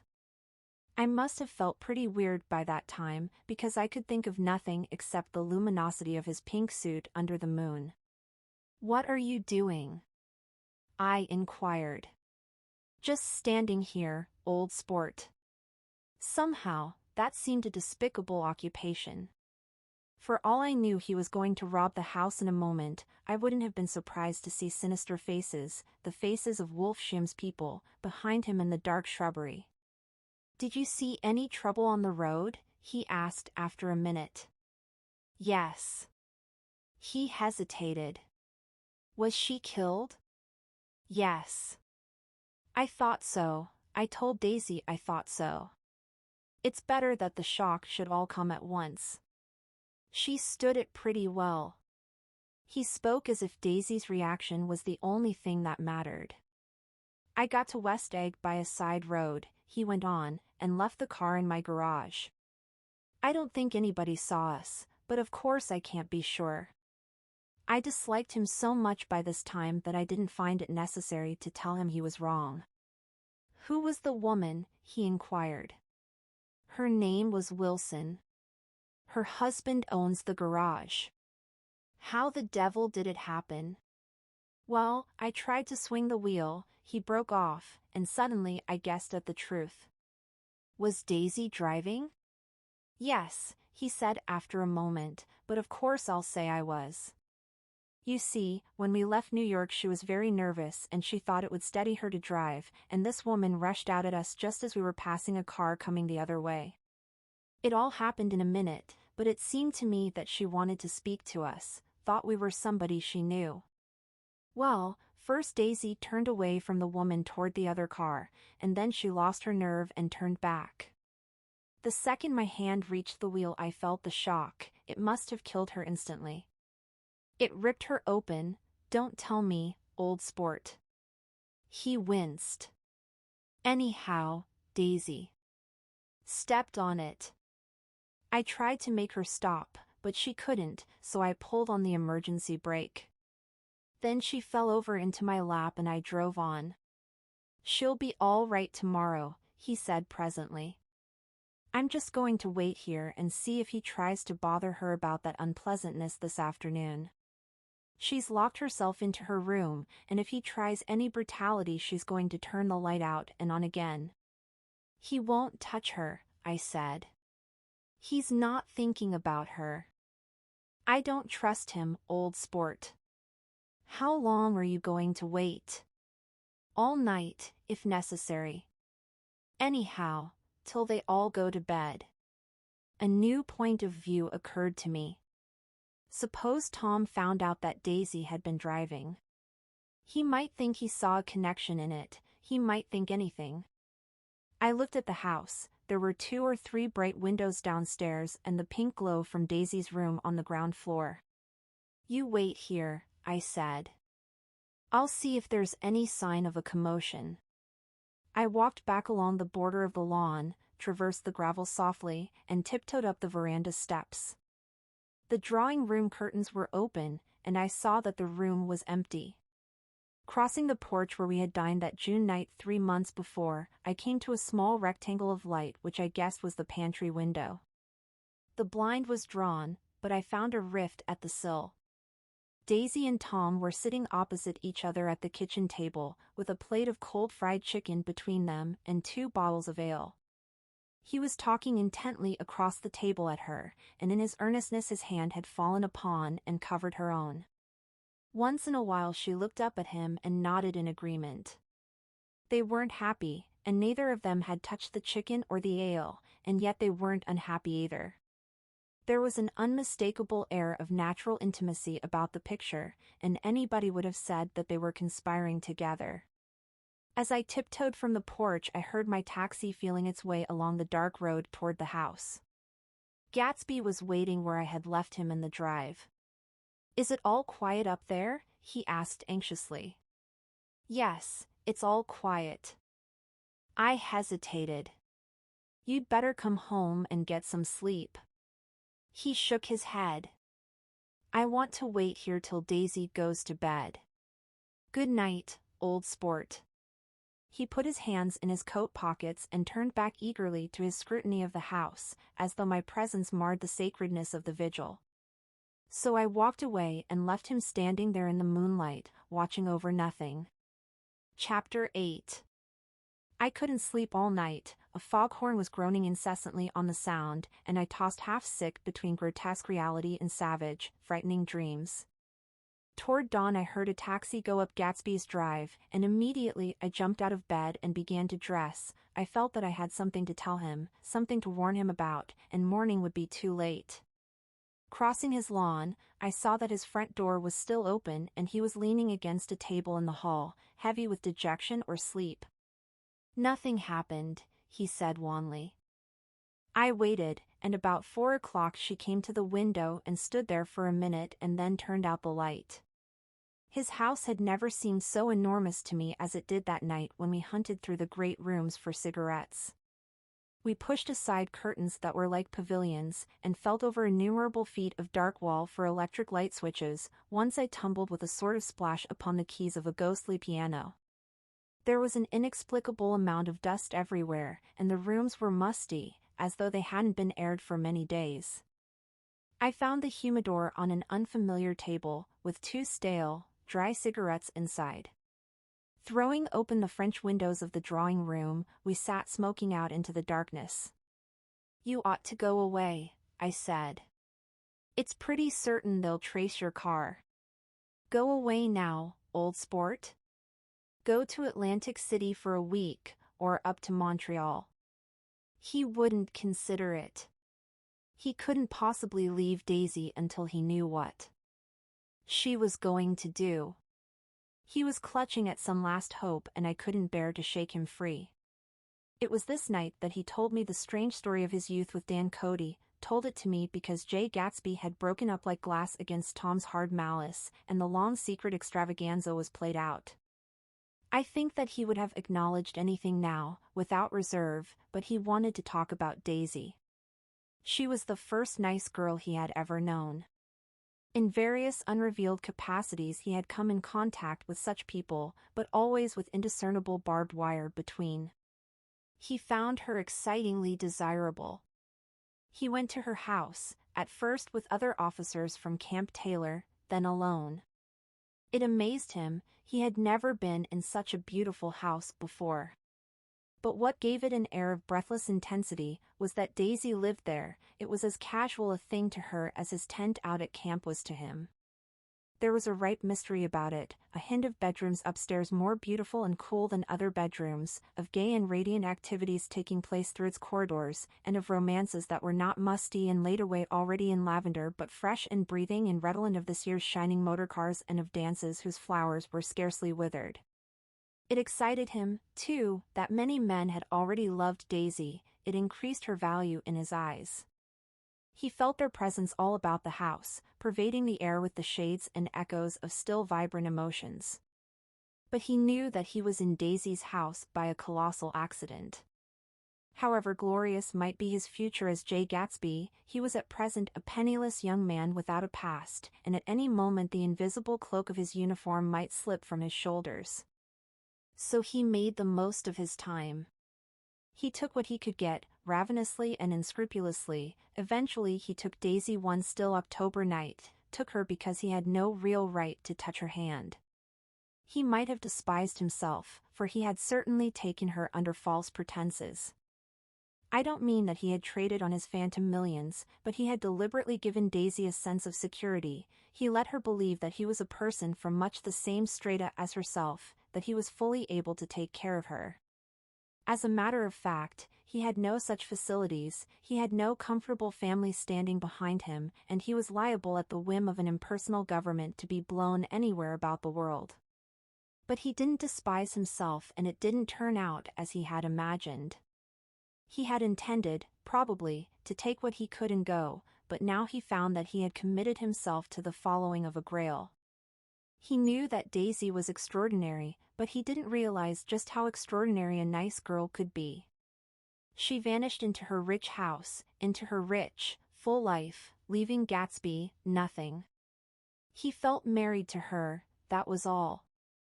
When they met again, 2 days later, it was Gatsby who was breathless, who was, somehow, betrayed. Her porch was bright with the bought luxury of starshine, the wicker of the settee squeaked fashionably as she turned toward him and he kissed her curious and lovely mouth. She had caught a cold, and it made her voice huskier and more charming than ever, and Gatsby was overwhelmingly aware of the youth and mystery that wealth imprisons and preserves, of the freshness of many clothes, and of Daisy, gleaming like silver, safe and proud above the hot struggles of the poor. I can't describe to you how surprised I was to find out I loved her, old sport. I even hoped for a while that she'd throw me over, but she didn't, because she was in love with me too. She thought I knew a lot because I knew different things from her. Well, there I was, way off my ambitions, getting deeper in love every minute, and all of a sudden I didn't care. What was the use of doing great things if I could have a better time telling her what I was going to do? On the last afternoon before he went abroad, he sat with Daisy in his arms for a long, silent time. It was a cold fall day, with fire in the room and her cheeks flushed. Now and then she moved and he changed his arm a little, and once he kissed her dark shining hair. The afternoon had made them tranquil for a while, as if to give them a deep memory for the long parting the next day promised. They had never been closer in their month of love, nor communicated more profoundly one with another, than when she brushed silent lips against his coat's shoulder or when he touched the end of her fingers, gently, as though she were asleep. He did extraordinarily well in the war. He was a captain before he went to the front, and following the Argonne battles he got his majority and the command of the divisional machine guns. After the armistice he tried frantically to get home, but some complication or misunderstanding sent him to Oxford instead. He was worried now, there was a quality of nervous despair in Daisy's letters. She didn't see why he couldn't come. She was feeling the pressure of the world outside, and she wanted to see him and feel his presence beside her and be reassured that she was doing the right thing after all. For Daisy was young and her artificial world was redolent of orchids and pleasant, cheerful snobbery and orchestras which set the rhythm of the year, summing up the sadness and suggestiveness of life in new tunes. All night the saxophones wailed the hopeless comment of the Beale Street Blues while 100 pairs of golden and silver slippers shuffled the shining dust. At the grey tea hour there were always rooms that throbbed incessantly with this low, sweet fever, while fresh faces drifted here and there like rose petals blown by the sad horns around the floor. Through this twilight universe Daisy began to move again with the season. Suddenly she was again keeping half a dozen dates a day with half a dozen men, and drowsing asleep at dawn with the beads and chiffon of an evening dress tangled among dying orchids on the floor beside her bed. And all the time something within her was crying for a decision. She wanted her life shaped now, immediately, and the decision must be made by some force, of love, of money, of unquestionable practicality, that was close at hand. That force took shape in the middle of spring with the arrival of Tom Buchanan. There was a wholesome bulkiness about his person and his position, and Daisy was flattered. Doubtless there was a certain struggle and a certain relief. The letter reached Gatsby while he was still at Oxford. It was dawn now on Long Island, and we went about opening the rest of the windows downstairs, filling the house with gray-turning, gold-turning light. The shadow of a tree fell abruptly across the dew and ghostly birds began to sing among the blue leaves. There was a slow, pleasant movement in the air, scarcely a wind, promising a cool, lovely day. I don't think she ever loved him. Gatsby turned around from a window and looked at me challengingly. You must remember, old sport, she was very excited this afternoon. He told her those things in a way that frightened her, that made it look as if I was some kind of cheap sharper.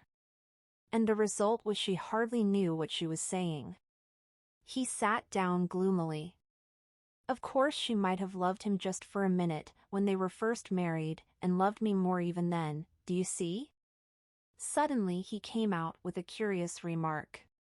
In any case, he said, it was just personal. What could you make of that, except to suspect some intensity in his conception of the affair that couldn't be measured? He came back from France when Tom and Daisy were still on their wedding trip, and made a miserable but irresistible journey to Louisville on the last of his army pay. He stayed there a week, walking the streets where their footsteps had clicked together through the November night and revisiting the out-of-the-way places to which they had driven in her white car. Just as Daisy's house had always seemed to him more mysterious and gay than other houses, so his idea of the city itself, even though she was gone from it, was pervaded with a melancholy beauty. He left feeling that if he had searched harder, he might have found her, that he was leaving her behind. The day coach, he was penniless now, was hot. He went out to the open vestibule and sat down on a folding chair, and the station slid away and the backs of unfamiliar buildings moved by. Then out into the spring fields, where a yellow trolley raced them for a minute with people in it who might once have seen the pale magic of her face along the casual street. The track curved and now it was going away from the sun, which, as it sank lower, seemed to spread itself in benediction over the vanishing city where she had drawn her breath. He stretched out his hand desperately as if to snatch only a wisp of air, to save a fragment of the spot that she had made lovely for him. But it was all going by too fast now for his blurred eyes, and he knew that he had lost that part of it, the freshest and the best, forever. It was 9 o'clock when we finished breakfast and went out on the porch. The night had made a sharp difference in the weather and there was an autumn flavor in the air. The gardener, the last one of Gatsby's former servants, came to the foot of the steps. I'm going to drain the pool today, Mr. Gatsby. Leaves'll start falling pretty soon, and then there's always trouble with the pipes. Don't do it today, Gatsby answered. He turned to me apologetically. You know, old sport, I've never used that pool all summer. I looked at my watch and stood up. 12 minutes to my train. I didn't want to go to the city. I wasn't worth a decent stroke of work, but it was more than that, I didn't want to leave Gatsby. I missed that train, and then another, before I could get myself away. I'll call you up, I said finally. Do, old sport. I'll call you about noon. We walked slowly down the steps. I suppose Daisy'll call too. He looked at me anxiously, as if he hoped I'd corroborate this. I suppose so. Well, goodbye. We shook hands and I started away. Just before I reached the hedge I remembered something and turned around. They're a rotten crowd, I shouted across the lawn. You're worth the whole damn bunch put together. I've always been glad I said that. It was the only compliment I ever gave him, because I disapproved of him from beginning to end. First he nodded politely, and then his face broke into that radiant and understanding smile, as if we'd been in ecstatic cahoots on that fact all the time.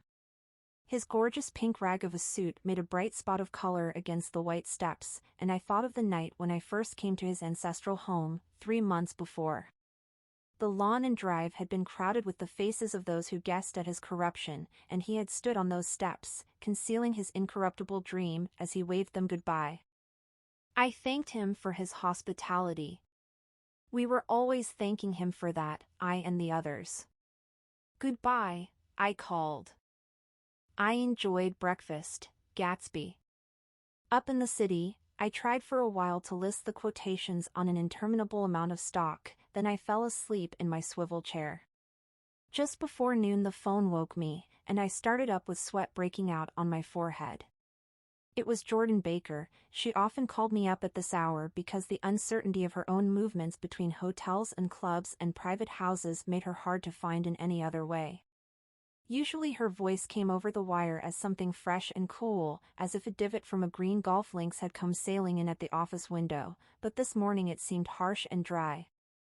I've left Daisy's house, she said. I'm at Hempstead, and I'm going down to Southampton this afternoon. Probably it had been tactful to leave Daisy's house, but the act annoyed me, and her next remark made me rigid. You weren't so nice to me last night.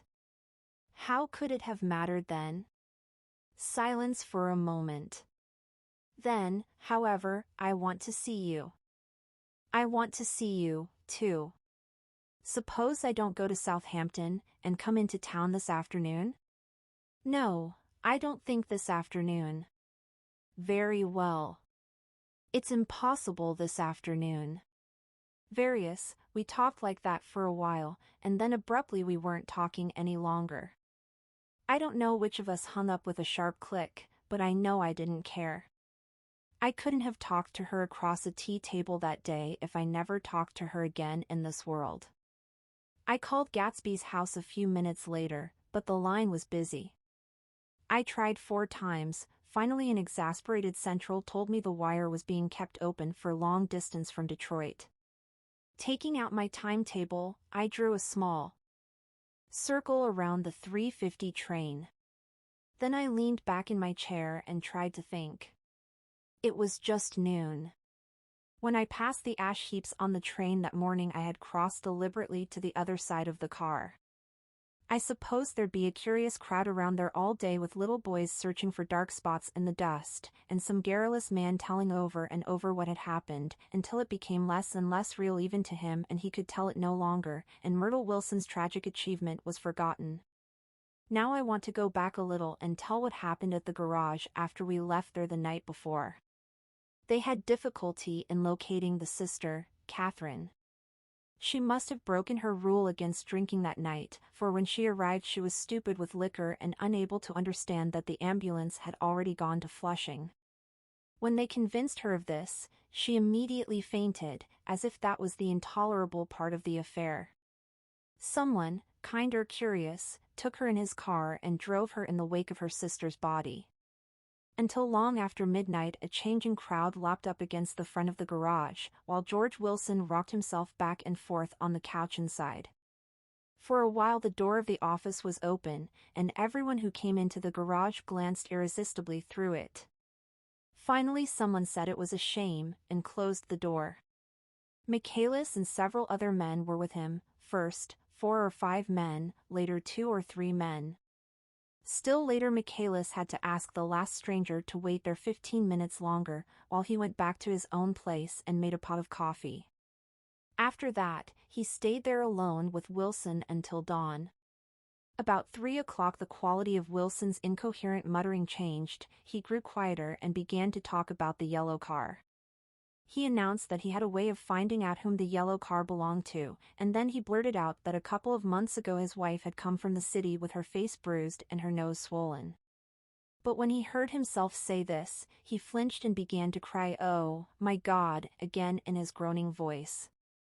Michaelis made a clumsy attempt to distract him. "How long have you been married, George? Come on there, try and sit still a minute and answer my question. How long have you been married?"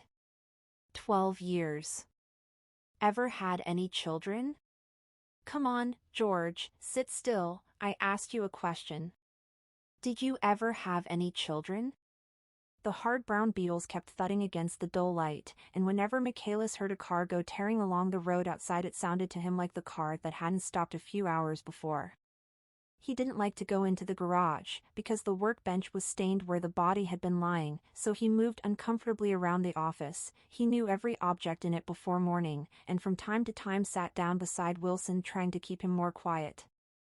Have you got a church you go to sometimes, George? Maybe even if you haven't been there for a long time? Maybe I could call up the church and get a priest to come over and he could talk to you, see? Don't belong to any. You ought to have a church, George, for times like this. You must have gone to church once. Didn't you get married in a church? Listen, George, listen to me. Didn't you get married in a church? That was a long time ago. The effort of answering broke the rhythm of his rocking. For a moment he was silent. Then the same half-knowing, half-bewildered look came back into his faded eyes. "Look in the drawer there," he said, pointing at the desk. "Which drawer?" "That drawer, that one." Michaelis opened the drawer nearest his hand. There was nothing in it but a small, expensive dog leash, made of leather and braided silver. It was apparently new. "This?" he inquired, holding it up. Wilson stared and nodded. "I found it yesterday afternoon. She tried to tell me about it, but I knew it was something funny." "You mean your wife bought it?" "She had it wrapped in tissue paper on her bureau." Michaelis didn't see anything odd in that, and he gave Wilson a dozen reasons why his wife might have bought the dog leash. But conceivably Wilson had heard some of these same explanations before, from Myrtle, because he began saying, "Oh, my God," again in a whisper. His comforter left several explanations in the air. "Then he killed her," said Wilson. His mouth dropped open suddenly. "Who did?" "I have a way of finding out." "You're morbid, George," said his friend. "This has been a strain to you and you don't know what you're saying. You'd better try and sit quiet till morning." "He murdered her." "It was an accident, George." Wilson shook his head. His eyes narrowed and his mouth widened slightly with the ghost of a superior hum. "I know," he said definitely. "I'm one of these trusting fellas and I don't think any harm to nobody, but when I get to know a thing I know it. It was the man in that car. She ran out to speak to him and he wouldn't stop." Michaelis had seen this too, but it hadn't occurred to him that there was any special significance in it. He believed that Mrs. Wilson had been running away from her husband rather than trying to stop any particular car. How could she have been like that? "She's a deep one," said Wilson, as if that answered the question. He began to rock again, and Michaelis stood twisting the leash in his hand. "Maybe you got some friend that I could telephone for, George?" This was a forlorn hope. He was almost sure that Wilson had no friend, there was not enough of him for his wife. He was glad a little later when he noticed a change in the room, a blue quickening by the window, and realized that dawn wasn't far off. About 5 o'clock it was blue enough outside to snap off the light. Wilson's glazed eyes turned out to the ash heaps, where small gray clouds took on fantastic shapes and scurried here and there in the faint dawn wind. "I spoke to her," he muttered, after a long silence. "I told her she might fool me, but she couldn't fool God. I took her to the window." With an effort he got up and walked to the rear window and leaned with his face pressed against it, and I said, "God knows what you've been doing, everything you've been doing. You may fool me, but you can't fool God." Standing behind him, Michaelis saw with a shock that he was looking at the eyes of Dr. T. J. Eckelberg, which had just emerged, pale and enormous, from the dissolving night. "God sees everything," repeated Wilson. "That's an advertisement," Michaelis assured him. Something made him turn away from the window and look back into the room. But Wilson stood there a long time, his face close to the window pane, nodding into the twilight. By 6 o'clock Michaelis was worn out, and grateful for the sound of a car stopping outside. It was one of the watchers of the night before who had promised to come back, so he cooked breakfast for 3, which he and the other man ate together. Wilson was quieter now, and Michaelis went home to sleep. When he awoke 4 hours later and hurried back to the garage, Wilson was gone. His movements, he was on foot all the time, were afterward traced to Port Roosevelt and then to Gad's Hill, where he bought a sandwich that he didn't eat, and a cup of coffee. He must have been tired and walking slowly, for he didn't reach Gad's Hill until noon. Thus far there was no difficulty in accounting for his time. There were boys who had seen a man acting sort of crazy, and motorists at whom he stared oddly from the side of the road. Then for 3 hours he disappeared from view. The police, on the strength of what he said to Michaelis, that he had a way of finding out, supposed that he spent that time going from garage to garage thereabout, inquiring for a yellow car. On the other hand, no garage man who had seen him ever came forward, and perhaps he had an easier, surer way of finding out what he wanted to know. By 2:30 he was in West Egg, where he asked someone the way to Gatsby's house. So by that time he knew Gatsby's name. At 2 o'clock Gatsby put on his bathing suit and left word with the butler that if anyone phoned word was to be brought to him at the pool. He stopped at the garage for a pneumatic mattress that had amused his guests during the summer, and the chauffeur helped him to pump it up. Then he gave instructions that the open car wasn't to be taken out under any circumstances, and this was strange, because the front right fender needed repair. Gatsby shouldered the mattress and started for the pool. Once he stopped and shifted it a little, and the chauffeur asked him if he needed help, but he shook his head and in a moment disappeared among the yellowing trees. No telephone message arrived, but the butler went without his sleep and waited for it until 4 o'clock, until long after there was anyone to give it to if it came. I have an idea that Gatsby himself didn't believe it would come, and perhaps he no longer cared. If that was true, he must have felt that he had lost the old warm world, paid a high price for living too long with a single dream. He must have looked up at an unfamiliar sky through frightening leaves and shivered as he found what a grotesque thing a rose is and how raw the sunlight was upon the scarcely created grass. A new world, material without being real, where poor ghosts, breathing dreams like air, drifted fortuitously about. Like that ashen, fantastic figure gliding toward him through the amorphous trees. The chauffeur, he was one of Wolfsham's protégés, heard the shots. Afterwards he could only say that he hadn't thought anything much about them. I drove from the station directly to Gatsby's house, and my rushing anxiously up the front steps was the first thing that alarmed anyone. But they knew then, I firmly believe. With scarcely a word said, four of us, the chauffeur, butler, gardener, and I hurried down to the pool. There was a faint, barely perceptible movement of the water as the fresh flow from one end urged its way toward the drain at the other. With little ripples that were hardly the shadows of waves, the laden mattress moved irregularly down the pool. A small gust of wind that scarcely corrugated the surface was enough to disturb its accidental course with its accidental burden. The touch of a cluster of leaves revolved it slowly, tracing, like the leg of transit, a thin red circle in the water. It was after we started with Gatsby toward the house that the gardener saw Wilson's body a little way off in the grass, and the Holocaust was complete. Chapter 9. After 2 years I remember the rest of that day, and that night and the next day, only as an endless drill of police and photographers and newspaper men in and out of Gatsby's front door.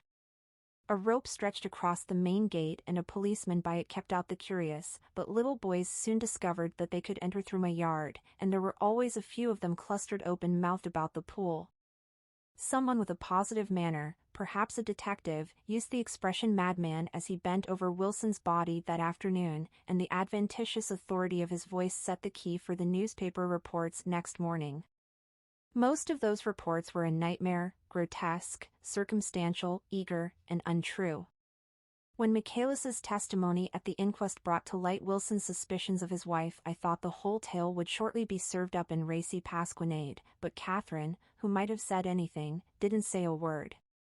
She showed a surprising amount of character about it too, looked at the coroner with determined eyes under that corrected brow of hers, and swore that her sister had never seen Gatsby, that her sister was completely happy with her husband, that her sister had been into no mischief whatever. She convinced herself of it, and cried into her handkerchief, as if the very suggestion was more than she could endure. So Wilson was reduced to a man deranged by grief in order that the case might remain in its simplest form. And it rested there. But all this part of it seemed remote and unessential. I found myself on Gatsby's side, and alone. From the moment I telephoned news of the catastrophe to West Egg Village, every surmise about him, and every practical question, was referred to me. At first I was surprised and confused, then, as he lay in his house and didn't move or breathe or speak, hour upon hour, it grew upon me that I was responsible, because no one else was interested, I mean, with that intense personal interest to which everyone has some vague right at the end. I called up Daisy half an hour after we found him, called her instinctively and without hesitation. But she and Tom had gone away early that afternoon and taken baggage with them. Left no address? No say when they'd be back? No any idea where they are? How I could reach them? I don't know. Can't say. I wanted to get somebody for him. I wanted to go into the room where he lay and reassure him, I'll get somebody for you, Gatsby. Don't worry. Just trust me and I'll get somebody for you. Meyer Wolfsham's name wasn't in the phone book. The butler gave me his office address on Broadway, and I called information, but by the time I had the number it was long after 5, and no one answered the phone. Will you ring again? I've rung 3 times. It's very important. Sorry. I'm afraid no one's there. I went back to the drawing room and thought for an instant that they were chance visitors, all these official people who suddenly filled it. But, though they drew back the sheet and looked at Gatsby with shocked eyes, his protest continued in my brain, look here, old sport, you've got to get somebody for me. You've got to try hard. I can't go through this alone. Someone started to ask me questions, but I broke away and going upstairs looked hastily through the unlocked parts of his desk. He'd never told me definitely that his parents were dead. But there was nothing, only the picture of Dan Cody, a token of forgotten violence, staring down from the wall. Next morning I sent the butler to New York with a letter to Wolfsham, which asked for information and urged him to come out on the next train. That request seemed superfluous when I wrote it. I was sure he'd start when he saw the newspapers, just as I was sure there'd be a wire from Daisy before noon, but neither a wire nor Mr. Wolfsham arrived. No one arrived except more police and photographers and newspaper men. When the butler brought back Wolfsham's answer I began to have a feeling of defiance, of scornful solidarity between Gatsby and me against them all. Dear Mr. Carraway, this has been one of the most terrible shocks of my life to me. I hardly can believe it that it is true at all. Such a mad act as that man did should make us all think. I cannot come down now as I am tied up in some very important business and cannot get mixed up in this thing now. If there is anything I can do a little later, let me know in a letter by Edgar. I hardly know where I am when I hear about a thing like this and am completely knocked down and out. Yours truly, Meyer Wolfsham, and then hasty addenda beneath, let me know about the funeral etc. Do not know his family at all. When the phone rang that afternoon and long distance said Chicago was calling, I thought this would be Daisy at last. But the connection came through as a man's voice, very thin and far away. This is Slagle speaking. Yes? The name was unfamiliar. Hell of a note, isn't it? Get my wire? There haven't been any wires. Young Park's in trouble, he said rapidly. They picked him up when he handed the bonds over the counter.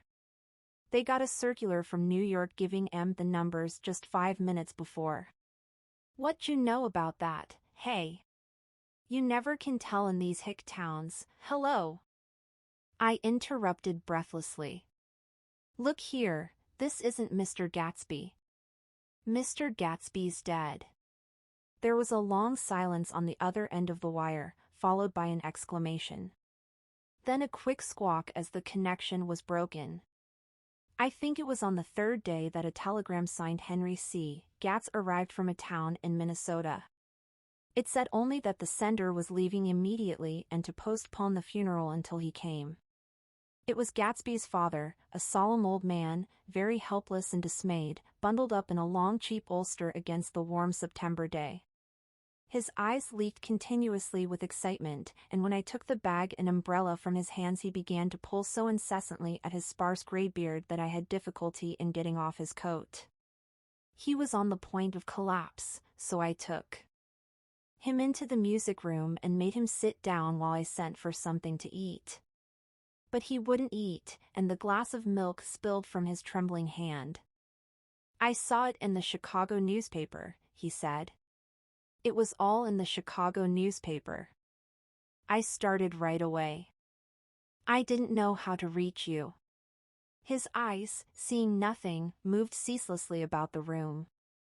It was a madman, he said. He must have been mad. Wouldn't you like some coffee? I urged him. I don't want anything. I'm all right now, Mr. Carraway.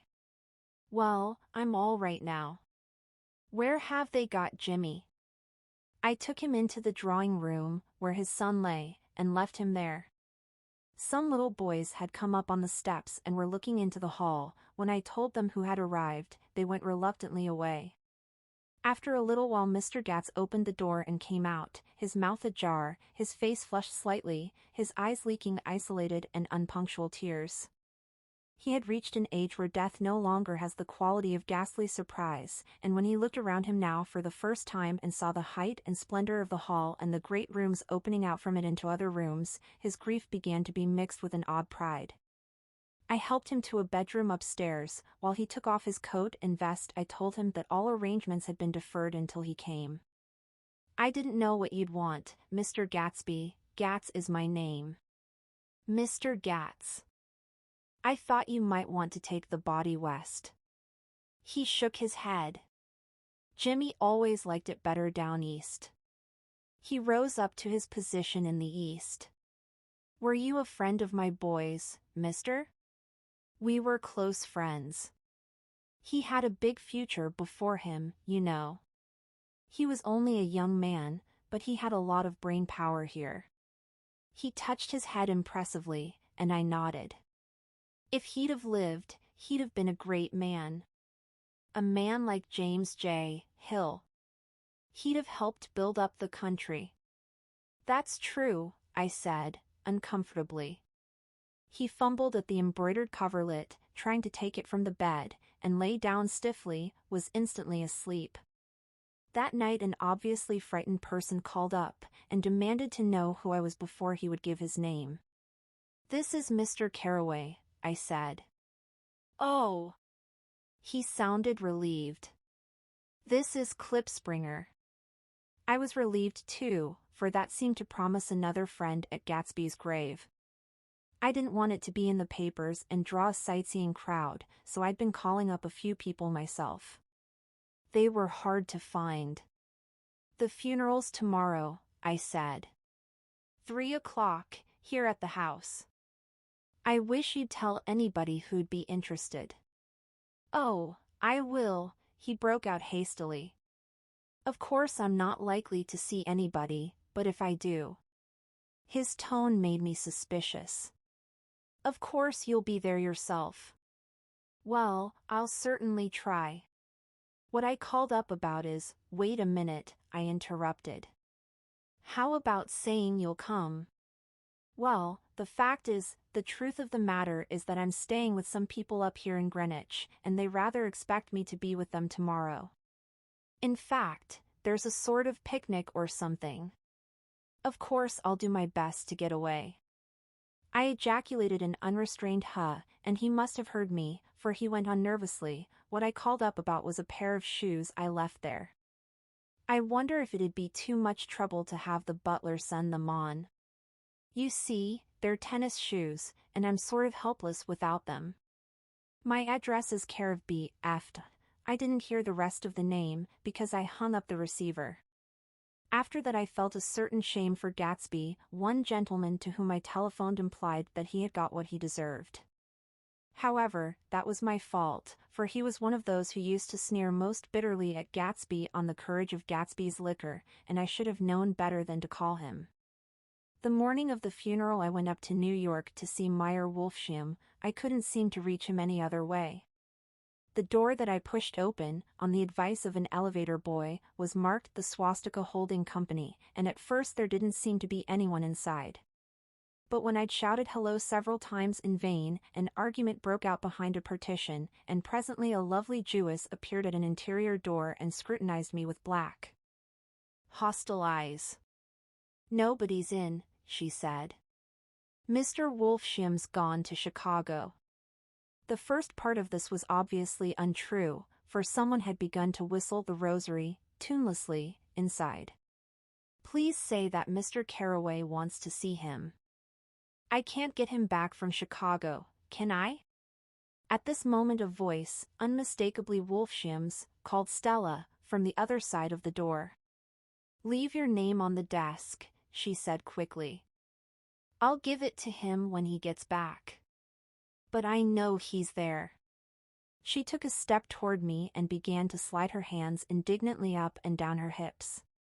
You young men think you can force your way in here any time, she scolded. We're getting sick and tired of it. When I say he's in Chicago, he's in Chicago. I mentioned Gatsby. O.H. She looked at me over again. Will you what was your name? She vanished. In a moment Meyer Wolfsham stood solemnly in the doorway, holding out both hands. He drew me into his office, remarking in a reverent voice that it was a sad time for all of us, and offered me a cigar. My memory goes back to when first I met him, he said. A young major just out of the army and covered over with medals he got in the war. He was so hard up he had to keep on wearing his uniform because he couldn't buy some regular clothes. First time I saw him was when he came into Weinbrenner's pool room at 43rd Street and asked for a job. He hadn't eaten anything for a couple of days. Come on, have some lunch with me, I said. He ate more than $4 worth of food in half an hour. Did you start him in business? I inquired. Start him.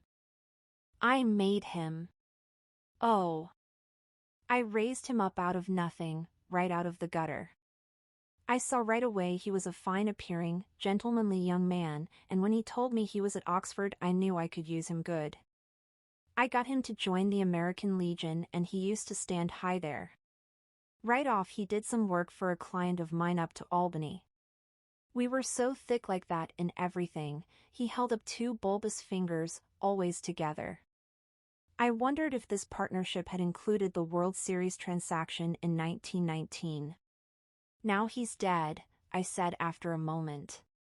You were his closest friend, so I know you'll want to come to his funeral this afternoon. I'd like to come. Well, come then. The hair in his nostrils quivered slightly, and as he shook his head his eyes filled with tears. I can't do it, I can't get mixed up in it, he said. There's nothing to get mixed up in. It's all over now. When a man gets killed I never like to get mixed up in it in any way. I keep out. When I was a young man it was different. If a friend of mine died, no matter how, I stuck with them to the end. You may think that's sentimental, but I mean it, to the bitter end. I saw that for some reason of his own he was determined not to come, so I stood up. Are you a college man? He inquired suddenly. For a moment I thought he was going to suggest a connection, but he only nodded and shook my hand. Let us learn to show our friendship for a man when he is alive and not after he is dead, he suggested. After that my own rule is to let everything alone. When I left his office the sky had turned dark and I got back to West Egg in a drizzle. After changing my clothes I went next door and found Mr. Gatsby walking up and down excitedly in the hall. His pride in his son and in his son's possessions was continually increasing and now he had something to show me. Jimmy sent me this picture. He took out his wallet with trembling fingers. Look there. It was a photograph of the house, cracked in the corners and dirty with many hands. He pointed out every detail to me eagerly. Look there, and then sought admiration from my eyes. He had shown it so often that I think it was more real to him now than the house itself. Jimmy sent it to me. I think it's a very pretty picture. It shows up well. Very well. Had you seen him lately? He come out to see me 2 years ago and bought me the house I live in now. Of course we was broke up when he ran off from home, but I see now there was a reason for it. He knew he had a big future in front of him. And ever since he made a success he was very generous with me. He seemed reluctant to put away the picture, held it for Another minute, lingeringly, before my eyes.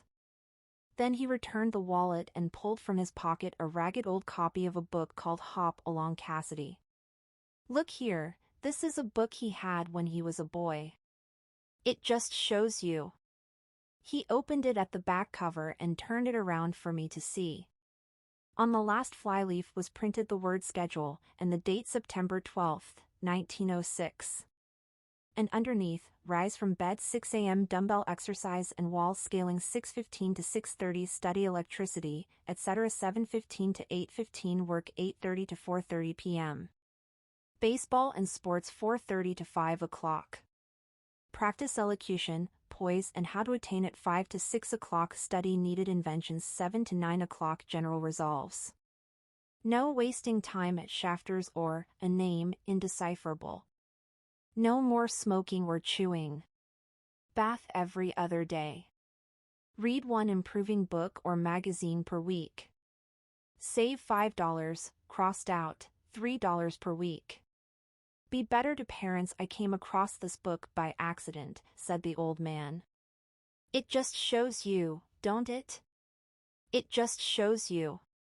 Jimmy was bound to get ahead. He always had some resolves like this or something. Do you notice what he's got about improving his mind? He was always great for that. He told me I eat tea like a hog once, and I beat him for it. He was reluctant to close the book, reading each item aloud and then looking eagerly at me. I think he rather expected me to copy down the list for my own use. A little before 3 the Lutheran minister arrived from Flushing, and I began to look involuntarily out the windows for other cars. So did Gatsby's father. And as the time passed and the servants came in and stood waiting in the hall, his eyes began to blink anxiously, and he spoke of the rain in a worried, uncertain way. The minister glanced several times at his watch, so I took him aside and asked him to wait for half an hour. But it wasn't any use. Nobody came. About 5 o'clock our procession of 3 cars reached the cemetery and stopped in a thick drizzle beside the gate, first a motor hearse, horribly black and wet, then Mr. Gats and the minister and me in the limousine, and a little later 4 or 5 servants and the postman from West Egg, in Gatsby's station wagon, all wet to the skin. As we started through the gate into the cemetery I heard a car stop and then the sound of someone splashing after us over the soggy ground. I looked around. It was the man with owl-eyed glasses whom I had found marveling over Gatsby's books in the library one night 3 months before. I'd never seen him since then. I don't know how he knew about the funeral, or even his name. The rain poured down his thick glasses, and he took them off and wiped them to see the protecting canvas unrolled from Gatsby's grave.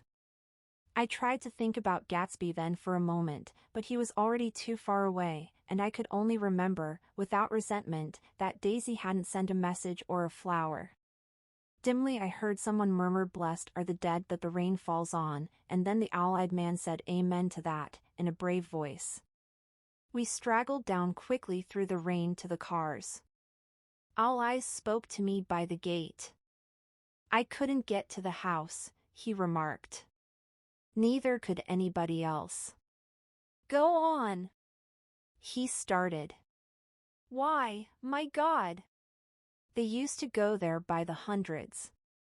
He took off his glasses and wiped them again, outside and in. "The poor son of a bitch," he said. One of my most vivid memories is of coming back west from prep school and later from college at Christmas time. Those who went farther than Chicago would gather in the old dim Union Station at 6 o'clock of a December evening, with a few Chicago friends, already caught up into their own holiday gaieties, to bid them a hasty goodbye. I remember the fur coats of the girls returning from Miss This or That's and the chatter of frozen breath and the hands waving overhead as we caught sight of old acquaintances, and the matchings of invitations. "Are you going to the Ordways? The Herseys? The Schultzes?" and the long green tickets clasped tight in our gloved hands. And last the murky yellow cars of the Chicago, Milwaukee and St. Paul Railroad, looking cheerful as Christmas itself on the tracks beside the gate. When we pulled out into the winter night and the real snow, our snow, began to stretch out beside us and twinkle against the windows, and the dim lights of small Wisconsin stations moved by. A sharp wild breeze came suddenly into the air. We drew in deep breaths of it as we walked back from dinner through the cold vestibules, unutterably aware of our identity with this country for one strange hour, before we melted indistinguishably into it again. That's my Middle West, not the wheat or the prairies or the lost Swede towns, but the thrilling returning trains of my youth, and the street lamps and sleigh bells and the frosty dark and the shadows of holly wreaths thrown by lighted windows on the snow. I am part of that, a little solemn with the feel of those long winters, a little complacent from growing up in the Carraway house in a city where dwellings are still called through decades by a family's name. I see now that this has been a story of the West. After all, Tom and Gatsby, Daisy and Jordan and I, were all Westerners, and perhaps we possessed some deficiency in common which made us subtly unadaptable to Eastern life. Even when the East excited me most, even when I was most keenly aware of its superiority to the bored, sprawling, swollen towns beyond the Ohio, with their interminable inquisitions which spared only the children and the very old, even then it had always for me a quality of distortion. West Egg, especially, still figures in my more fantastic dreams. I see it as a night scene by El Greco, 100 houses, at once conventional and grotesque, crouching under a sullen, overhanging sky and a lustreless moon. In the foreground 4 solemn men in dress suits are walking along the sidewalk with a stretcher on which lies a drunken woman in a white evening dress. Her hand, which dangles over the side, sparkles cold with jewels. Gravely the men turn in at a house, the wrong house. But no one knows the woman's name, and no one cares. After Gatsby's death the East was haunted for me like that, distorted beyond my eyes' power of correction. So when the blue smoke of brittle leaves was in the air and the wind blew the wet laundry stiff on the line, I decided to come back home. There was one thing to be done before I left, an awkward, unpleasant thing that perhaps had better have been let alone. But I wanted to leave things in order and not just trust that obliging and indifferent sea to sweep my refuse away. I saw Jordan Baker and talked over and around what had happened to us together, and what had happened afterward to me, and she lay perfectly still, listening, in a big chair. She was dressed to play golf, and I remember thinking she looked like a good illustration, her chin raised a little jauntily, her hair the color of an autumn leaf, her face the same brown tint as the fingerless glove on her knee. When I had finished she told me without comment that she was engaged to another man. I doubted that, though there were several she could have married at a nod of her head, but I pretended to be surprised. For just a minute I wondered if I wasn't making a mistake, then I thought it all over again quickly and got up to say goodbye. "Nevertheless you did throw me over," said Jordan suddenly. "You threw me over on the telephone. I don't give a damn about you now, but it was a new experience for me, and I felt a little dizzy for a while." We shook hands. "Oh, and do you remember," she added, "a conversation we had once about driving a car?" "Why, not exactly." "You said a bad driver was only safe until she met another bad driver?" "Well, I met another bad driver, didn't I? I mean, it was careless of me to make such a wrong guess. I thought you were rather an honest, straightforward person. I thought it was your secret pride." "I'm 30, I said. I'm 5 years too old to lie to myself and call it honor." She didn't answer. Angry, and half in love with her, and tremendously sorry, I turned away. One afternoon late in October I saw Tom Buchanan. He was walking ahead of me along Fifth Avenue in his alert, aggressive way, his hands out a little from his body as if to fight off interference, his head moving sharply here and there, adapting itself to his restless eyes. Just as I slowed up to avoid overtaking him, he stopped and began frowning into the windows of a jeweler's store. Suddenly he saw me and walked back, holding out his hand. "What's the matter, Nick? Do you object to shaking hands with me?" "Yes. You know what I think of you."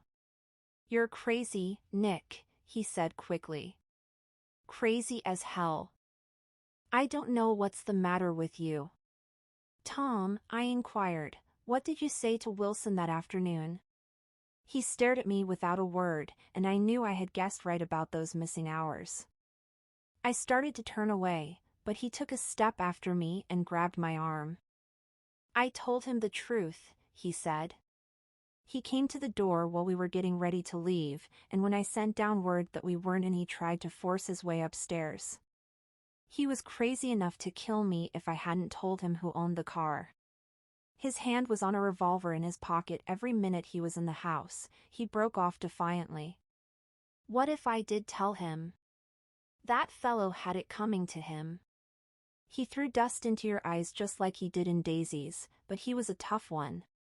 He ran over Myrtle like you'd run over a dog and never even stopped his car. There was nothing I could say, except the one unutterable fact that it wasn't true.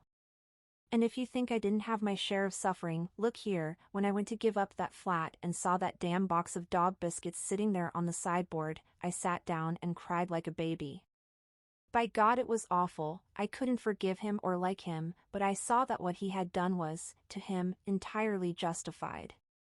It was all very careless and confused. They were careless people, Tom and Daisy. They smashed up things and creatures and then retreated back into their money or their vast carelessness, or whatever it was that kept them together, and let other people clean up the mess they had made. I shook hands with him. It seemed silly not to, for I felt suddenly as though I were talking to a child. Then he went into the jeweler's store to buy a pearl necklace, or perhaps only a pair of cuff buttons, rid of my provincial squeamishness forever. Gatsby's house was still empty when I left. The grass on his lawn had grown as long as mine.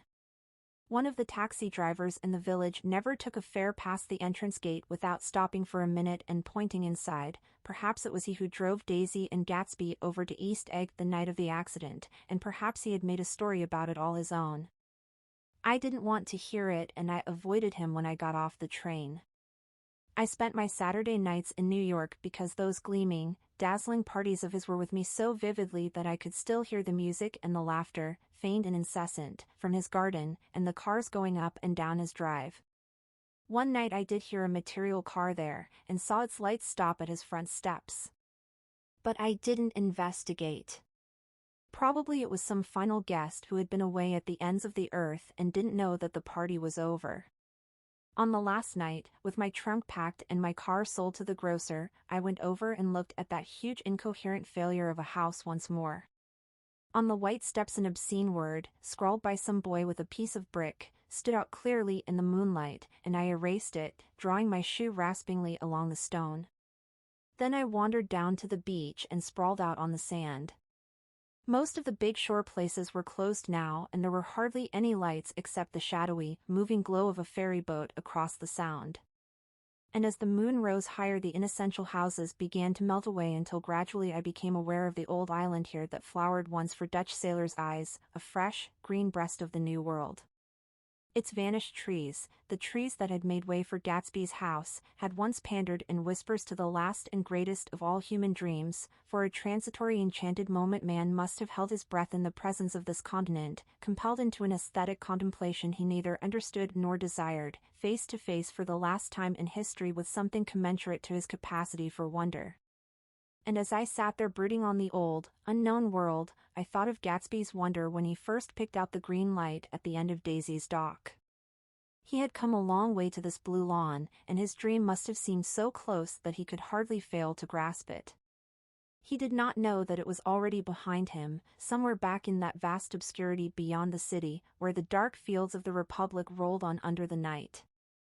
Gatsby believed in the green light, the orgastic future that year by year recedes before us. It eluded us then, but that's no matter. Tomorrow we will run faster, stretch out our arms further. And one fine morning, so we beat on, boats against the current, borne back ceaselessly into the past. The end.